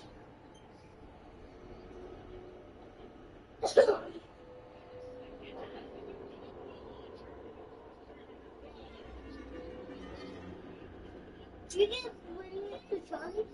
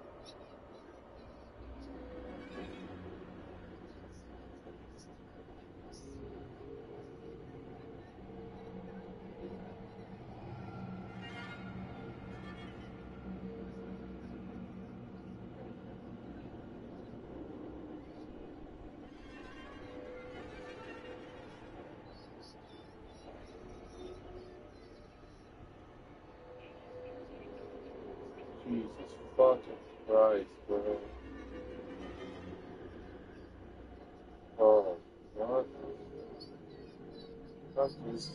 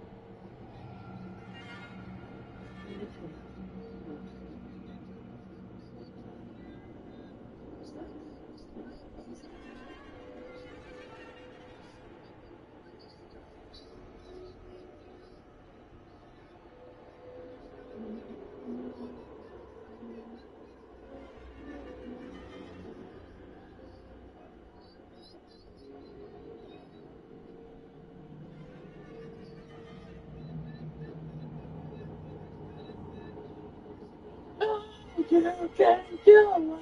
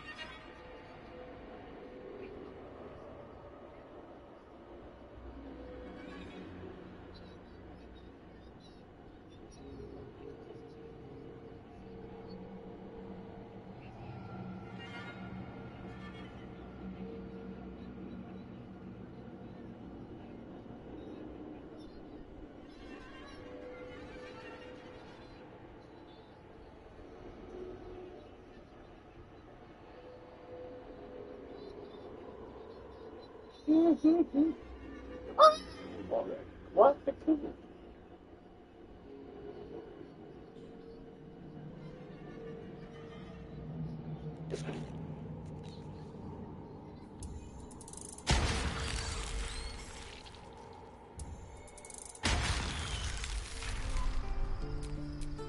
Looking ahead. Oh, you can get everything out.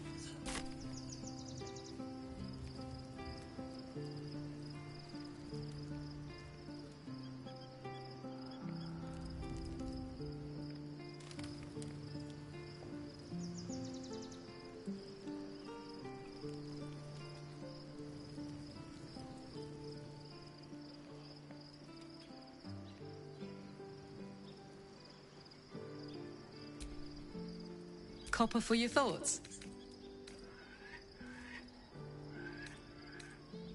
Aces.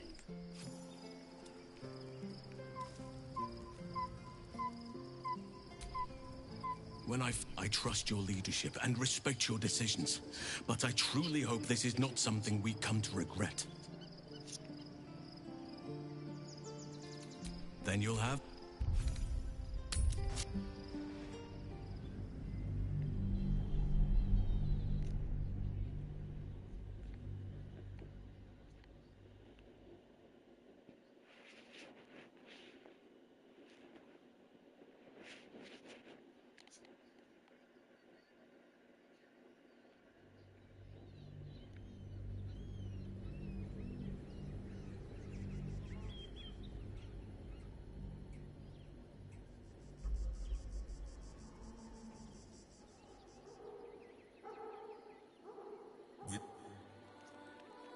We must find where Gortash and Orin have established themselves, and take their nether stones. Baldur's Gate has regret to place him in a position of such esteem. We will kill him. If the time comes and I can stay 1 move ahead of him, I'll take his place. After 200 years of shit, Pew will be if we track down my old comrades, the other spawn, my. If we don't, we should get... Unless...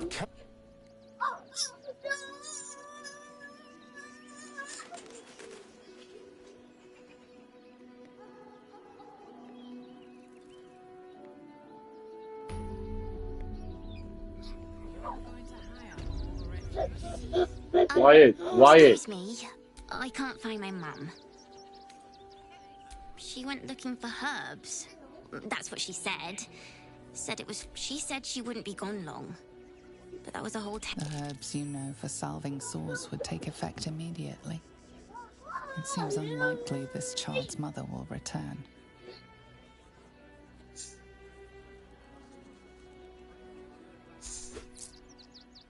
Oh, I'll pay you back. Really? Arian is the one of...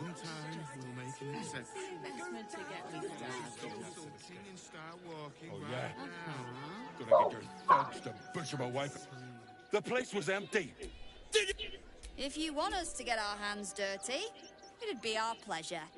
But that'll be extra.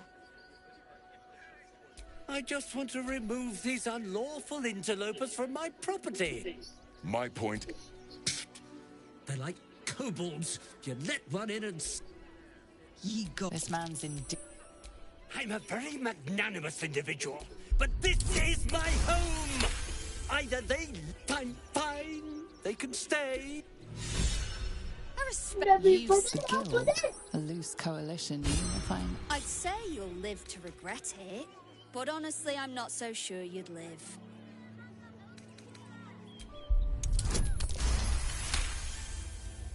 You're serious.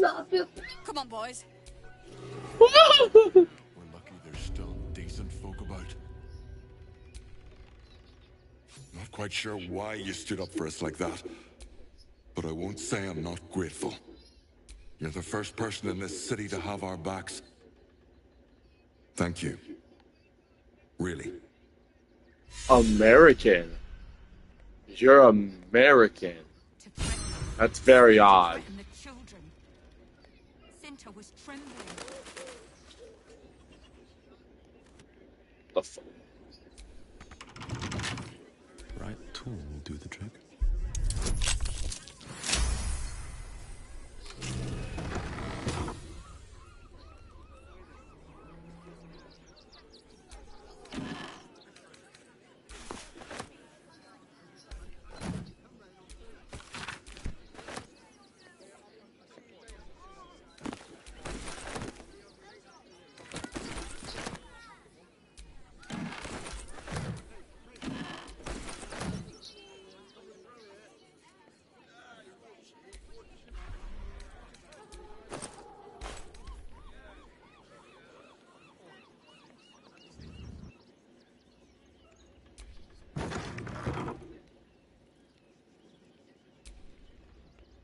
Now we don't have...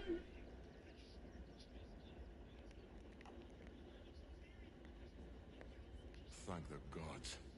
I was sure we were about to be evicted. Again. We're lucky there's still decent folk about. What's that?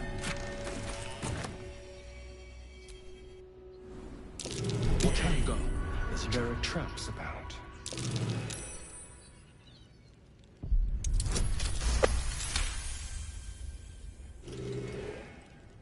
Step carefully. There's a trap.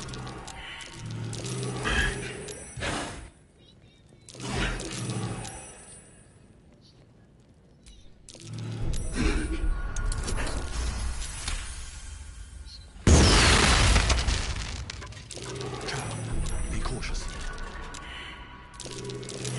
A young cave bear, killed and stuffed before its teeth were fully grown. Something good here, I hope.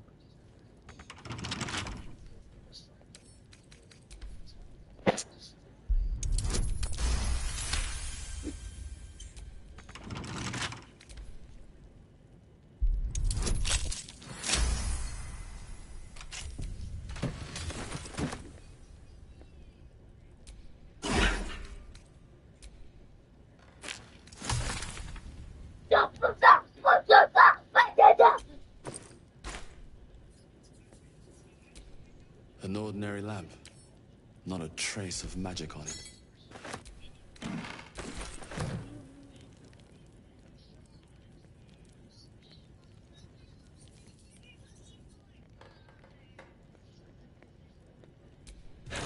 Step carefully. There's a trap. Watch how you go. There's a trap.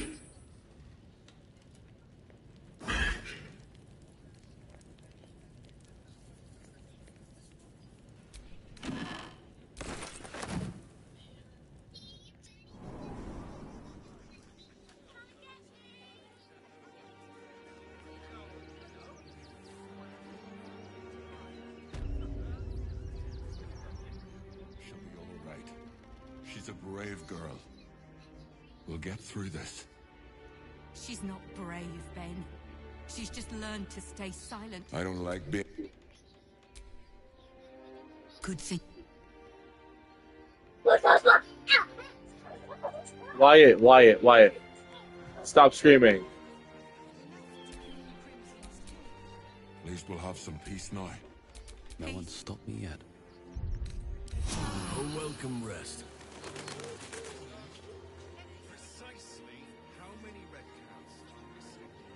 Got comfits and bobs from Dandelon's dancing ass. What in the hells was that? It felt like a bloody earthquake. Big, and they were angry.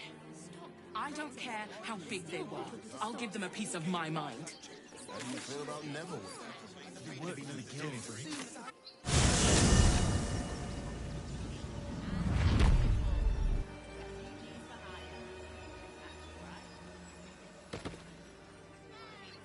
Nearly there now. See the city. Up on the hill. Shit. It's up there and we're down here. That's why we need to walk. If I was a Sharon lookout, this is the sort of place I'd wait around.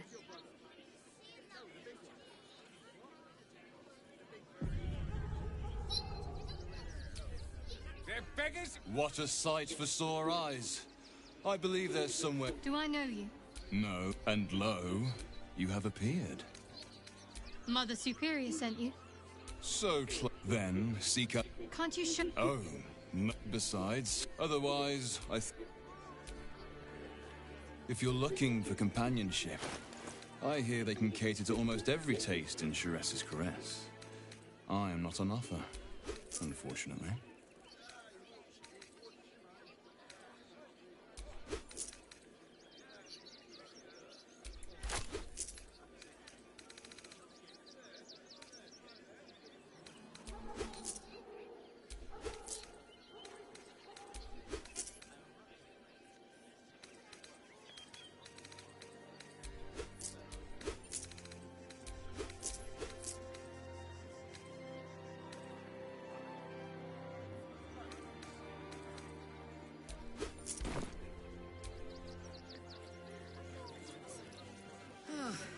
I'm not paid. Nice to be in a crowd of normal people for once.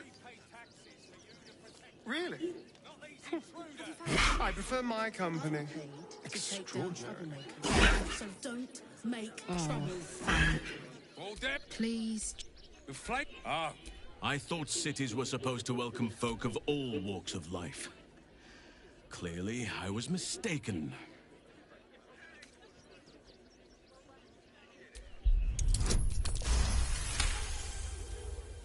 Oh. My apologies. Now I hear you speak, of course. Another bleeding... You and I.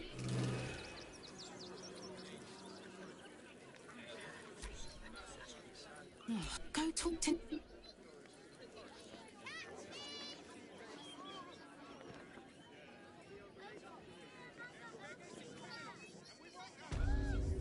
You. Turn around. Everything in this barn has been donated for the refugees. Not you. I'm doing my job.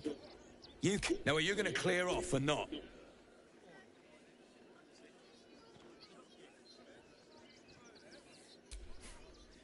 In case little weasels like you come sniffing around. Not unless you want to make a donation. Guess you're not all bad. Give it here and I'll make sure it's kept safely with the other... Let's see what you've got.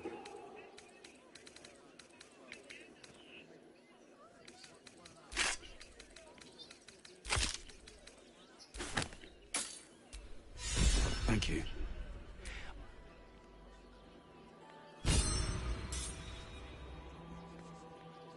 Halsin, if I were a druid, what animal do you think I'd be? In the city. Given your memory issues, perhaps a goldfish? I'd hope for something a bit more exotic. But would you carry around my fishbowl? Feed me flicks of food? For their lives. Can't stop.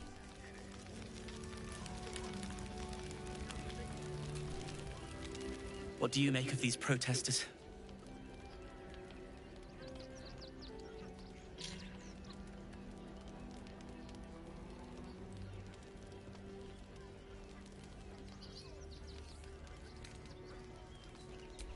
Ah, a philosopher. I've heard about you. You know, most of us didn't make it, right? It's mainly anger that keeps me going. I haven't seen him since the massacre on the road.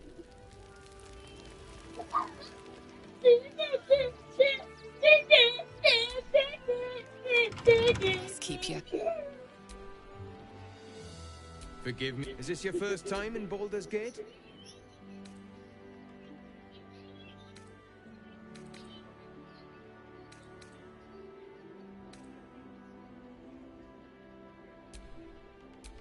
Used to be you'd arrive knowing you had a full belly and a warm bed waiting for you. These days, there's barely enough to go around. Add the refugees on top and, well, folk on tensions.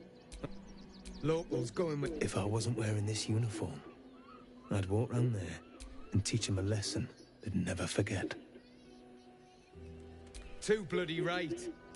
I say we march round there and slit a few bellies, remind them how much worse things could be.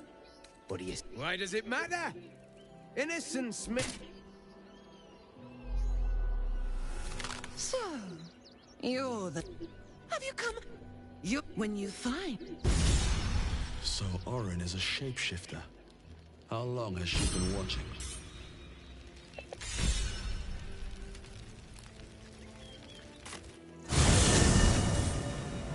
Nearly there now. You can see the city.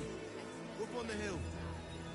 Shit. It's up there and we're down here. What do you call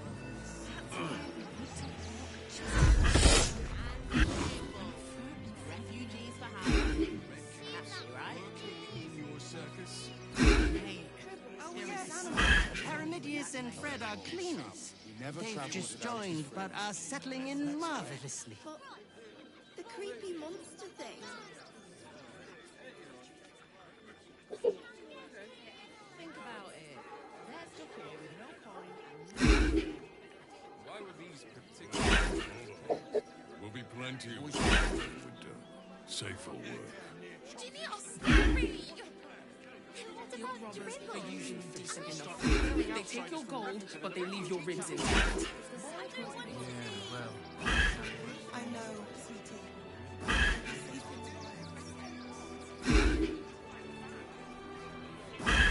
Orders are orders. Page material. I need you to step back. There must be something. On the name's left. Stelmane is dead. This does not... It won't take more than 2. So, you've arrived at Baldur's Gate. What's brought you here at a time like this? Everybody needs a rest from... I imagine my sources tell me you recently vanquished the fearsome General Ketherick Thorn. How did you manage that? Formidable. You're just being modest. I heard you swatted him aside like a fly from a... You'll deal with the remaining absolutists in much the same way, I suppose.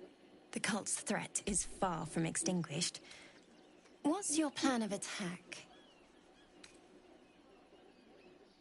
Gortash, maybe. You shed Gortash, remember. She's toying with me. Enough mouths to feed. What does she want? We don't need your kind. Our Heartless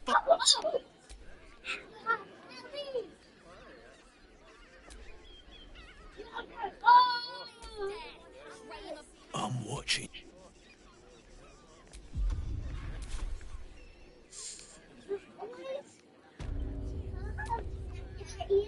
Damned out. Halt! By orders of Lord Gortash, refugee, or do you have the means to support you? My good lady. Raven, no refugees. It is decreed. Then you don't need to be in the city. If you could just... No refugees. It is decreed. Really? Here I thought this was going to be a boring day. Help!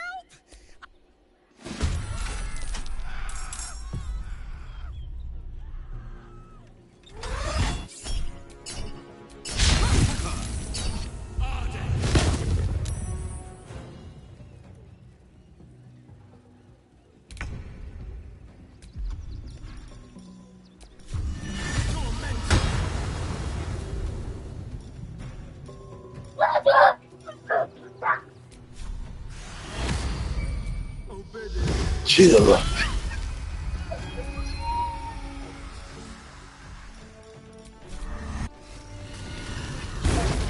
Where do I go from here?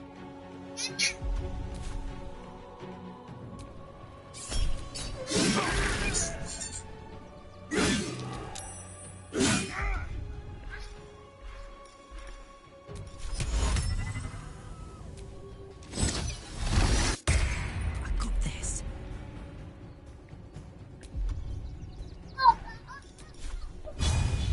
Open up.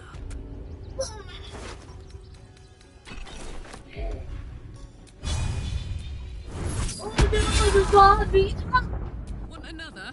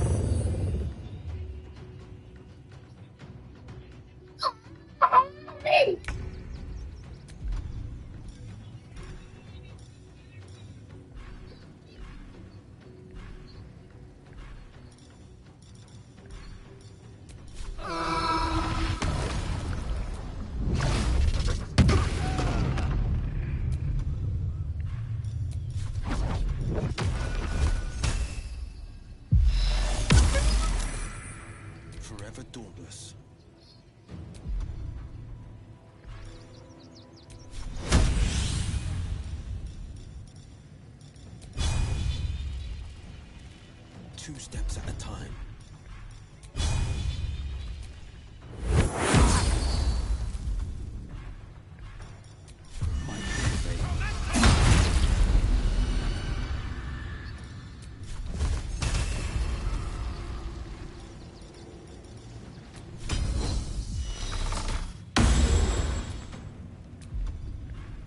Unleash me!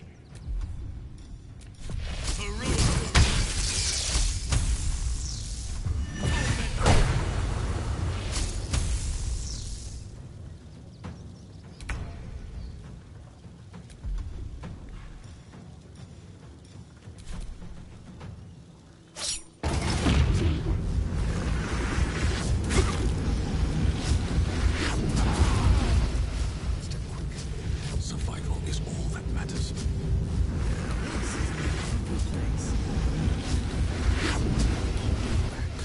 Nature shall be defended at any cost. Most refreshing.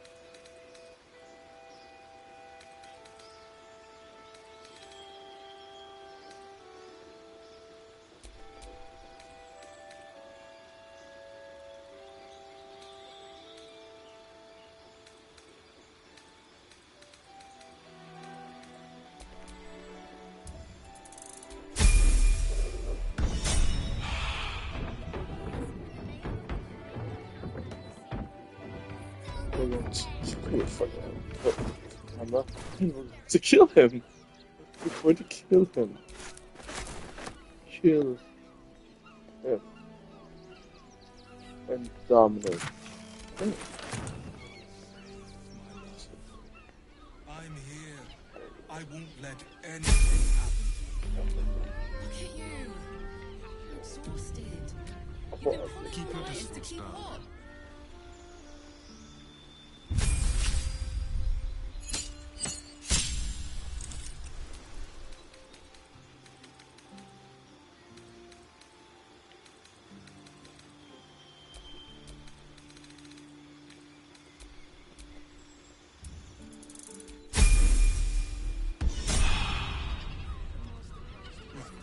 Hear me out.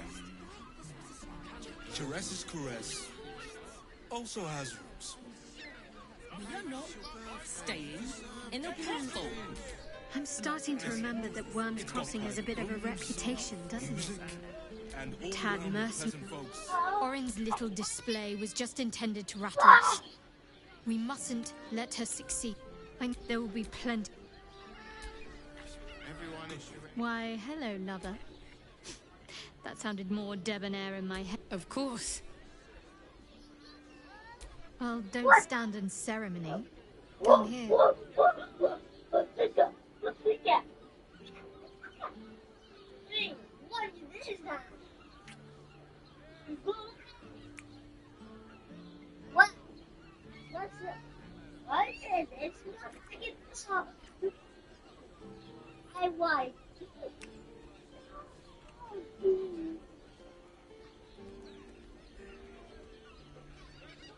I suppose you've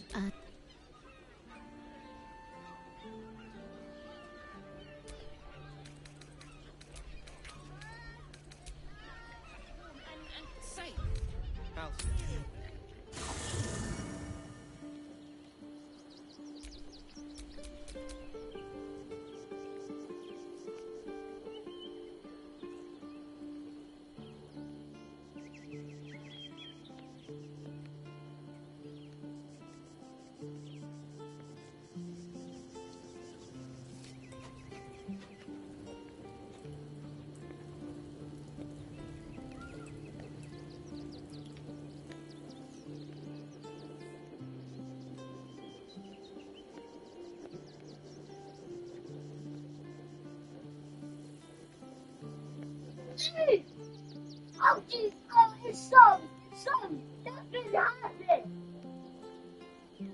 And then, what? It's like, take that, kisses for apples. Take it off my mind. Oh, look at that. Oh.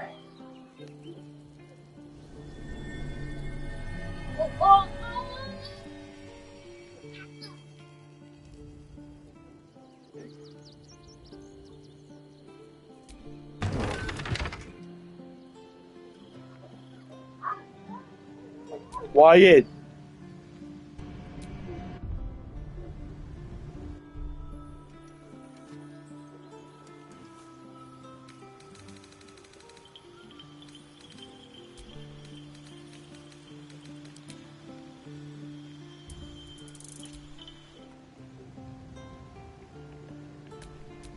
Still alive, so that's progress. I think it's a true shame that your goddess doesn't allow for love. Jerez's caress also has roots. We are not Do you regret it? staying in a brothel. Listen, it's got private I could rooms, never regret fulfilling my life's and purpose. all-round pleasant folks. Besides, From what Lady Shah may afford me a little wiggle Confuses me room. for a member of staff. I'd probably break his nose. Good point.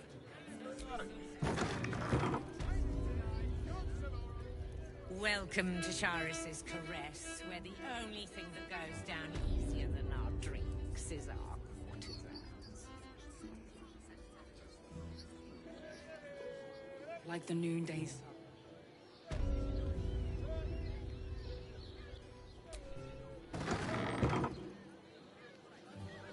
Rude. Birthday boy's just nervous, but don't worry. Everyone at Jerez's Caress is a professional.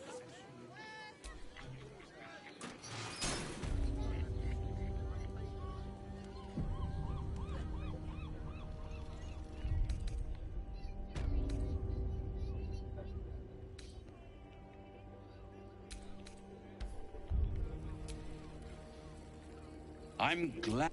What? For the first time since the Nautiloid, your mind is clear. It's... I'm afraid. Huh. What's the catch?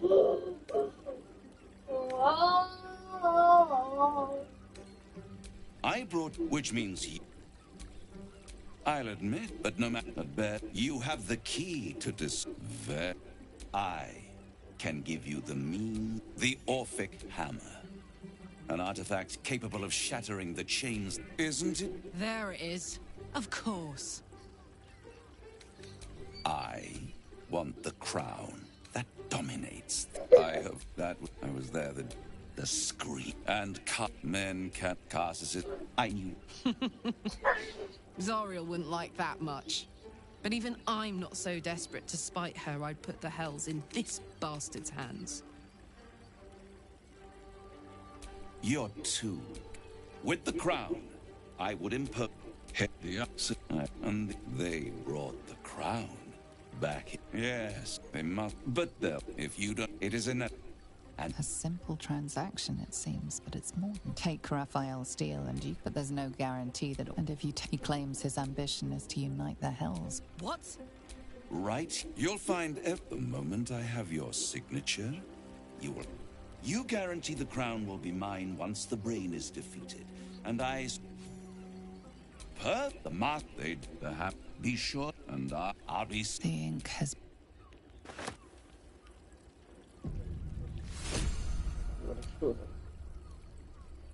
And here I thought you signed a deal with Raphael. What were you thinking? Because why would the devil ever lie to you?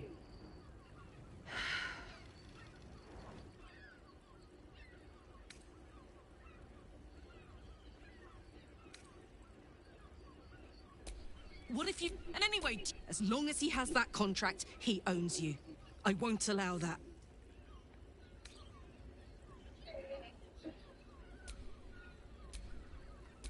We need to fight. I'm getting in. Your contract. What's on your mind?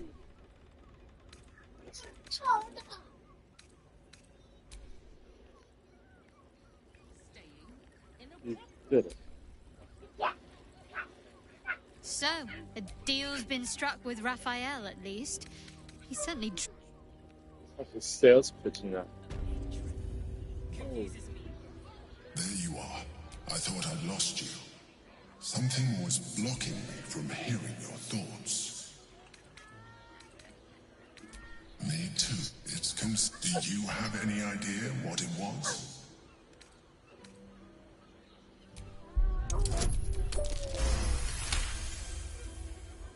Then the situation. If it read your... We must press on. Everyone at Shire's Caress is a professional. Has sticky fingers. Better off sleeping in the gutter than that son of a nicotine.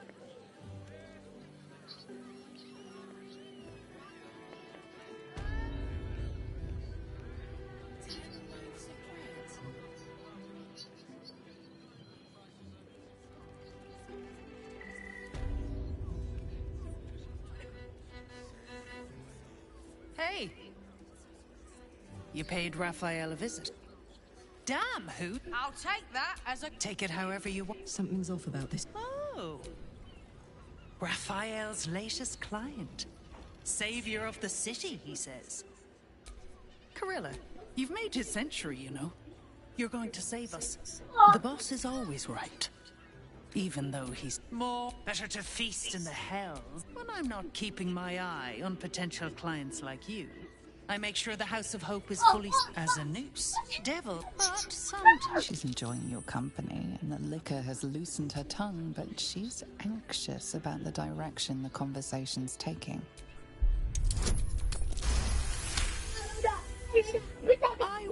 I'll take Raphael. If that...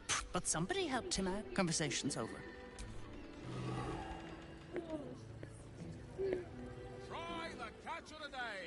Even if you break his nose in werewolf cubs, they'd be so adorable. The librarian does this thing with a whip where you honor friends and... I should stop. Shown Wyatt, no chill out. signs of lycanthropy. Thank you very much. Should that change, I'll take it you're volunteering to be childminder.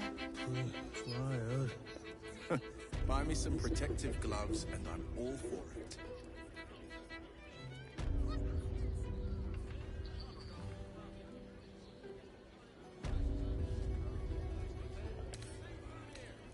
Don't give me trouble. Caress's caress isn't just about wetting your whistle. It's dancing in a Exactly. Pleasure isn't just physical, it's a state. Tell me more of you. Your parasite. What are you? Wait. I know. I most certainly do. Jaro, what's... Your heads. Come on then.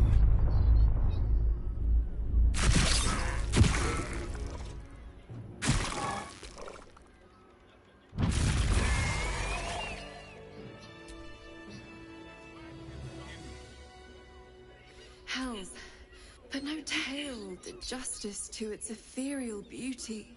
How could I... Her gaze intensifies. The woman's senses are heightened and her fire stoked. The mind flayer is no mere cue. As am I. Take these. Be well. Confuses me.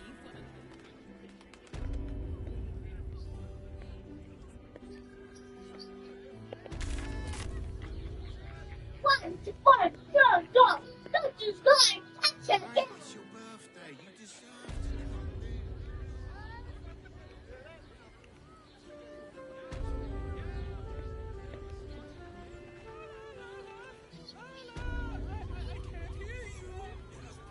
Such a prude.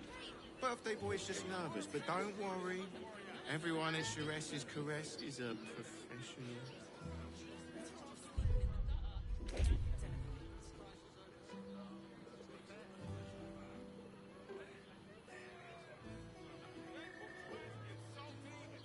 Look, Shiraz's Caress isn't just about wetting your whistle. There's dancing, dinner, drinks. Exactly. Pleasure isn't just physical, it's a state of mind. That doesn't make any sense. It will when you've met the drow. They're twins. Oh, Father, give me strength.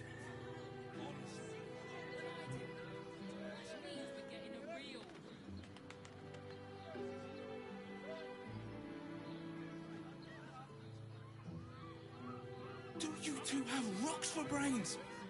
What were you thinking? Ah, here. You haven't even gone inside yet. I am not going inside. Brothel? Pleasure house? Den of decadent delights? Shh, shh. Not so loud. Confuses me for a member of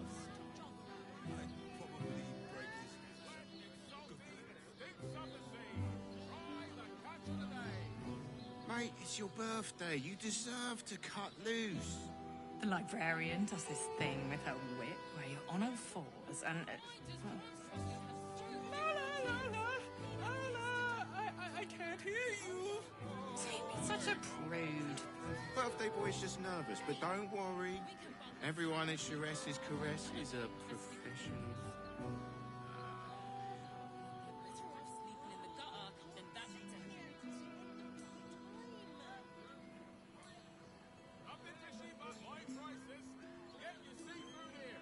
Look, Shiraz's Caress isn't just about wetting your whistle. There's dancing, dinner, drinks. Exactly. Pleasure isn't just physical, it's a state of mind. That doesn't make any sense. It will when you've met the drow. They're twins. Oh, Father, give me strength.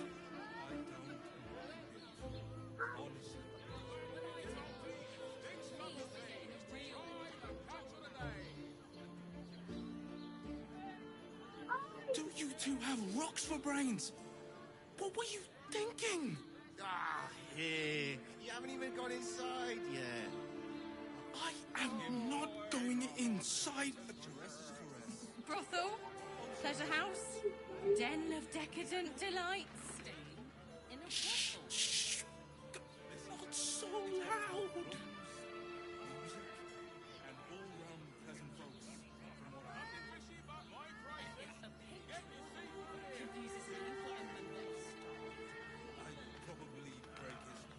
Mate, it's your birthday. You deserve to cut loose. The librarian does this thing with her whip where you're on all fours and... I can't hear you. Don't be such a prude. Birthday boy's just nervous, but don't worry. Everyone at Charess's Caress is a professional.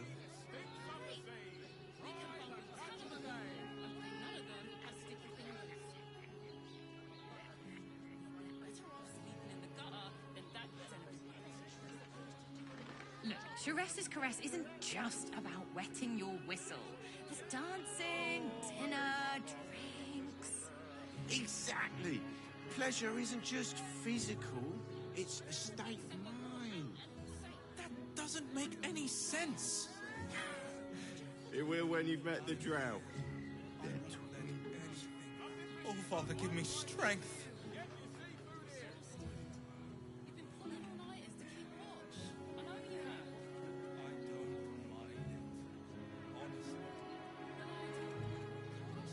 Don't you two have rocks for brains? What were you thinking? Ah, here. You haven't even gone inside yet. I am not going inside. Brothel? Pleasure house? Den of decadent delights? Shh, shh. Not so loud.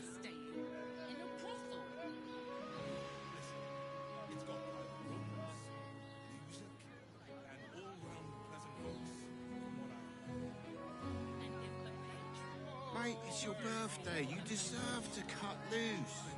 The librarian does this thing with her whip where you're on all fours and... I can't hear you. Don't be such a prude. Birthday boy's just nervous, but don't worry. Everyone at Charess's Caress is a professional.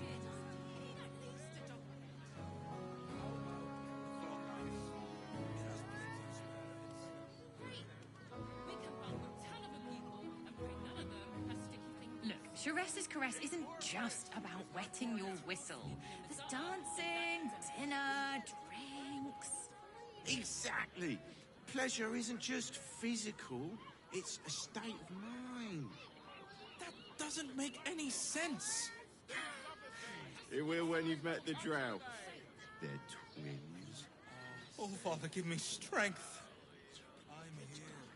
I won't let anything happen to you. Look at you. Exhausted. You've been pulling all-nighters to keep watch. I know you have. Don't you two have rocks for brains? What were you thinking? Ah, here. You haven't even gone inside yet. I am not going inside. Brothel? Pleasure house? Den of decadent delights? Shh, shh. Not so loud. Charess's Caress also has... Staying in a brothel. Listen, it's got private rooms, music. Mate, it's your birthday. You deserve to cut loose. The librarian does this thing with her whip where you're on all fours and... I can't hear you. Don't be such a prude. Birthday boy's just nervous, but don't worry. Everyone at Charess's Caress is a professional. Why does West Crossing have so few lock-ins?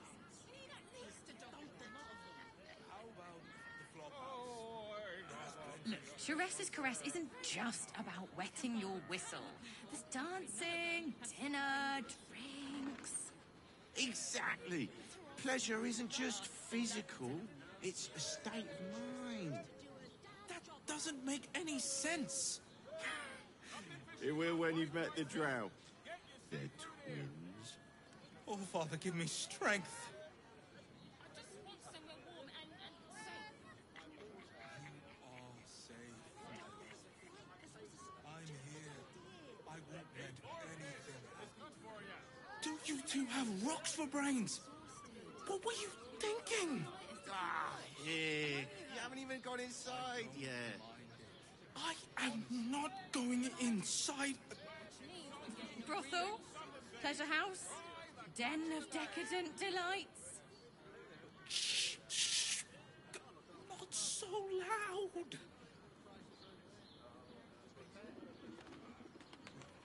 Hear me. Jerez's caress also has... Mate, it's your birthday. You deserve to cut loose. The librarian does this thing with her whip where your honor falls and... I can't hear you. Don't be such a prude. Birthday boy's just nervous, but don't worry. Everyone at Jerez's caress is a professional.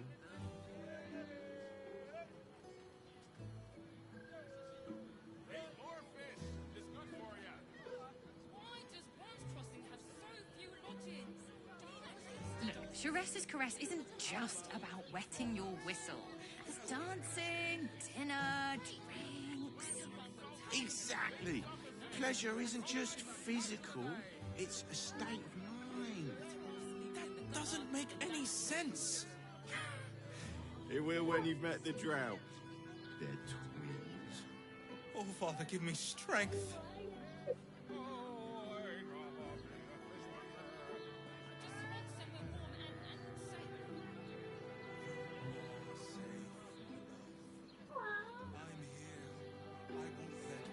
Do you two have rocks for brains?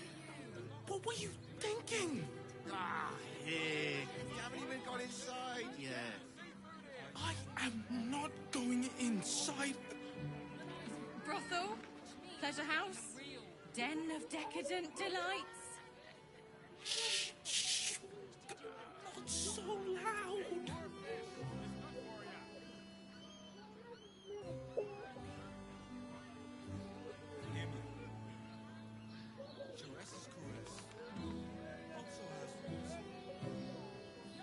Mate, it's your birthday. You deserve to cut loose. The librarian does this thing with her whip where your honor falls and... I can't hear you. Don't be such a prude. Birthday boy's just nervous, but don't worry. Everyone at Jerez's caress is a professional.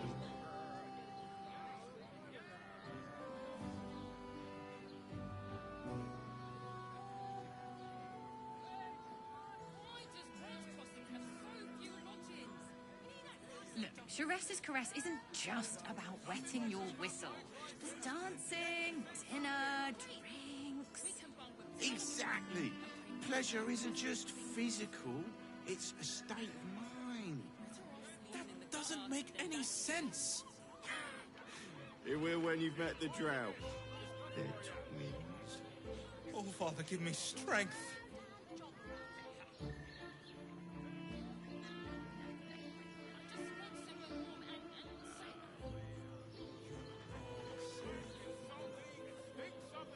Do you two have rocks for brains? What were you thinking? Ah, here. You haven't even gone inside yet. I am not going inside. Brothel, pleasure house, den of decadent delights. Shh, shh. Not so loud.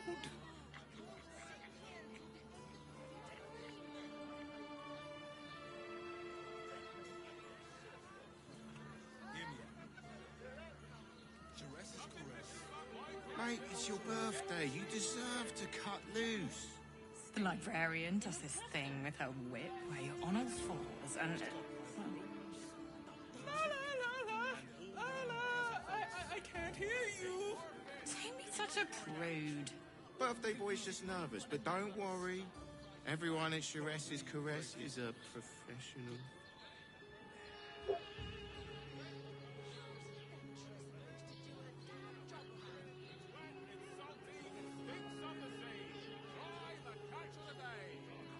Look, Jerez's caress isn't just about wetting your whistle. There's dancing, dinner, drinks. Exactly. Pleasure isn't just physical, it's a state of mind. That doesn't make any sense. It will when you've met the drought. They're twins. Oh, Father, give me strength.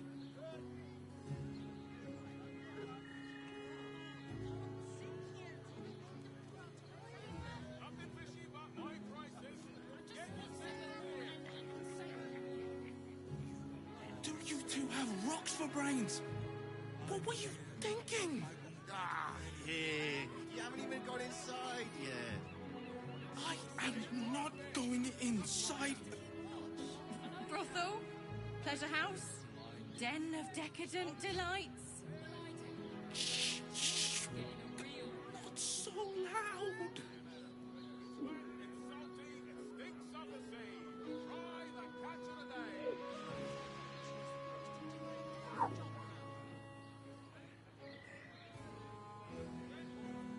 Mate, it's your birthday. You deserve to cut loose. The librarian does this thing with her whip where your honor falls and... I can't hear you. Don't be such a prude. Birthday boy's just nervous, but don't worry. Everyone at Shiraz's Caress is a professional.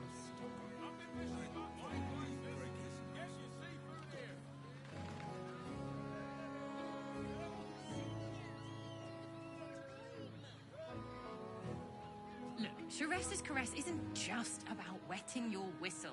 There's dancing, dinner, drinks. Exactly. Pleasure isn't just physical, it's a state of mind. That doesn't make any sense. It will when you've met the drow. They're twins. Oh, Father, give me strength.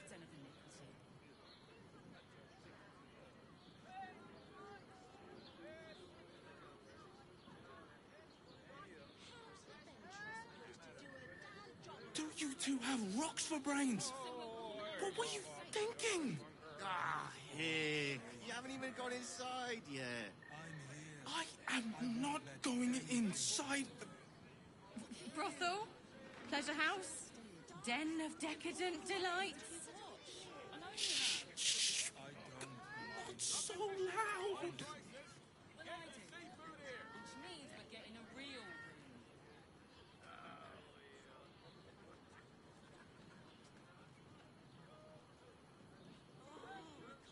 Mate, it's your birthday. You deserve to cut loose.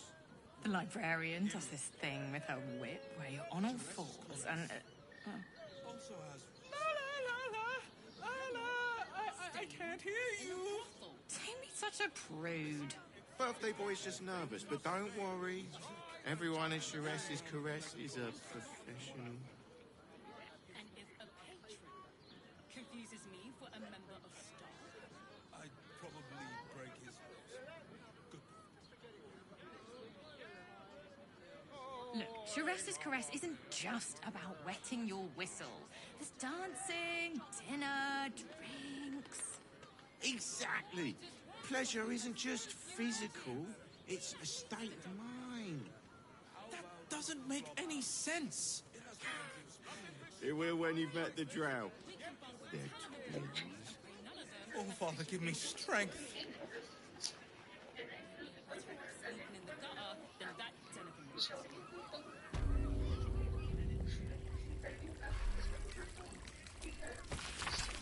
Gortash is being named Archduke. Time to pay Worm's Rock a visit.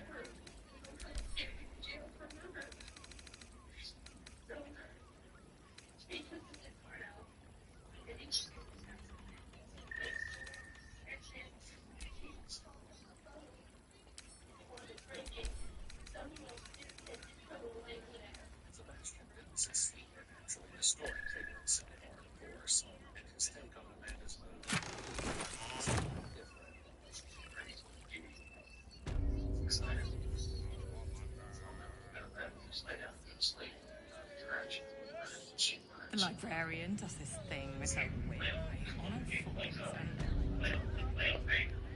Just made on according to Amanda, however, Sebastian was occupied with ghosts and exterminators. Come on, open up.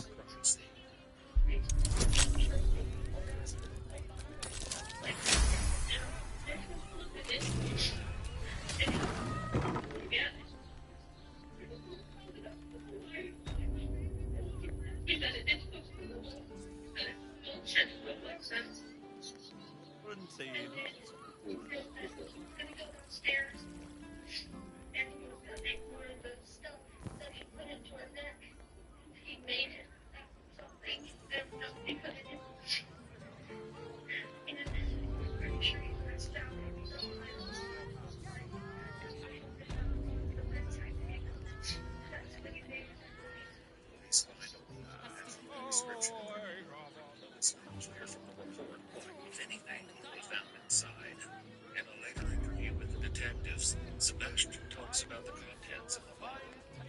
Let them see you taking charge of your pleasure. What is it exactly?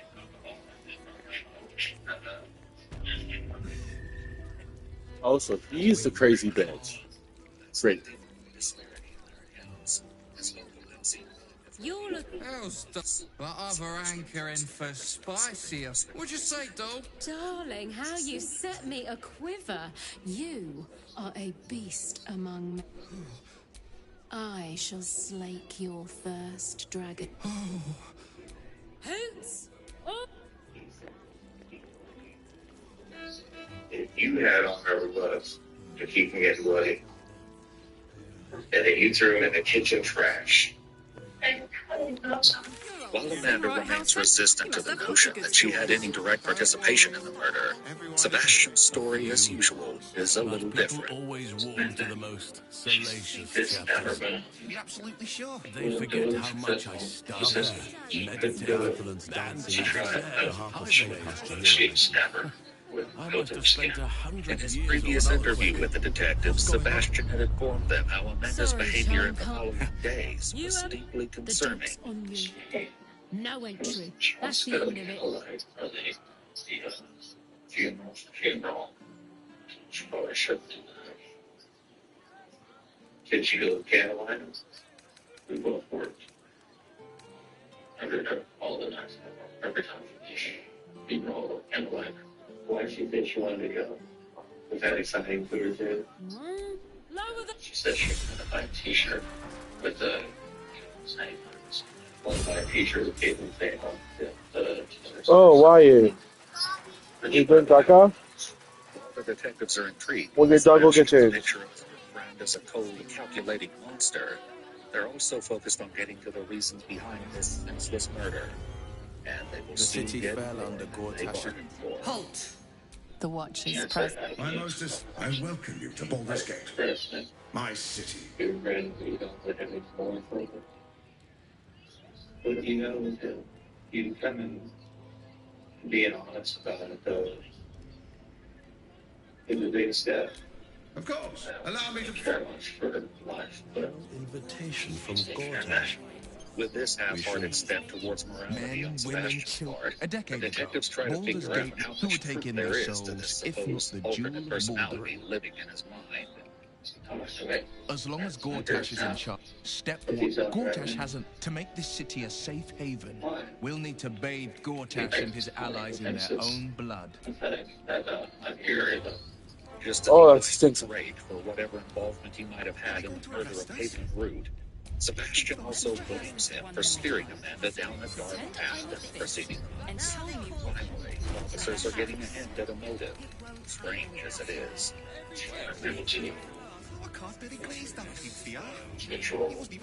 Down the door. Be honest.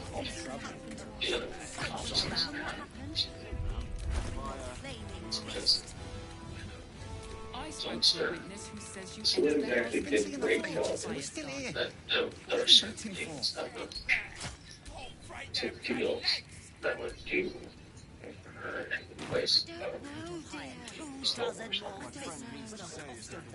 What you gotta do is change life and soul. Another view that he made was she believed in I almost reincarnation. believed you this time. Only that he was born as I don't care how many they make. Are they going to arrest us? he was born What if they throw us in jail?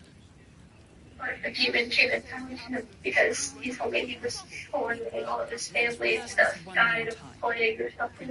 And he even came and told him that if he gives him souls, that he would like make her each time he died come back. Earlier, Amanda mentions about deals they made that she would talk about later. I'll explain what he's talking about later, but he says that they wanted to for a sacrifice. These they are demons. He doesn't worship demons, but he says that he talks to them all the time, and that they come into the world and they give you different things, like kind of trade things. I almost believed you Like this time. one thing he has that he has is that Are they going to arrest us? each demon has a different section in hell or something like that. It's a torture section. Is what he said. Yeah.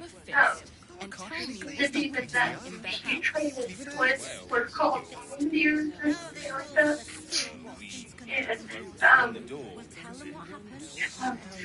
And he traded a soul for taking his spot in hell. So whenever Sebastian died, and whenever he wouldn't have to go through like judgment or whatever, he would just be taken to hell and given. He wouldn't be punished. He would just be given that place, and then he would torture people for eternity. Amanda says that these outrageous notions not only influence Sebastian to take Caitlin's life, but even their actions afterwards. He said that his deal was that they would take the body with them whenever they take the soul. Like, I told them, we should move her. She was Just started. Don't come and take her part of the thing. The detectives sit down with Sebastian for a third time to talk about Amanda's story, and the question about whose version is true gets even murkier. Who was steering this demonic ship? She told me that you said you were born in 1200, you've been reincarnated several times, and that you've been killed a couple times in the Black Plague, and that you made several deals with this demon to keep going. Well, it's all kind of up there. Yeah. What if they throw us in jail? With both suspects pointing the finger at the other, the detectives begin to believe that Amanda knows more about these satanic influences than she's let on. You remember also when we asked you about sacrificing the child, and you said, wouldn't do that because babies' souls have no value? Do you remember telling us that? I mean, that doesn't sound like somebody that's no idea. You clearly know that baby's soul in this demonic world that we're talking about have no value. You know this. It isn't just that one remark that has the detectives doubting Amanda's innocence when it comes to these matters. After her initial interrogation, she was waiting to be transported to juvenile detention. She had much to say about the realm of the unholy. None of it sounded like second-hand information. I don't think I'm crazy, but I've been to hell before. So once you cross over that border, you can see. I've had enough tragedy in from my a spiritual day. point of view. Hell's way more complex than what everyone says. Like, there's no fire, for one. There's no fire. It's not hot. It's normal. And there's like, it's kind of like an office building. There's different sections, and each demon has like a secretary who goes out and collects like debts and souls from people. We can manipulate like fire. Like, I made a lighter explode one time and stuff. Like, I can manipulate it. I can make it go in different spots and stuff like that. Whenever you reach out to a demon and you accept them, like if you do a possession and you accept them into your body, you can't ever get rid of them again. They have a connection and a tie to you. Where they want you, they will find you, and they will put thoughts in your head to make you go somewhere and do something and make it think that it's your idea. Like, say, like there are some people, like they make people kill people. Like you'll just see images of yourself stabbing someone or something, like it's a memory, but you didn't do it. Like, I was born in the 1200s. That's my actual first time. I don't remember the day. One of my things was I get my memories from each life. I take the secretary spot, and in exchange, they give me my memories. What you can do is you can sacrifice souls to people. Is like, when someone dies or whatever, you give their soul to them. Dearest Duke Ravenguard, thank you for joining me on this exceptional day. It's him. Gortash. This is it. I can practically taste his blood from here. My father's here, Karlak. Cool your fires. He must not come to harm.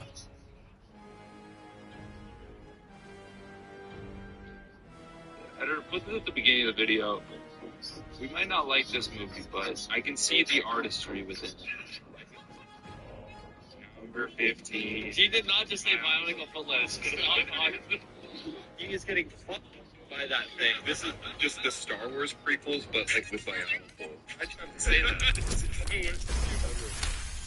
Very good.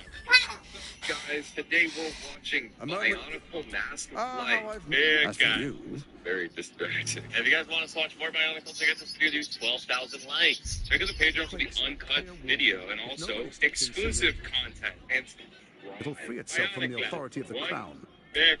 Next, make the most together. Always did have an eye for opportunity. It's not. When it finishes, the crown wants his freedom and do you think shackles. Harvey Weinstein liked to build Bionicles with this? I think he liked to build problems. The franchise was a problem that he There's an built. old wisdom with Ketherick. She only cares for blood. Us with I Wait, can't let that happen. Bionicles has religion? It's very, very spiritual. Is this why you like this as a kid? Dude, if your parents knew how religious this show was, they wouldn't have let you watch it for. Let's be. So Ketherick, This is my favorite kind of like nostalgic media because I feel nostalgic for like 2 seconds of this and then I would flick to another channel. Then let it be rich by the black. I understand. Who? I can't. An imposter. The faceless in your camp is like a knife. We gotta pretend like these are Remove it normal. quickly. This feels like a Before cereal you do. commercial. Like, Come yeah, with they're us. both using those As I make shovels to history, dig up Fruit then we Loops. proceed. Dude, The Shakespeare patriarch- produced this movie? Shakespeare. I swear it. Gather Shakespeare. guests. Shakespeare. I don't Grant ye think you have the consent. last name Shakespeare and you end My up friend, directing the and you- Bionicles movie. That is an insane career pipeline. I just gotta check out that tunnel. You're holding it. I went to look at a stupid building tunnel. Dude, I've been doing parkour like this since I was like 9 years old on Minecraft, bro. This stage in the Bionicles video game is actually so fun. There's a video game for this garbage? Yes. I played it avidly. What was it for? It was for the PlayStation 2. I think I played the GameCube version. This reminds me of the beginning of Lego Star Wars. That's what the whole movie is going to look like. So, Pokemon Chronicles is just like shitty Legos. Why would you call them shitty Legos? They're Legos for cool people, dude. Okay? Perhaps we shouldn't take Gortash's word for granted. But if he speaks the truth, we need to be careful. Orin could have eyes and ears. Is this on us, like a of course. homage to JoJo's? Is this a homage? Is it a homage to JoJo's Honestly, Adventure when they find the mask and then Dio's like, "Hey guys, so and then he's like, aura. What's on your mind? This all looks like a commercial. I mean, it does look very similar to like the special cinematics that they would have for the advertisement. Those Legos Aren't you a commercials sight are for sore awesome, dude. eyes? Of course. Well, don't stand and ceremony. I feel a sudden urge to buy Lego merchandise. I don't know what is coming upon me right now. Articuno. Need to read Fancy. Are you done? This is what happens when the Bionicle fan sends the 2 Pokemon fans to watch Bionicles, bro. Like, my name's Bionicle. It was in the lava. Tequila, this could be important. Why do they say Tequila like that every time? Tequila, and no more sightseeing. Well, why is he sassy with it? You see the way he's talking? No more sightseeing. Oh my god! Is the blue one a woman? Because she's hot. It's a Bionicle. Does it That's matter just at the end horrible, of the day? yeah. It's fucking plastic. What? No. They have to reproduce somehow, bro. They don't produce themselves, though, dude. Don't you know where rocks come from? When a mommy rock and a daddy rock love each other very much. No. There's this thing called a metamorphosis. An igneous rock and an igneous rock becomes a metamorphosis rock. And a metamorphosis. Stay tuned for more rock then. I think my brother is afraid of having his fire extinguished. Sister. This movie is Robot for Bisexual People. I did really fuck with robots as a kid. Oh, dude, that's sad. I want to love robots so bad right now. Like, for some reason, this story at like the beginning when they're building the baby, he's like, oh, we forgot a piece, and it cuts away and here, claw. Have you seen the tieflings at the surf? Knocks on the baby's foot. Like that scene is burned into my brain. I would give up watch robots right now instead of this movie. We're like 2 seconds in, bro. It's getting political. You're missing all the politics. You're missing the stake building. Okay, let me pay attention. You know, I just realized this is just the Star Wars prequels, but like with Bionicle. That. Why'd you have to say that? I was about to pay attention to the movie, and then you said it was boring Star Wars. Is there at least I've had enough, Missouri. They all look like General Your attention. You see, Gortash has had your father relocated. Okay, maybe I like this. Oh, they're playing the ball game. National American ball game. Okay, first of all, you're being culturally insensitive. You do not get to use sticks in National American ball game, okay? Oh my god, that's crazy. That was a cool story. Of course she'd stick her infernal nose where it doesn't belong. Of course she's dreamt up by all the hounds of the hells. What is she planning? I just got to watching lacrosse. It was either we watched this or we watched the 10-hour Bionicle. Certainly not. But she's as inevitable as Toril. We'll have answers soon enough. Mazora's gone to camp. We should. Until then, may my father keep safe. Whatever coop he's been flown to. Robots risked their goddamn life to find this mask, and then the fucking religious leader just stole it from them. Like, it's actually just fucked up, dude. Like, if you find a gun in the wild and you're a kid, you should be able to shoot it, like, as you please, you know what I mean? Why? Go get changed, baby. Oh, this is how this is the hero's journey. They're going on their quest now to find Jala. They're on their way to find the Jala kid. What did they do? They do something bad? They eat a hole, a little too deep.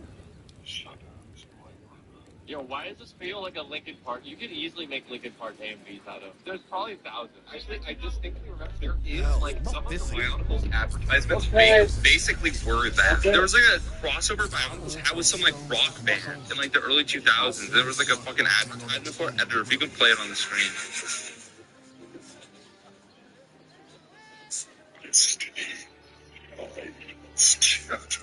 Oh, we know these Bionicles are evil because they have mohawks, and mohawks are evil. Punk rockers should die.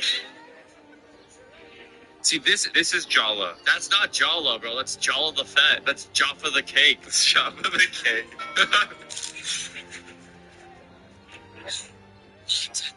Mata Nui. They're speaking like a different language. Baba Booey. Baba Booey. Oh, this is very much like Ninjago. Like, this very much feels like the show Ninjago. No, this is very much Ninjago. Like, it actually really feels like the show Ninjago. No, it definitely is giving, what's that Lego show with the ninjas? Anyone remember Lego Chima? Lego Shima? Like Hiroshima? Lego Shima. They dropped the second Lego, bro. That just awakened something in my memory. In my history class, we had to, like, do a creative project where we, like, make a piece of history, like, in a creative way. A lot of people just did videos. Me and my friend made, like, some historic monument in Minecraft is what we built. Someone in my class, this dude, made Lego Auschwitz. It was so detailed, too. It was so detailed. It was so good. I feel like there's nothing wrong with that as long as they're, like, being historically... No, it was good, yeah. He got really good marks. Sprigs, bro. Sprigs. We need to regroup.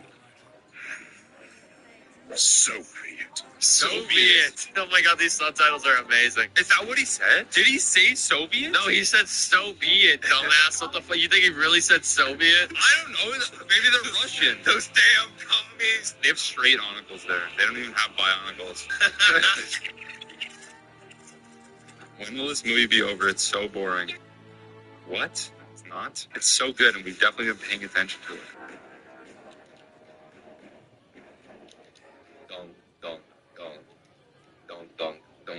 Dude, something I will say is that, like, the soundtrack in this movie is god tier. Like, whoever went to GarageBand and installed those bongos, like, they deserve a fucking raise. You did not just call those bongos, bro. You are not allowed to say anything about music ever again, bro. Okay, zip. That was a bass drum and a timpani, bro. A timpani? You don't know what a timpani is? Oh, you mean Burger King foot lettuce. Timpani? Oh, I get it. Burger King foot lettuce. Dude, number 15, Bionicle foot lettuce. Dude, shut the fuck up, Jack. You're pissing me off, man. You did not she did not just say Bionicle foot lettuce. Just stop talking. Just stop talking, okay? We're done. We are done with you. We will stop the conversation. Zip. No, stop. Oh, what the fuck? That looks like he is getting fucked by that thing.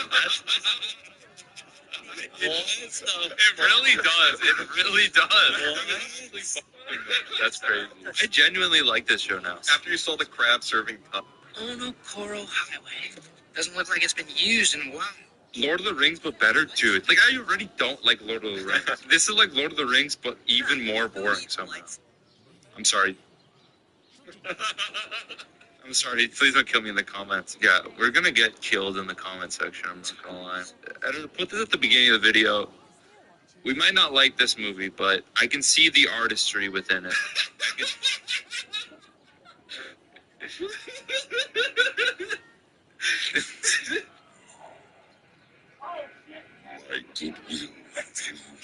My Goodwill refused? My Goodwill refused, bro. Goodwill's such a good place. He's so poor, like his car got declined at Goodwill. That's depressing. That's why he's evil. If my car got rejected at Goodwill, I'd be evil too, bro. Like, you're at your lowest low, dude. Holy shit. I can see why he lives in a cave and has red eyes. Just those are plenty for now.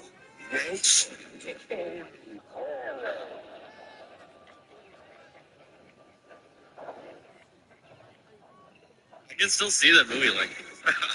Here, I'm gonna pretend like I'm the director. I'm gonna pretend like you're watching like the director's commentary. So in this scene, we really wanted to illustrate just how vulnerable a Bionicle could be. You can really see the emotion in his face. And I think that's something that the effects team, which Jack's in charge of, really did a good job. Yeah, man, I'm the effects team, and what I did is I actually used my traumatized son as the model of all of the Bionicle faces. You know, it really captured what the Bionicles are meant to do. What are the Bionicles meant to do, Jack? They're supposed to give kids childhood trauma. Quick speed T'Challa. Warn him. This movie sucks, dude. Let's do a review. Hello, guys. Guys, we're gonna do a review of the movie. We haven't even finished watching the movie. Can you review it as the character, the Australian Bionicle lover? Oi, bro. No, that's not. That's British. Hello, mates. It is I'm Miles from the Bionicle channel, and today we're going to be reviewing the first Bionicle film, Mask of Light. And I'm going to toss it over to my friend Jonathan with the yellow shirt. Jonathan, what do you think of the film so far?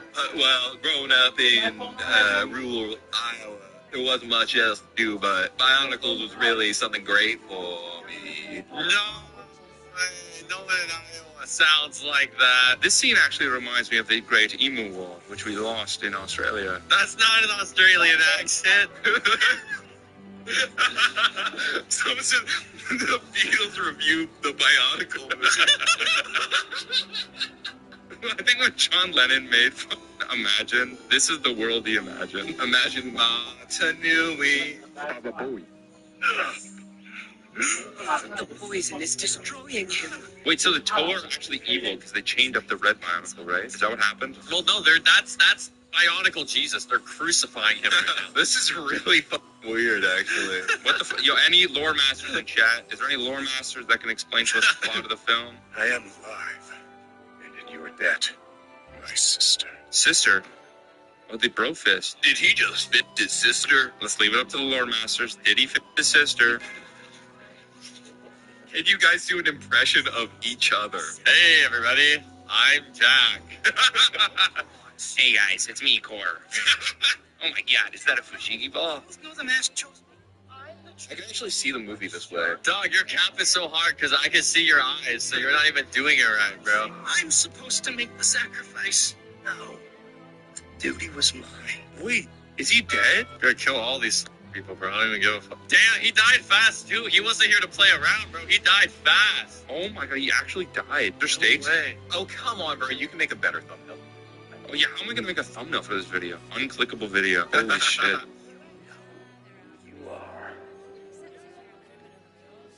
No one cared who he was until he put the mask on.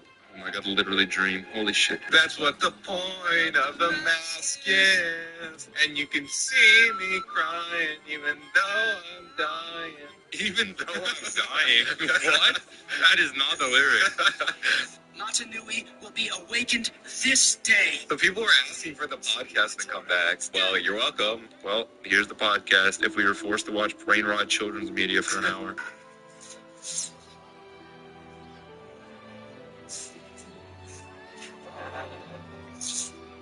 Dude, no way. It's like Michael Jordan, The Last Dance I'm watching right now. It's got the slow-mo clutch shot. Let's watch The Last Dance instead.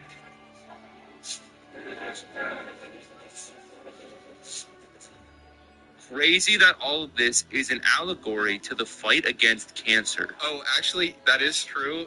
In the comments, apparently, like, the person who, like, wrote this or whatever, a human wrote this, had, like, brain cancer or something like that. And they imagined, like, the pills of medication as being, like, because they come in little pods. When you buy the Bionicles, they come in pods. They imagine it as, like, little guys fighting, like Osmosis Jones. So he was selling cancer. Is that why this hurts my brain? Oh my god. This is the first cancerous movie they ever made. Like, the expressions, like, convey so much character. You can tell the anguish on, one of the characters' face. I don't know any of their names. One of the characters. Kitsoa! Wasn't that one of those? You could say anything and it sounds more or less right. Dunkle and Dunkle and Chunkle and Dunkle. Bend over, you did great. They're T-posing? They're T-posing. No way this movie ends with them T-posing. Could have been, but I'm not. Could have been, but I'm not. But old lessons must be remembered. Must be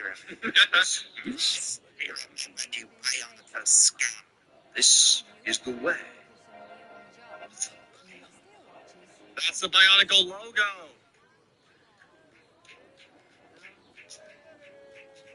What can you say, bro? What can you possibly say? Thanks, patrons and members. Aeromare, Ali, Link, Alpha Dog, Outsiders, the event. See if we should cure a direct android, Aaron Tates, and Atomic Lee, and Garson, Bento, Pelia Young. Destiny, Master Piggy, Felix, Combo, Cosmic Data, Daddy Diarrhea, Dante, on David Mode, Diablo, Chiquita, Dixie Dominator, Flesh Troll, Foxy, Roxy, Frozen Spaghetti, George Fly, Helio, Helmus, Isaiah Alfred, Kai Howell, Lilac Moon, Lovely Fish, Marco Ace, Michael Rodriguez, Mr. Marcus, Native 5, Not That Perfect to Make a Waffles, Penny Pin Pin, Pop Belly Man, Potato M, Zardizzle, Ryan Thompson, Rocky Road, Rathoka, Saul Goodman, Snowstone, Sir Kaiju, Spilling the Pill, Kieran Seals, Valley Explicit, Victoria Whimsy, Wolf's Rain, Series Biscuit, Bradley, Cannibal, Bishalom, Local Chaos, Pongo, Keenan, Michelle, 11,561 Tim Tams. Yeah, this is the worst video ever. This is the worst video ever. But I do see you, Jack. Like, you sit there with like a box of saltine crackers, and you go. You just eat the whole. You eat that. Sometimes you can't help yourself. Sometimes you eat 2 boxes. I eat the plastic too. I eat the box. I can't go. Oh, it's a little spicy today, dude. I can't even wait to open the fucking thing. I just eat the box. Oh my god. Oh, that's a true crack of life.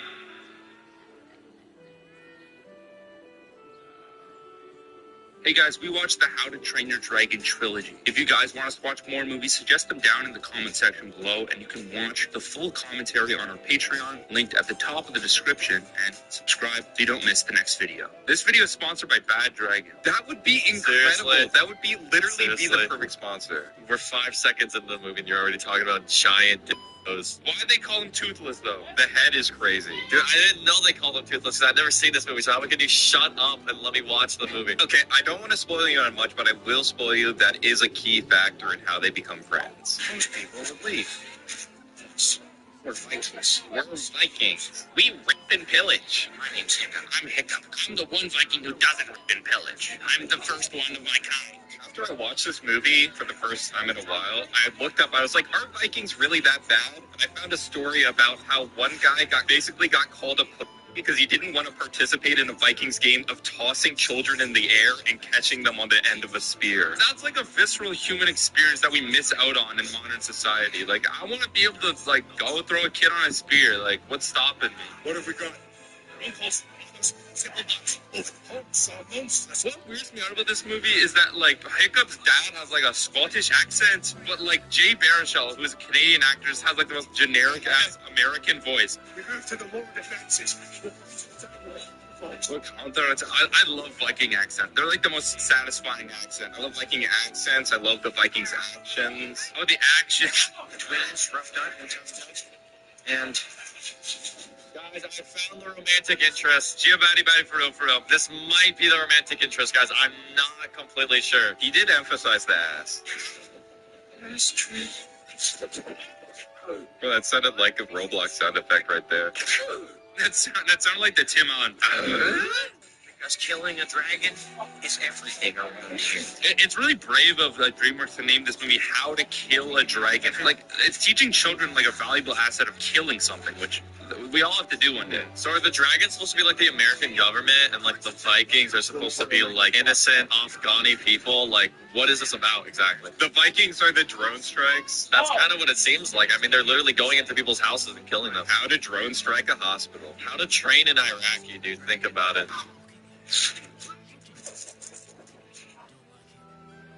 Is that the toothless one? No, this is the toothless one. That's the toothful one. It's an ironic name though. That's toothless because he's toothful, but like it's kind of like ironic. You know, sometimes a little bit of teeth isn't so bad. No, I don't know. I don't know. I usually get behind most things you say, but maybe not this. This movie is so ugly. I'm sorry. This movie is fucking awful to look at after like watching Kung Fu Panda. Is it that ugly? I think it's kind of mid. Nah, this movie's ugly as hell. I'm so tired of it already. Wow. Okay. Just stop. Oh yeah, this movie is ugly. Yeah, because now the sun's coming up, so now you can see how ugly all the characters look. It literally looks like a Wii version. Wii cutscene. It actually kind of does look like a Wii cutscene. Yeah, How to Train Your Dragon for the Nintendo Wii is what we're watching right now. As a boy, I knew what I was, what I had to become. Hiccup is not a boy. I almost want to take my headphones off. I hate this movie so far. What? Sorry. It's just like, why? Just the structure of the movie is like, I'm not invested in the world whatsoever to care about this conversation yet. You know what I mean? I want to see what the world is first. What are you talking about? We're just kind of establishing the relationships of the characters. We got the Assassin's Creed over the shoulder. Editor, can you like put quick time events for when he kills people here? My God, he's a pussy, dude. He's a pussy. It's just a hiccup. It's just a hiccup. He'll kill it later in the movie. Is the movie gonna end like I named you Hiccup because I knew you would hiccup our futures? He says, he's passive after. Well, a hiccup is involuntary and unwanted, just like him. The fucking hurdy-gurdy, man. The hurdy-gurdy. What the fuck does that mean? It's the greatest instrument of all time. Repair Vikings. I don't want to fight dragons. He wants to bake bread. Let him cook. Which means you walk like us. You talk like us. No more of this shitty Canadian accent. Where did you even get this Canadian accent? We don't even get Trailer Park Boys out here. I rented the VHSs. Dragon training. No turning back. She looks so fucking stupid. She looks like Sid the Sloth, bro. These characters look fucked up. They're all like incest babies, so they're all fucked. Hiccup already killed a Night Fury, so does that disqualify him, or? Jonah Hill plays a not fat character. Like, what is happening here? Yeah, that is pretty insane. What caused him to make that decision? Dreamer should be fired for that. He should have played that fat guy, bro. Jonah Hill is only allowed to play fat characters. I love watching crippled animals. It's so funny. He's just gonna count how many times he fails, bro. He's just like marking them off. Where he should be. Thank you. Ask this. Dude, I don't even know what to say, man. I've heard so many amazing things about this movie, and I'm watching, and I'm just like, does it get good later? I don't know what you don't like about it. Is it just because ugly? I feel like nothing has happened. The dialogue is just so lame. I don't know. All these incest children I gotta look at. Like, I don't know, man. I love incest children, so it's the perfect movie for me. Okay, I'll see you Tomorrow. Oh my goodness, bro. That's an alien moment. They should have killed him on the spot for that, to be honest. Why did you pronounce it like Hiccup? Hiccup. Skull dripping. sprays scalding water on its victim. I like how he's reading off these dragon names, and they all have like the most generic ass names. This is the Chinese dragon. This is the change wing dragon. It can change its wings. Like, you don't need to fucking tell us what it is. It's in the name. How do you think people came up with names for things in the first place? You know what I mean? Bird. It's because birds used to bird all the time, so they're like, that's a bird. You know what I mean? That does actually make sense. That makes a lot of sense. Where names come from.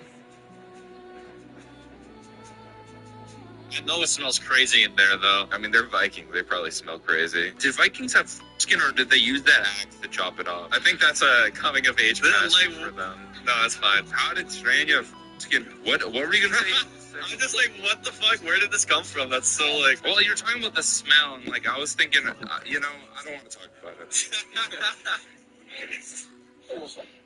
Huh?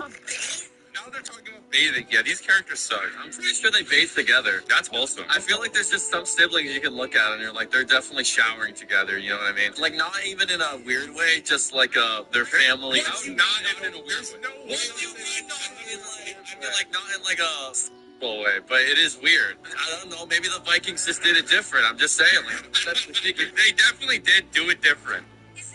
Kind of a joke to you. That skirt goes hard though. Are those like monkey skulls around the waistline? Like, what is squirrel heads? Don't trust this girl. She decapitates animals. And like, she's a fucking serial killer in training. Dude, he's so fucking cute. I love him. Must buy marketable plushie. Must buy marketable merchandise.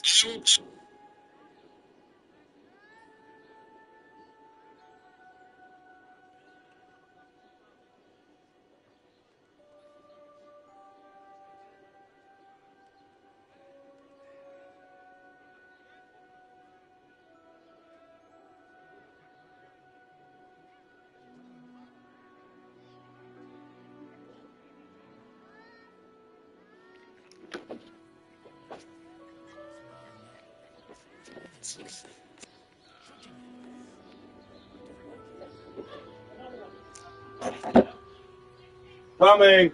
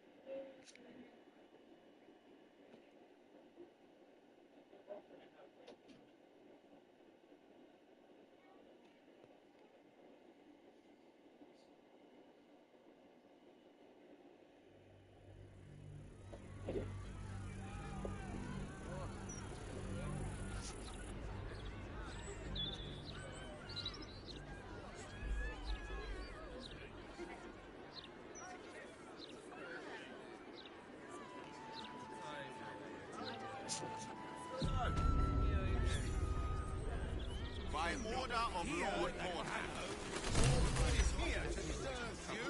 You really won't Gallows. This is a foralities. That's what I was taught in the grotto. Hi. Do you You're know how welcome. badly those things can go wrong? I'd rather You're welcome. You could strangle them by accident, use too much rope and break off their legs, and if it goes really badly, you could wrench their head. What a picture you paint. Quite detailed, quite colourful, quite unnecessary. Something over there. Ah! No!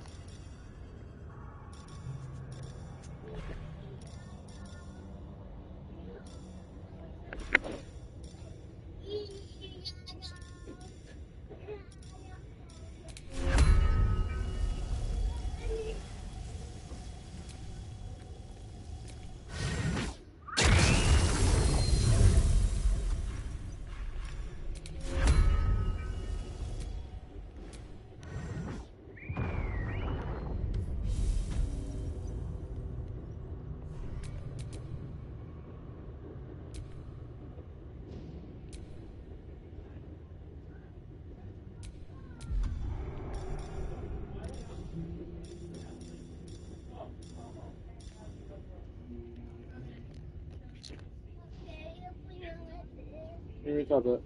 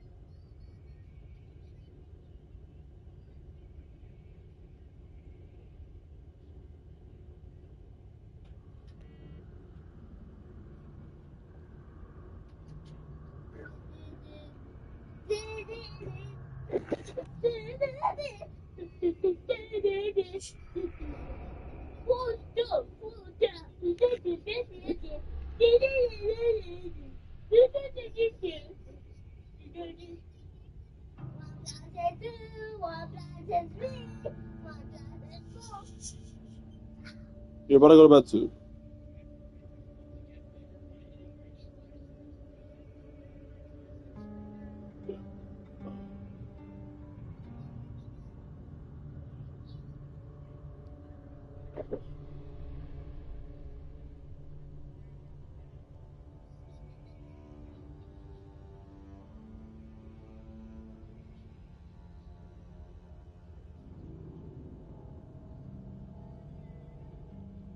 I understand it now.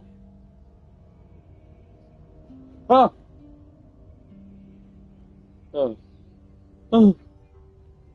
I just finished killing a cockroach. Yeah, it was terrifying. It's no. I killed one. It snuck in through the window.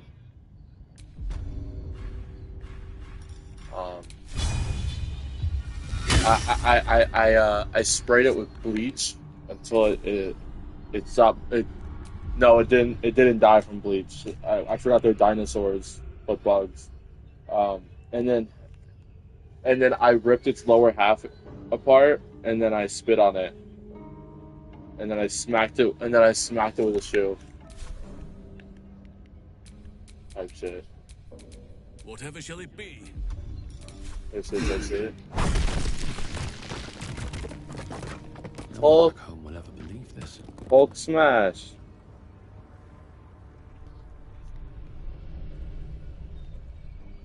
Burgers and fries.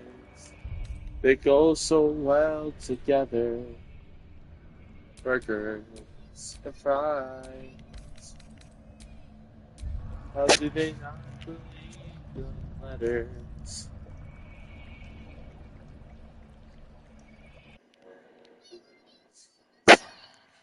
Sniffy, sniffy balls.